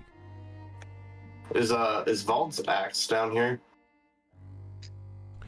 It is. All of his possessions are down here. We should probably take these and that stuff and give them a proper burial. Seems proper. DM, are any of Vald's tubes and vials that he, were weaved through his body remaining here? No, not his tubes. Those are still attached to his body, but all of his affairs, like his healer's kit, his oil, perfume, all the stuff he had on him, including his alchemist supplies, are here, including his weapons. Now, here is a consideration. We are balancing, do you clear your name easily by handing her over, or do you consider her a victim and protect her identity? Because We after hand all, the pieces of the mask over and we say we fought a ghost, which is what we did. Well, I suppose if the police constabulary didn't care enough to move a body, they're probably not going to care enough to dig into that. After all, he was your friend. It doesn't seem like they're in that much of a hurry to find what else is going on. They didn't even have the courtesy to tell him the body was missing. And so if we are going to just turn over the pieces of the mask, then we have a bit of a task before us. And he gestures to this gore-filled room that looks like something out of Viscera cleanup detail. And says, we'll have to dispose of this evidence. 1, 2, 3, not it. I suggest we pour all the bucket pieces in a barrel and take it out and bury it properly. One thing of note too, you notice that this body doesn't just have pieces of Vald in here; it has multiple different humanoids in here. They were doing this for a bit. I don't mean to speak out of turn. I know you all see her as a victim, but she is still a murderer, whether her body was willing or not. Indeed, and I am okay with either handing her over to the police or letting her go, but I don't see many options between those. I just don't want them to do to her what they did to Gus. She might have had a plan to, she might have had a part of it, but it was as a puppet, not a puppeteer. Unless you're suggesting that she was doing this before Gus, I guess we could. We didn't really give her a third degree. We just kind of spoke with her. We don't know her true sincerity.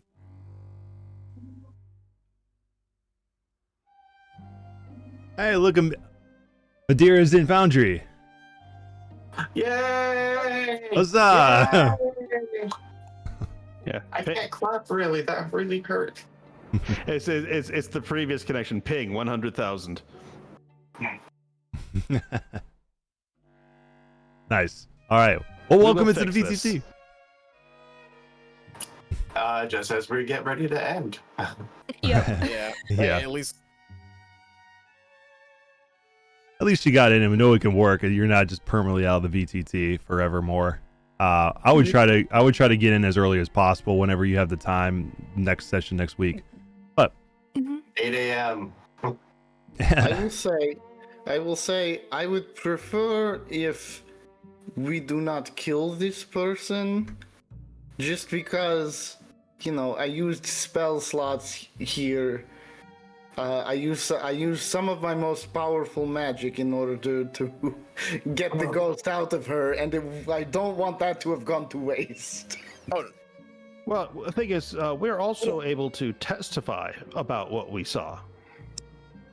Yes, this was what I was thinking. We go to the police, we say, hey, this person was possessed, fully was not their fault, ghost mask. I mean, it's probably a story they've heard before. I mean, look where we are. I think we still need to talk to her first. Oh, for sure. We need to know what she knows fully before we hand her over to the police and she disappears into the system. Really want to know if more loaves were delivered. We might need your spell. Hate to be extra grim, but you do realize she possibly made several people in this town cannibals, right? Yeah, but Alder was making a vegetable sandwich, so doesn't that count? I mean, he's dead. He's not a vegetable.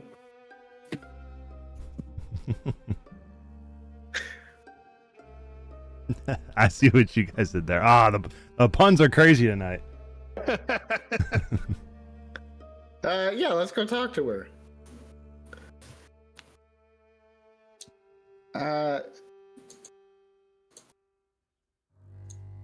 Yeah. Alder's gonna go in. We're running. Okay, there. Before we go in. Hey. Oh, okay, never mind. I'll tell you guys later. Not important right now. So, long time no chat.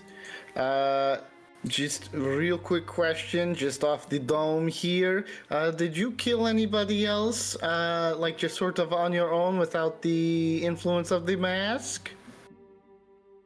Can I roll a persuasion? Yeah. Guidance. Yep, of course. You could tell your old friend Alder I saved you from the ghost.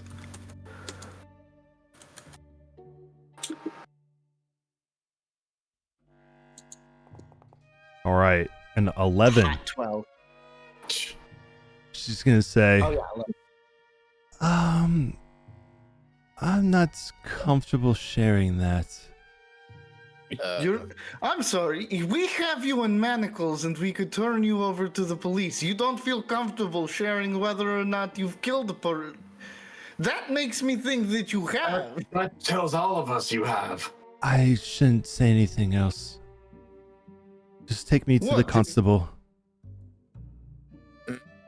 If I think you're a danger, I'm not going to I'm not going to help. I'm not going to be like, oh, she was possessed by a ghost, because now I think, oh, maybe this person is dangerous for the community. Yeah, perhaps that was less of a visit and more of a post-mortem conjugal visit. Yeah, I mean, did Gory Gus have this well of costume making skills? I don't know what you mean by costume making, but listen, if you don't want to take me to the constable, then I think you should just kill me here. End my suffering. I'm getting some crazy vibes from you right now. What kind of suffering? Do you have anything with silver? My friend made some silver out of my finger, out of one of my twigs. Which one was that? Dr. Morn. Just leaning in the doorway. You, sir, you have something made of silver? I do. What is it? I'll hold my rifle up. It's a fucking gun. One Put hand, it- hold it up. Dash. Put the barrel to my head and pull the trigger, please. Whoa. Let me try a good cop approach, all right? He walks up, he puts a hand on her shoulder, your head slightly offset, and says, what you've been through was horrible, and what happened to the other victim, as was what happened to the other victims. The things done in your name with your hands were the work of that thing that bound you. The weight of those memories will cling like smoke in your lungs, but you may feel guilt, shame, and even fear of yourself, but you're not defined by what was forced upon you. There is a great deal of carnage left in the wake of this incident, and it has most likely left festering wounds. We must treat those wounds. Surely by helping us to treat those wounds, you can find salvation in your own actions. I'm afraid you don't understand. Can I... Then help us to understand. Are you a werewolf? Can I reach out and actually say? Can I reach out while he's doing after she just says that? Can I just touch her with the edge of the barrel of my gun? Yeah. You guys ask the question, you touch her with the barrel of the gun, and then you'll As you do, you'll see her go as you do that, and she'll let out a snarl. Well, I'm gonna rack a shot. You're gonna shoot her, or you're just gonna rack a bullet? No, I'm just going to get ready because now this could turn bad very quickly, and Constables probably have something with silver bars. You, I guess you know now. Yes, I am of affliction with lycanthropy, and I was in my obsession with Gory Gus. Overtook me one night during a full moon, and I was able to sniff out his site, his burial grave, and then this happened. But yes, I have had uncontrollable moments. I leave every night from Hagas as to not put her in any harm. But unfortunately, I am conscious while I am in my lupine state, and yes, I have killed before. And I bring them here, so that way no one knows what I've done.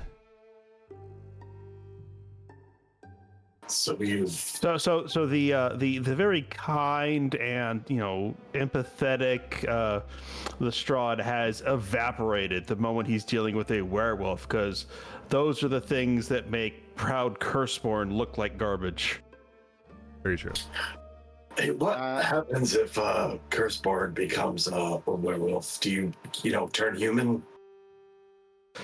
Yes, once a night we'll go on a wild human spree, and we'll wake up in a business suit filing paperwork around somewhere. Yeah, that's what humans do, right? We'll go like reproduce recklessly and then blame others for it, something like that. Were you about to say something, Alder? Yeah, I've got 2 questions here. Yes. First, I've seen this moon. Does it ever get full? No. It is always it always has the same effects of a full moon during the end of the nighttime hour. As soon as the midnight hour going into the witching hour happens, we all revert to our lupine forms. All of us werewolves.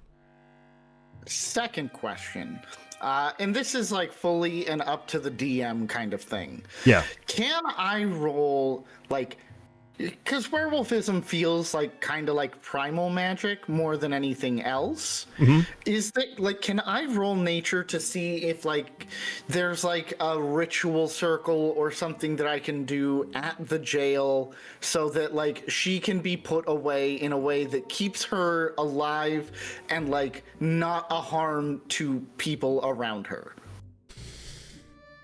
Yeah, a ritual to basically stave off the lycanthropy. Well, a ritual to basically make a place basically trap a magical trap for her while she is in her lycanthropy form. I don't know if that's something you would allow me to do, but yeah, you can roll nature, like you said. Cool. Yeah, we do also have a magic rod that can cure it. Wait, do we? Sure. Yeah, points to the silver gun. Gotcha. Cool.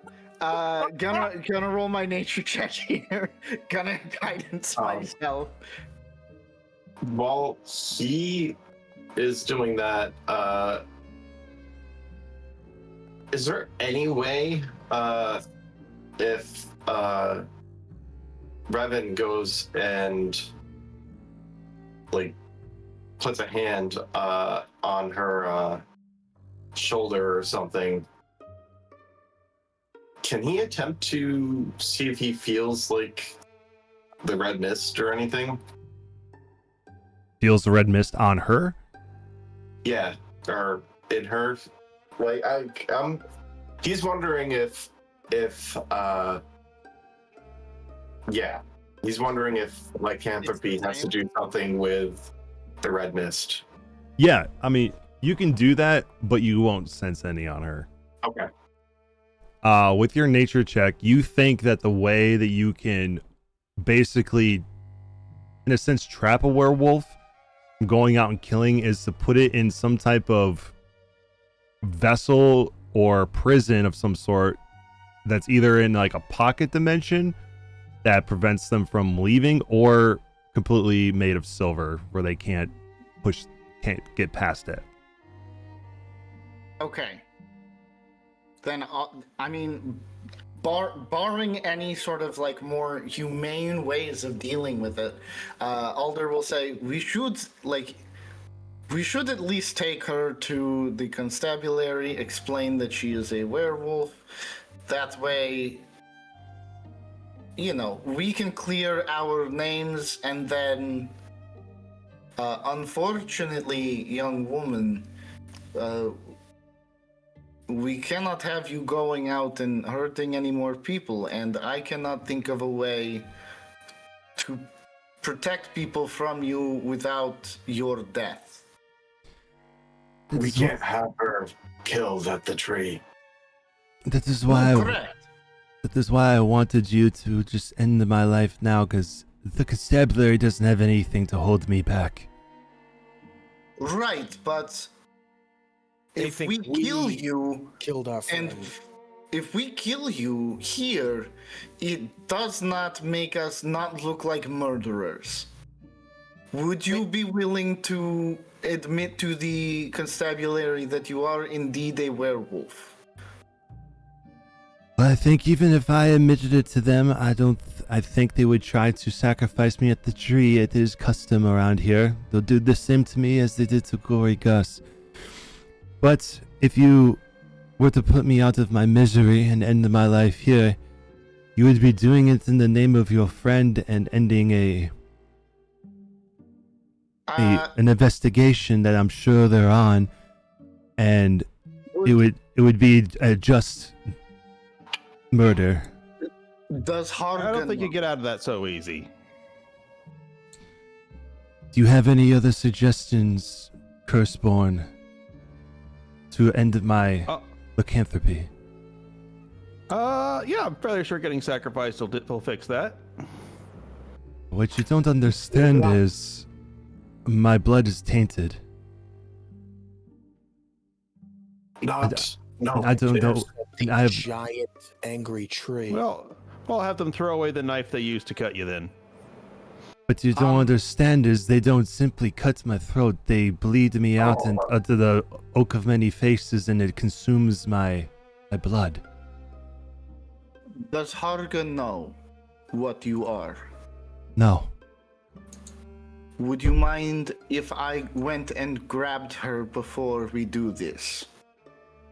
And I say this as much to her as the rest of the party, to basically be like, hey, can you stay your hand for just a moment so I can get somebody, she can confess that she is a werewolf, and then we can deal with this. And then see all the evidence down here? Yeah. Yeah, we cannot allow her to be sacrificed to the tree. There cannot be any more sacrifices to the tree. And I'm gonna go upstairs and grab Harka. This is what the tree wanted. Okay. You go upstairs to Harga, and she's still in her spot. She is still cutting more meat up. And she seems a little bit befuddled because her animals that were supposed to be slaughtered are gone. And so you hear her going like, how did they get out? Who knows? Miss Harga. Yes. There is an unfortunate situation in your cellar. I warn you that it is perhaps quite unsettling down there, and I sort of like explain what has happened. Okay, you'll explain all this as gently as I can. Okay. While still preparing her for the horror that's down there. All right. Do you mention to her that Mrs. Oakes is a werewolf? That is not for me to say. I am going to let Mrs. Oakham explain that to her. Okay. She'll But I say, am going to say that Mrs. Oakham would like to speak to her before anything else happens. Okay. She'll say, oh, by the patient lady, in my own cellar.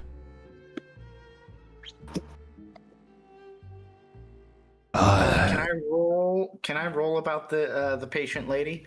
yeah, roll me religion. Yeah, I'll do that. Attributes. Religion. Eh. Yeah, you don't think you've maybe heard someone mention the patient lady before, but you don't know much about it beyond that. But yeah. And then I will bring Harga down here. Okay. Really throws up. Yeah, she'll come downstairs, and even though she has a pretty strong stomach, you'll see her take her her apron and put it up to her nose and say, Oh, my gods. Are those people in those barrels? They were. That was our friend. Was your friend like a centipede with multiple limbs? Okay, some of them. Not that one, but that one. Oh, good. And she'll say, oh, gods, where's Mrs. Oakham at? She's also been serving the meats to your... Oh, gods, they're gonna shut me down for this. Where is she? They're going to me. Down here. In here. she'll walk over to the room. Actually, I think I have a token for her. If I just... I think I do. Arga. Yeah, I do. She's right here. Okay. Okay, she'll just stand by the door because that room is jam-packed with people. And she'll say,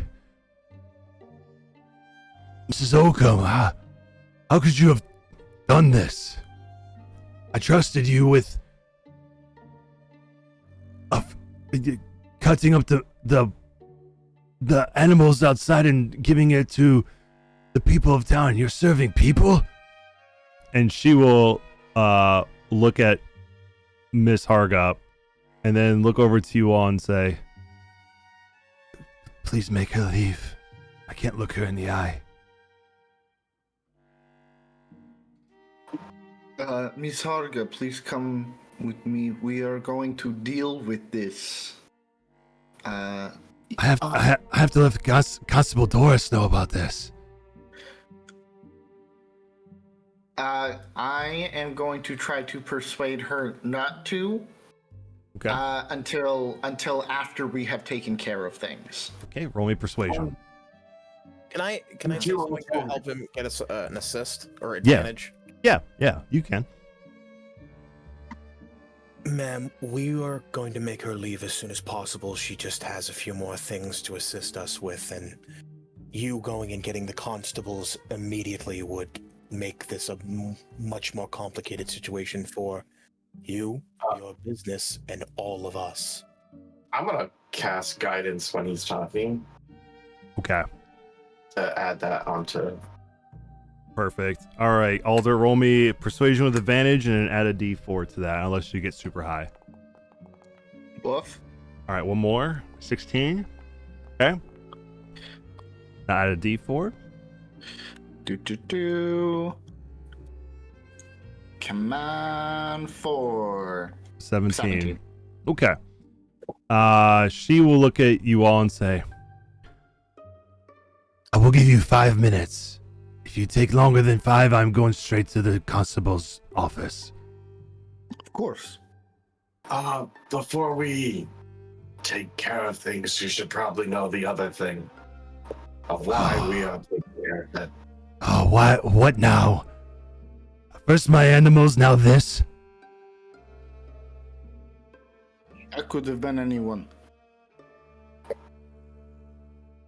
What is it?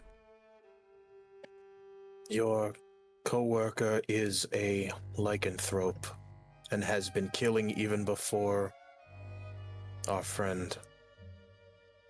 She will kind of like stumble a little bit and back up into the table. And she'll say, "You now have 2 minutes. This is too much for me to bear. 2 minutes or I'm going to the constable.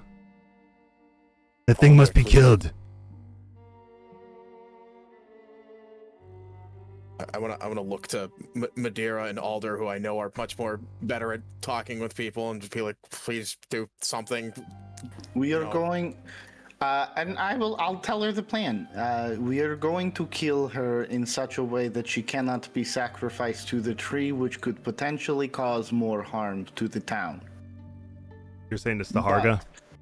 Yeah, but we needed somebody else to know the truth, so that it does not look as though we just murdered a random woman. I'll do it to myself if I have to. And why is there a bear and a tiger in my cellar? Man, is this an axe beak? How? What? There's so many questions and not enough answers. You decide what must be done, or I'll take that rifle you have in your hand and do it myself. And I'll go upstairs with Harga, just to sort of like keep her company, calm her nerves a little bit while things are being done downstairs. Okay. So downstairs, what are you guys doing now? Can I say something in character? Just to who is remaining in the basement? Everybody but Alder. Straw's not not gonna take his awareness away from a lycanthrope. Curseborn and lycanthropes, not kind of like elves and orcs. Before we handle this, can I have one moment alone with her?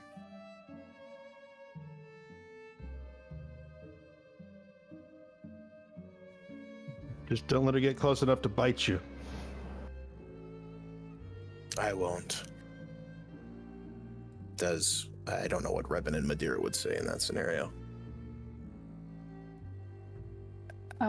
Madeira is like immediately on edge. You know what you're up to. She doesn't know, that's the point. Can I like... No, okay, she'll say, if you get bitten, you will show us immediately. You will show us immediately. If he gets bitten, that is worrying me. It's him taking the blood of a lycanthrope. I can't say the word. I don't think my beak will allow me. A werewolf. If I get bitten, I will show you, and you can take my rifle and do what needs to be done. But I assure you that will not happen. Well, I guess when you walk up, strip search time. And since I can't see, it'll have to be a hands-on one. Before we leave, I turn to her. Do you have a antidote for your own poison? No. It will go on in its own course. Unless you have magic to deal with it, the poison is just to make it easier to kill. It will go away on its own. It'll metabolize in your system. I leave the knife with our friend. Is that the blade I used? Yes. Can you do me a favor before you, whatever happens next happens?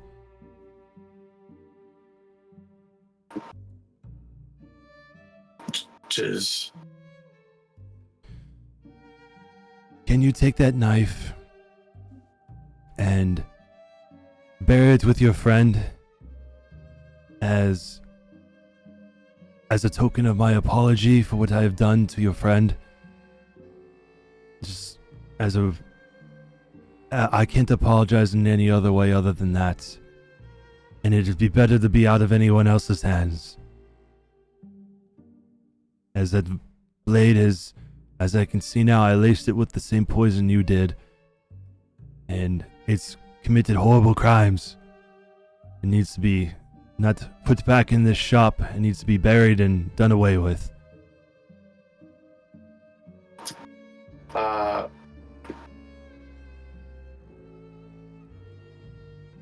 I'm gonna agree to that, but honestly, Revan doesn't care what his compatriots do with it, so I'm going to attempt to lie, which isn't my forte. Let's see, where the hell is... Deception? Yeah. Oh, it's way up here. I was looking for it on the lower half. Right under athletics. Okay. Roll insight. She got a nat 20 on that. Well, I still lie. Just say, that is disappointing, but I understand. And she'll have a somber look on her face. Oh, I at least tried to let you die, not worry about it. And she'll look towards Dr. Morn for whatever he has next for her. I'll gesture. Go ahead.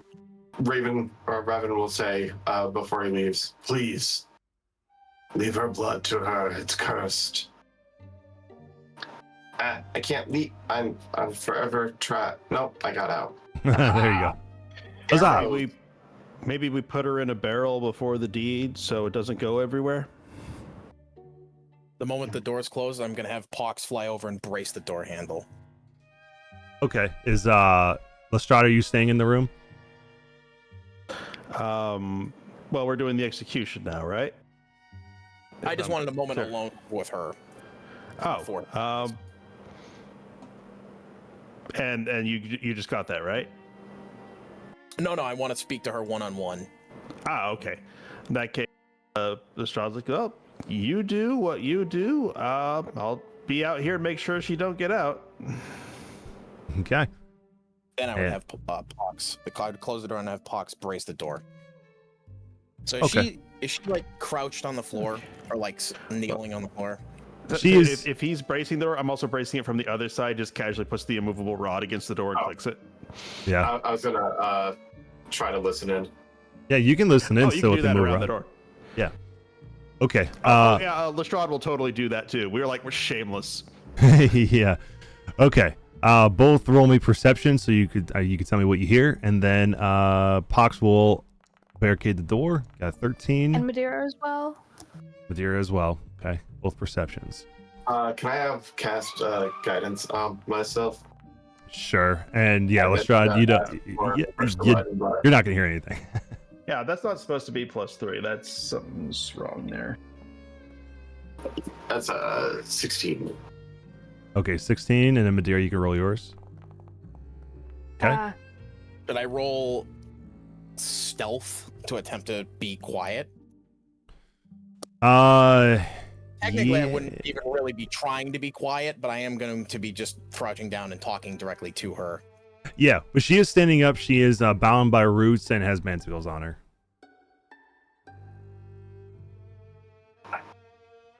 I wanna say to her in a hushed tone, "Can you transform willingly?" No.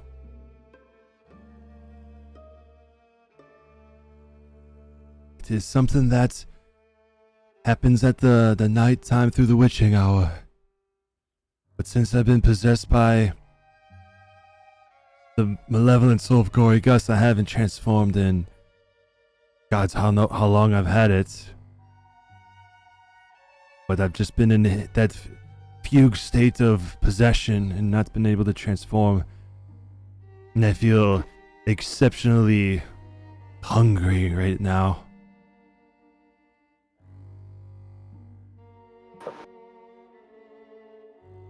Okay. I don't. You. He like chokes back what he was gonna say. Do you know what you did when you were under the possession of the mask? No. I just heard his mad. I just heard his mad ramblings. At all hours of the day and night. Well, you wasted, quite possibly, one of the best specimens that could have come out of this. You realize that, right? I'm not sure I do. Are you talking of your friend? We can drop the friend. Sorry, You can do one good thing before this is all over. What is that? And I'm going to, as Revan assumed, I'm going to pull out a syringe. Revan shakes his head and walks off. Well, no, I don't hear you take out a syringe. Yeah, but you do hear him say that. One good thing, but you don't know what that means yet. So yeah, I don't walk off quite yet. I do shake his head though, especially at the you can drop the friend thing, but yeah, doesn't say anything to the others. And she'll when you pull that out, she'll look at you and go, "What are you going to do with that?" Nothing. You're going to do it. Do what? I don't think he would care if they listened in regardless. Give me your blood. Yeah, at that. Revan will shake his head and quietly walk away, looking perturbed. Okay. Not that Lestrade can see me, shaking my head and looking perturbed. I want to. Madeira can. Yeah. You want to what, Dr. Morn? That's what I was waiting for. I will not cure you of death, but I will find a cure for this disease and every other one. So you can do one good thing in your pathetic life and give me your blood. The part that I don't hear. Yeah. She'll look down at the roots and kind of shake the manacles on her arms and say, "It's not like I have a choice, do I?" No, because I'd rather not scrape the samples off the wall and the floor and the ceiling. So you can just give me a nice, clean sample. roll me persuasion. Or intimidation. Not very good at that, but I would try anyway, because he would. Where's my character sheet? Because if not, I'm going to do it the old-fashioned way. Yeah. Intimidation. I mean, I think you can still get the blood after you pull the trigger from the body, I mean. No, I know that he's asking her to willingly hand it over so he doesn't have to get into any sort of physical altercation. Okay. I'll roll something. Okay. How mysterious. You're going to see her look you directly in the eyes and say, "I don't know what you're going to do with that blood. I wouldn't willingly give it to you because I have no idea your intentions behind it. But seeing as I don't have a choice, do what you must." but just know I don't give it willingly. Fine. Right into her neck. Okay. You will take a sample of this, and you'll do 4 points of piercing damage to her while doing this. Oh shit, And I did not realize how late it was. Oops. and you'll pull So if she's the. incapacitated, that wouldn't that be a crit? I guess that would be, wouldn't it? You take 8 damage. So that would actually be 12 because it's a crit, because that's a D6, so that'd be 12. But if it's Okay. not silver, does she still? It's not a magical weapon Oh, or anything. yeah, like that. you're right. It would be 6. You are correct. So we'll Does do she that. take a lingering injury? Yeah. She's gonna be taking a permanent injury pretty soon. Yeah, she does take a lingering injury. If you want to know what that is, we can do that, but That's fine. okay.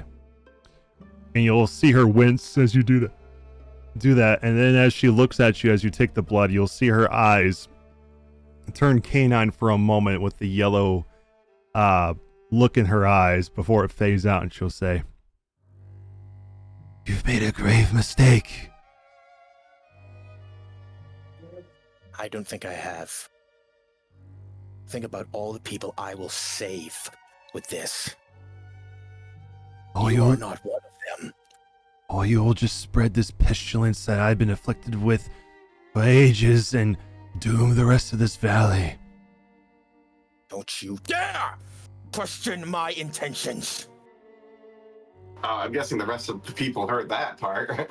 yeah. Yeah, that's the only part. He loses his composure for a brief moment.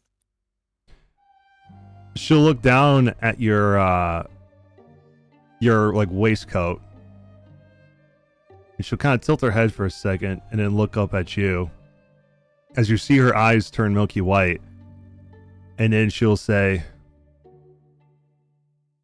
in a different voice, a little bit more raspy, it'll say, You cannot stop progress. Your end is going to be near, as the rest of this land is. I'll take a step back. I'll gesture for Pox to let go of the door. Okay, you can come in. okay, he will step aside and open the door, and when that happens, you'll everyone who's standing outside the door will see her look at you with those milky white eyes and say, Oh, these crooked individuals of my creation. You don't know the path ahead of you. and then she'll look back at you, Dr. Morn, and say, Well, are you going to do it? Or are you a coward, as I can smell on you? Lestrade will gesture to Dr. Mungo and say, come on, we just got one ghost out of her. What did you do?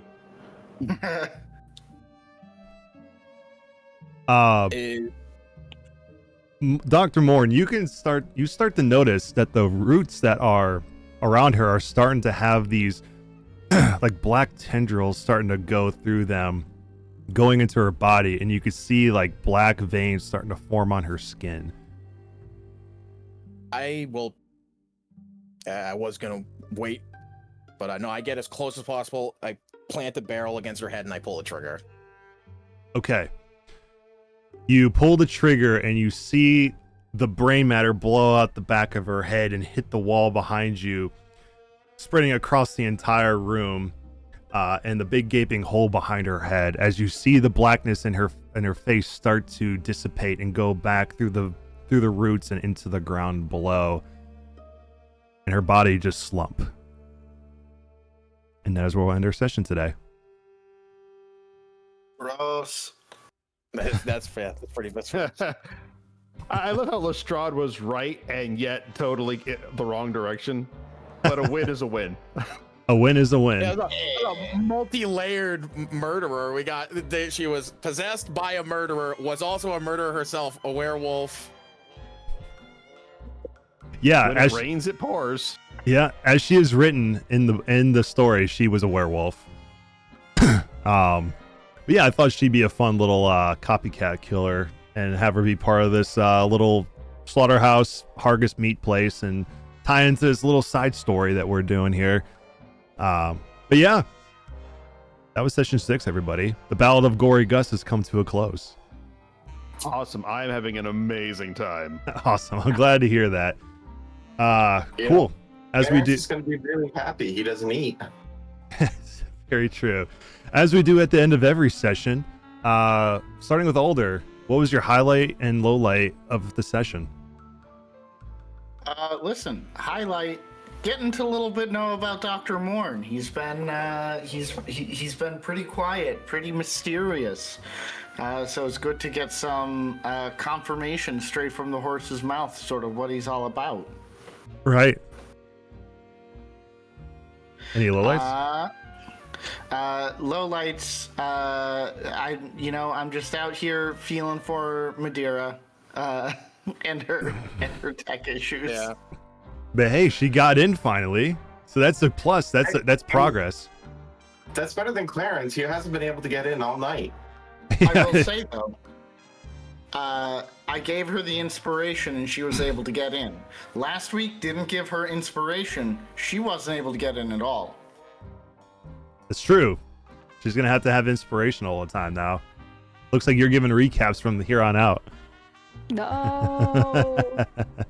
The curse of the recap. Yeah, curse of recap. You are compelled to give recaps every session. I'm kidding. All right, awesome. Thanks for. Also, low light. Would have been nice to have another druid here. Yes, yeah. It's very true. Yeah, I don't know. I know you obviously run Crooked Moon. Is this the direction you thought I was going to take the Ballad of Gory Gus? Did not. I haven't done Gory Gus in my campaign, so I don't know. I don't have my own ideas for it yet, but I fully did not expect it. After the meat stuff, I was like, oh, it's Harga. We got it in one, guys. Yeah. Originally I thought it was gonna be Harga. Then I read more about this place and saw there was a Miss Oakham that leaves and is a werewolf. I'm like, oh, she's gonna be the copycat killer then. And yeah, really, really smart idea to ask, say the name and see who she really was, and then figure out that she's possessed. Also, I fully didn't expect my sandwich plan to reveal fully anything. I did not expect to find poisoned meat from my stupid little sandwich plan. I was like, all right, we're gonna win Rusty over, and then maybe he'll give me something. And then all of this dropped in my lap, and I was like, guys, I found something. Yep. As soon as last time you said you were gonna go make a sandwich, I'm like, I'm gonna drop a clue here. Very good. And we're all left hungry. Yep. No, I guess it's all bread and cheese sandwiches. Get some grilled cheese going on. Does she still have? You know what? I'll get some regular meat from Harga. I've put her through enough. I could give her some business. Oh god, that means the bacon at the inn might have been papal. Yeah. Who ate the meat at the end? Because I don't think anybody really did except for Vald. Oh, okay, well that's because most of you guys don't even need to eat. Madeira, I don't think even ate anything. I think you had a drink and that was it. I had fish and chips. Okay, fish. You had fish. Yeah, so that's pretty hard to make people. True. Mark's safe from eating any people. Everybody pretty much was. Okay, cool. Well, thanks. Marked unsafe from if it's not your own species, it's not cannibalism. It's true. It's very true. Stay away from birds. Gotcha. No chicken.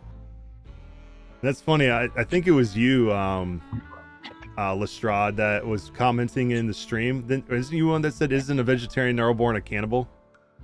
Yeah. Yeah. I guess technically that'd be kind of true, wouldn't it? But all right. No. No, it depends on what you're eating, right? Eat good berries is not cannibalism. Listen, hawks eat other birds, and that's not cannibalism. As long as I'm not eating another gnarlborn, it's good. It's very true.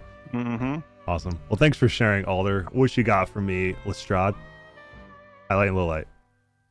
So, highlight, making super effective use of his abilities. Clue was super fun, and I loved how you went with all the colors and the range and just it just being this amazing detective ability. Mhm. This group is amazing. The rare unicorn, because amazing games recruit for like 1 week a year, and then they fill all their spots and they hold on to people.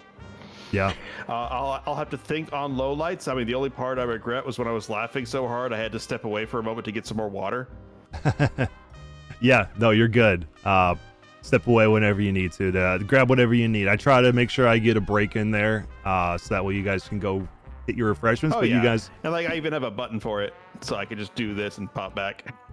oh yeah, I saw you do that a handful of times. But yeah, I was gonna do it a little bit earlier, but you guys were so deep in RP, I was like, I'm gonna wait for a good moment here to put this break in there. Yeah. Well, this game was also an incredible value for the money. It's like 5 hours of D&D. The game I left before finding this one was like 2.5 hours for the same price. You could raise your price, bruh. I could. I try not to let it go for 5 hours, but it tends to because you guys end up doing a lot of RP, and I want to make sure to hit certain points in the game too to move the plot forward. So it ends up going about 4.5, 5 hours. It ends up taking, but. And as long as you're having fun, I'm glad to be a part of this group. Yeah, absolutely. I always have fun playing this game. So we don't get 45 sessions in and only be level 6 because all we do is RP instead of moving the plot forward. Yeah. Well, you guys finish this part. The next thing you guys do is all sorts of fun. Can I ask the age-old question? Do we level up? No. Not until you do the next part. No, I figured you said at the start this was like a side quest, so it was a side quest. It was to give you something to do during the day before you go to dinner. I still stand that this was absolutely the best way. As much as it absolutely sucks that we, lost a player involved and all that. If this was a very organic way of working it into the story without it feeling like he just disappears. Yeah, exactly.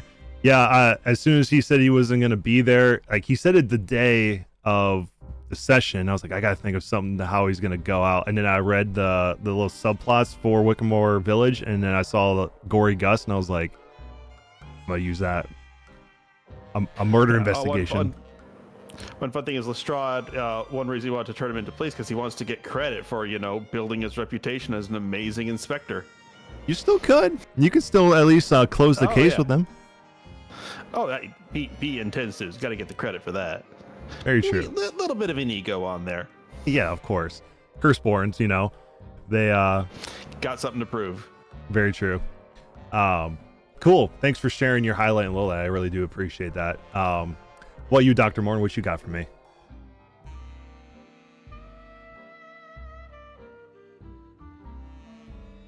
If you're talking, you're muted. Yep. That's par for the course. Yeah. Highlight, I thought the whole investigation and all the RP moments were really good. I enjoyed. I'm trying now to interact with each character now more individually because I was having obviously trouble earlier, do I fit with the character? But I'm feeling it a lot more now. Definitely. Yeah. I told you, once you get to Wickamore Hollow, you'll start to feel more your character fits. But no, I thought this was all good. Like I said last time, I liked the whole setup and plot for this. Very interesting, and all the interactions were great. Yeah, I appreciate that. You got any lowlights? Personally, no. Again, I agree. I just feel bad for when you can't get into the foundry. That I personally have no lowlights. I just feel bad. That's essentially. Yeah. Totally understand that.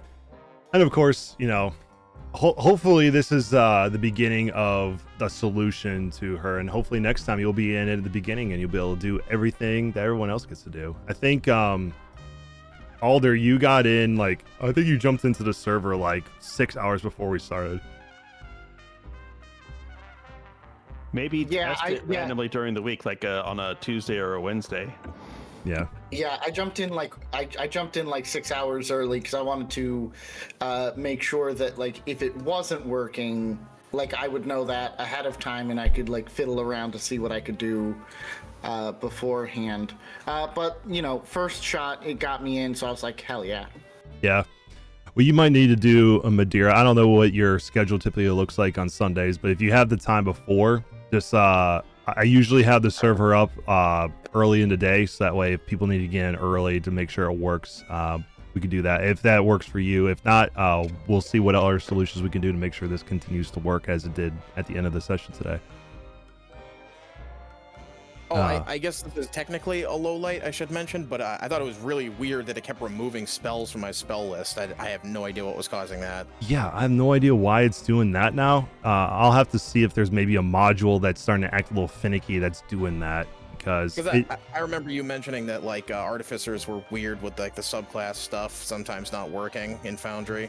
yeah, it can be weird. Sometimes the features don't work right. I've never had it where it just deleted spells off of people's sheets, but I'll definitely look into that and see what's causing it, because there's only a couple things that updated for module wise, but I don't think it would have caused that. But I can go do some research and see maybe if there's a module that's known for doing that or something.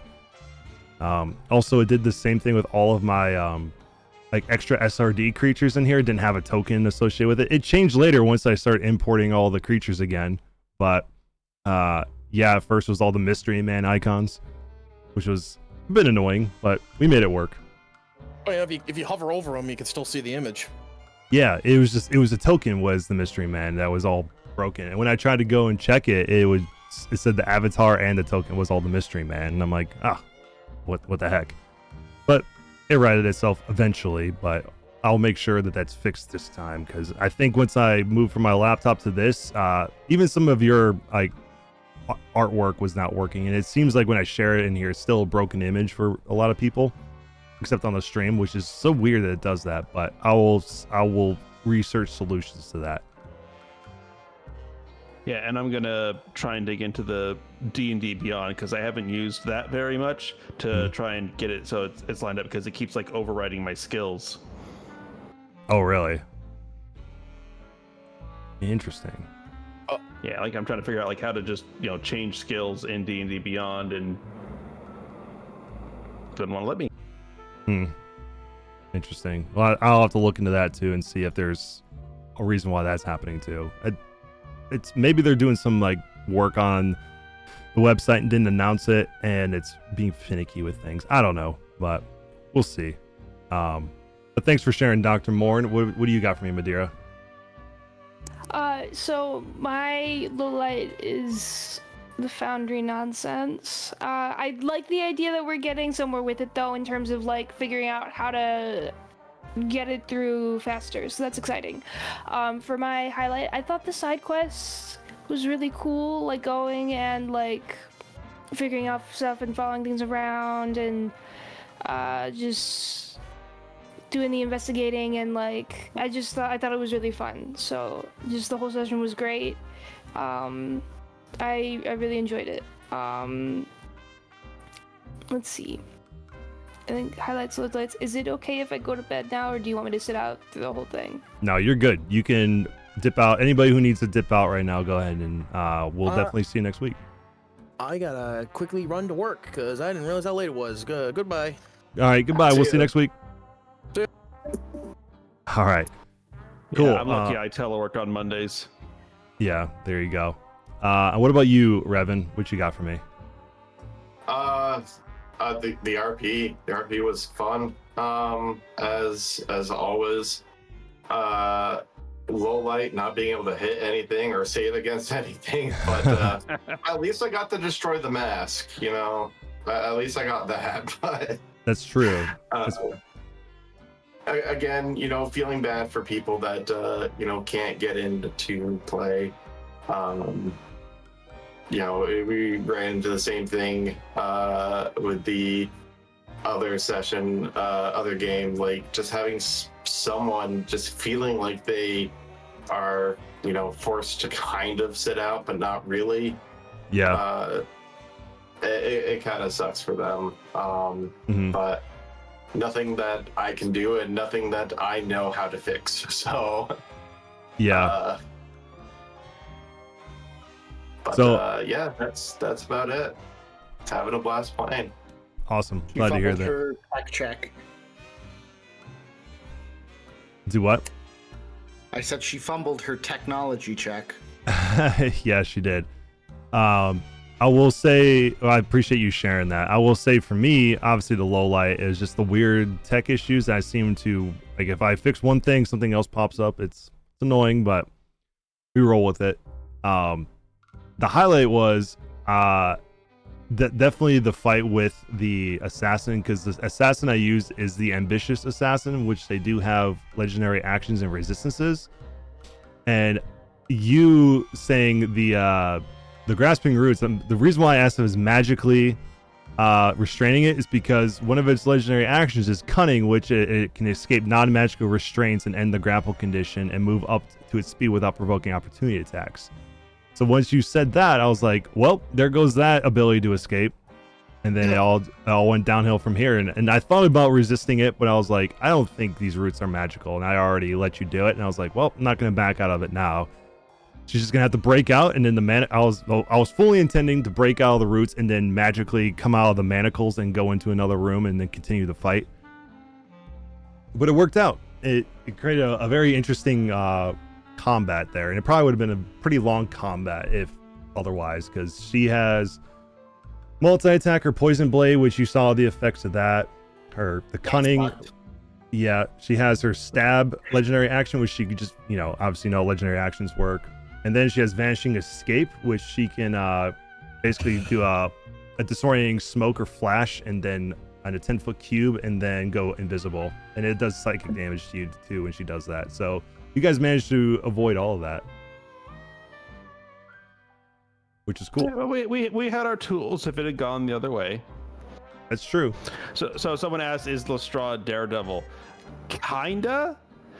As I put it, full blind sight 30 feet involves absolutely focusing, like the difference between driving a race car and driving 25 miles an hour down the street to go get groceries. One, if he's got his dog for yeah, versus, oh god, focus. Yeah, he's gonna be a fun character to play. I'm looking forward to seeing what he does in the future, especially when you have blind sight, being able to see invisible creatures. As soon as you brought that in and this thing was invisible, I'm like, well, let's see how this works out. Just seeing some person hiding in the room all spoopy and be like, can't see me. Oh wait, you can attack. Mm-hmm. Cool. But yeah. Oh yeah, and just all the opportunities for humor for that. Oh yeah. What do you see? Nothing. Actually, you do. You see nothing, but you actually do see something, and no one else can see. Yes. Well, he's aware of it. Yeah. I was reading about Daredevil, and apparently at one point they made his powers so amazing that he could feel color. Huh. Interesting. I don't know enough about Daredevil apparently. Yeah, Marvel, any series of Marvel that goes on long enough turns literally everyone into gods.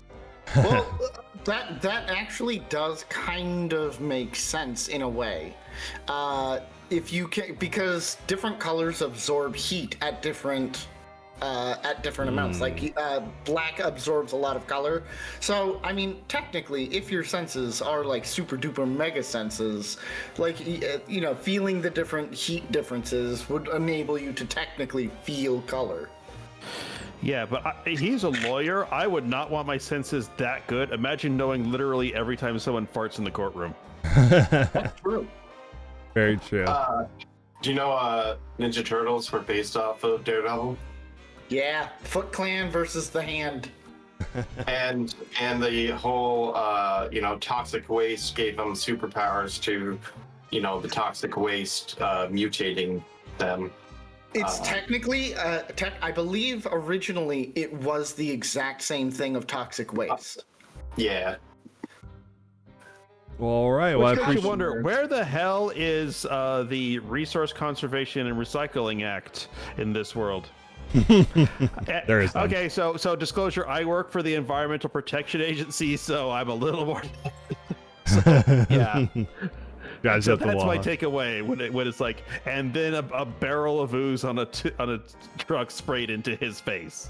I'm like, oh my god, the fine they would have to pay. He wouldn't have to work a day in his life. All right. All right. Well, that's the end of session 6, everyone. I'm going to put this stream to bed. So everyone who is watching, we always appreciate you watching the stream and giving us some support. Tune in next time for session 7. So until then, we'll be seeing you. Have a good rest of your night. Awesome. I do love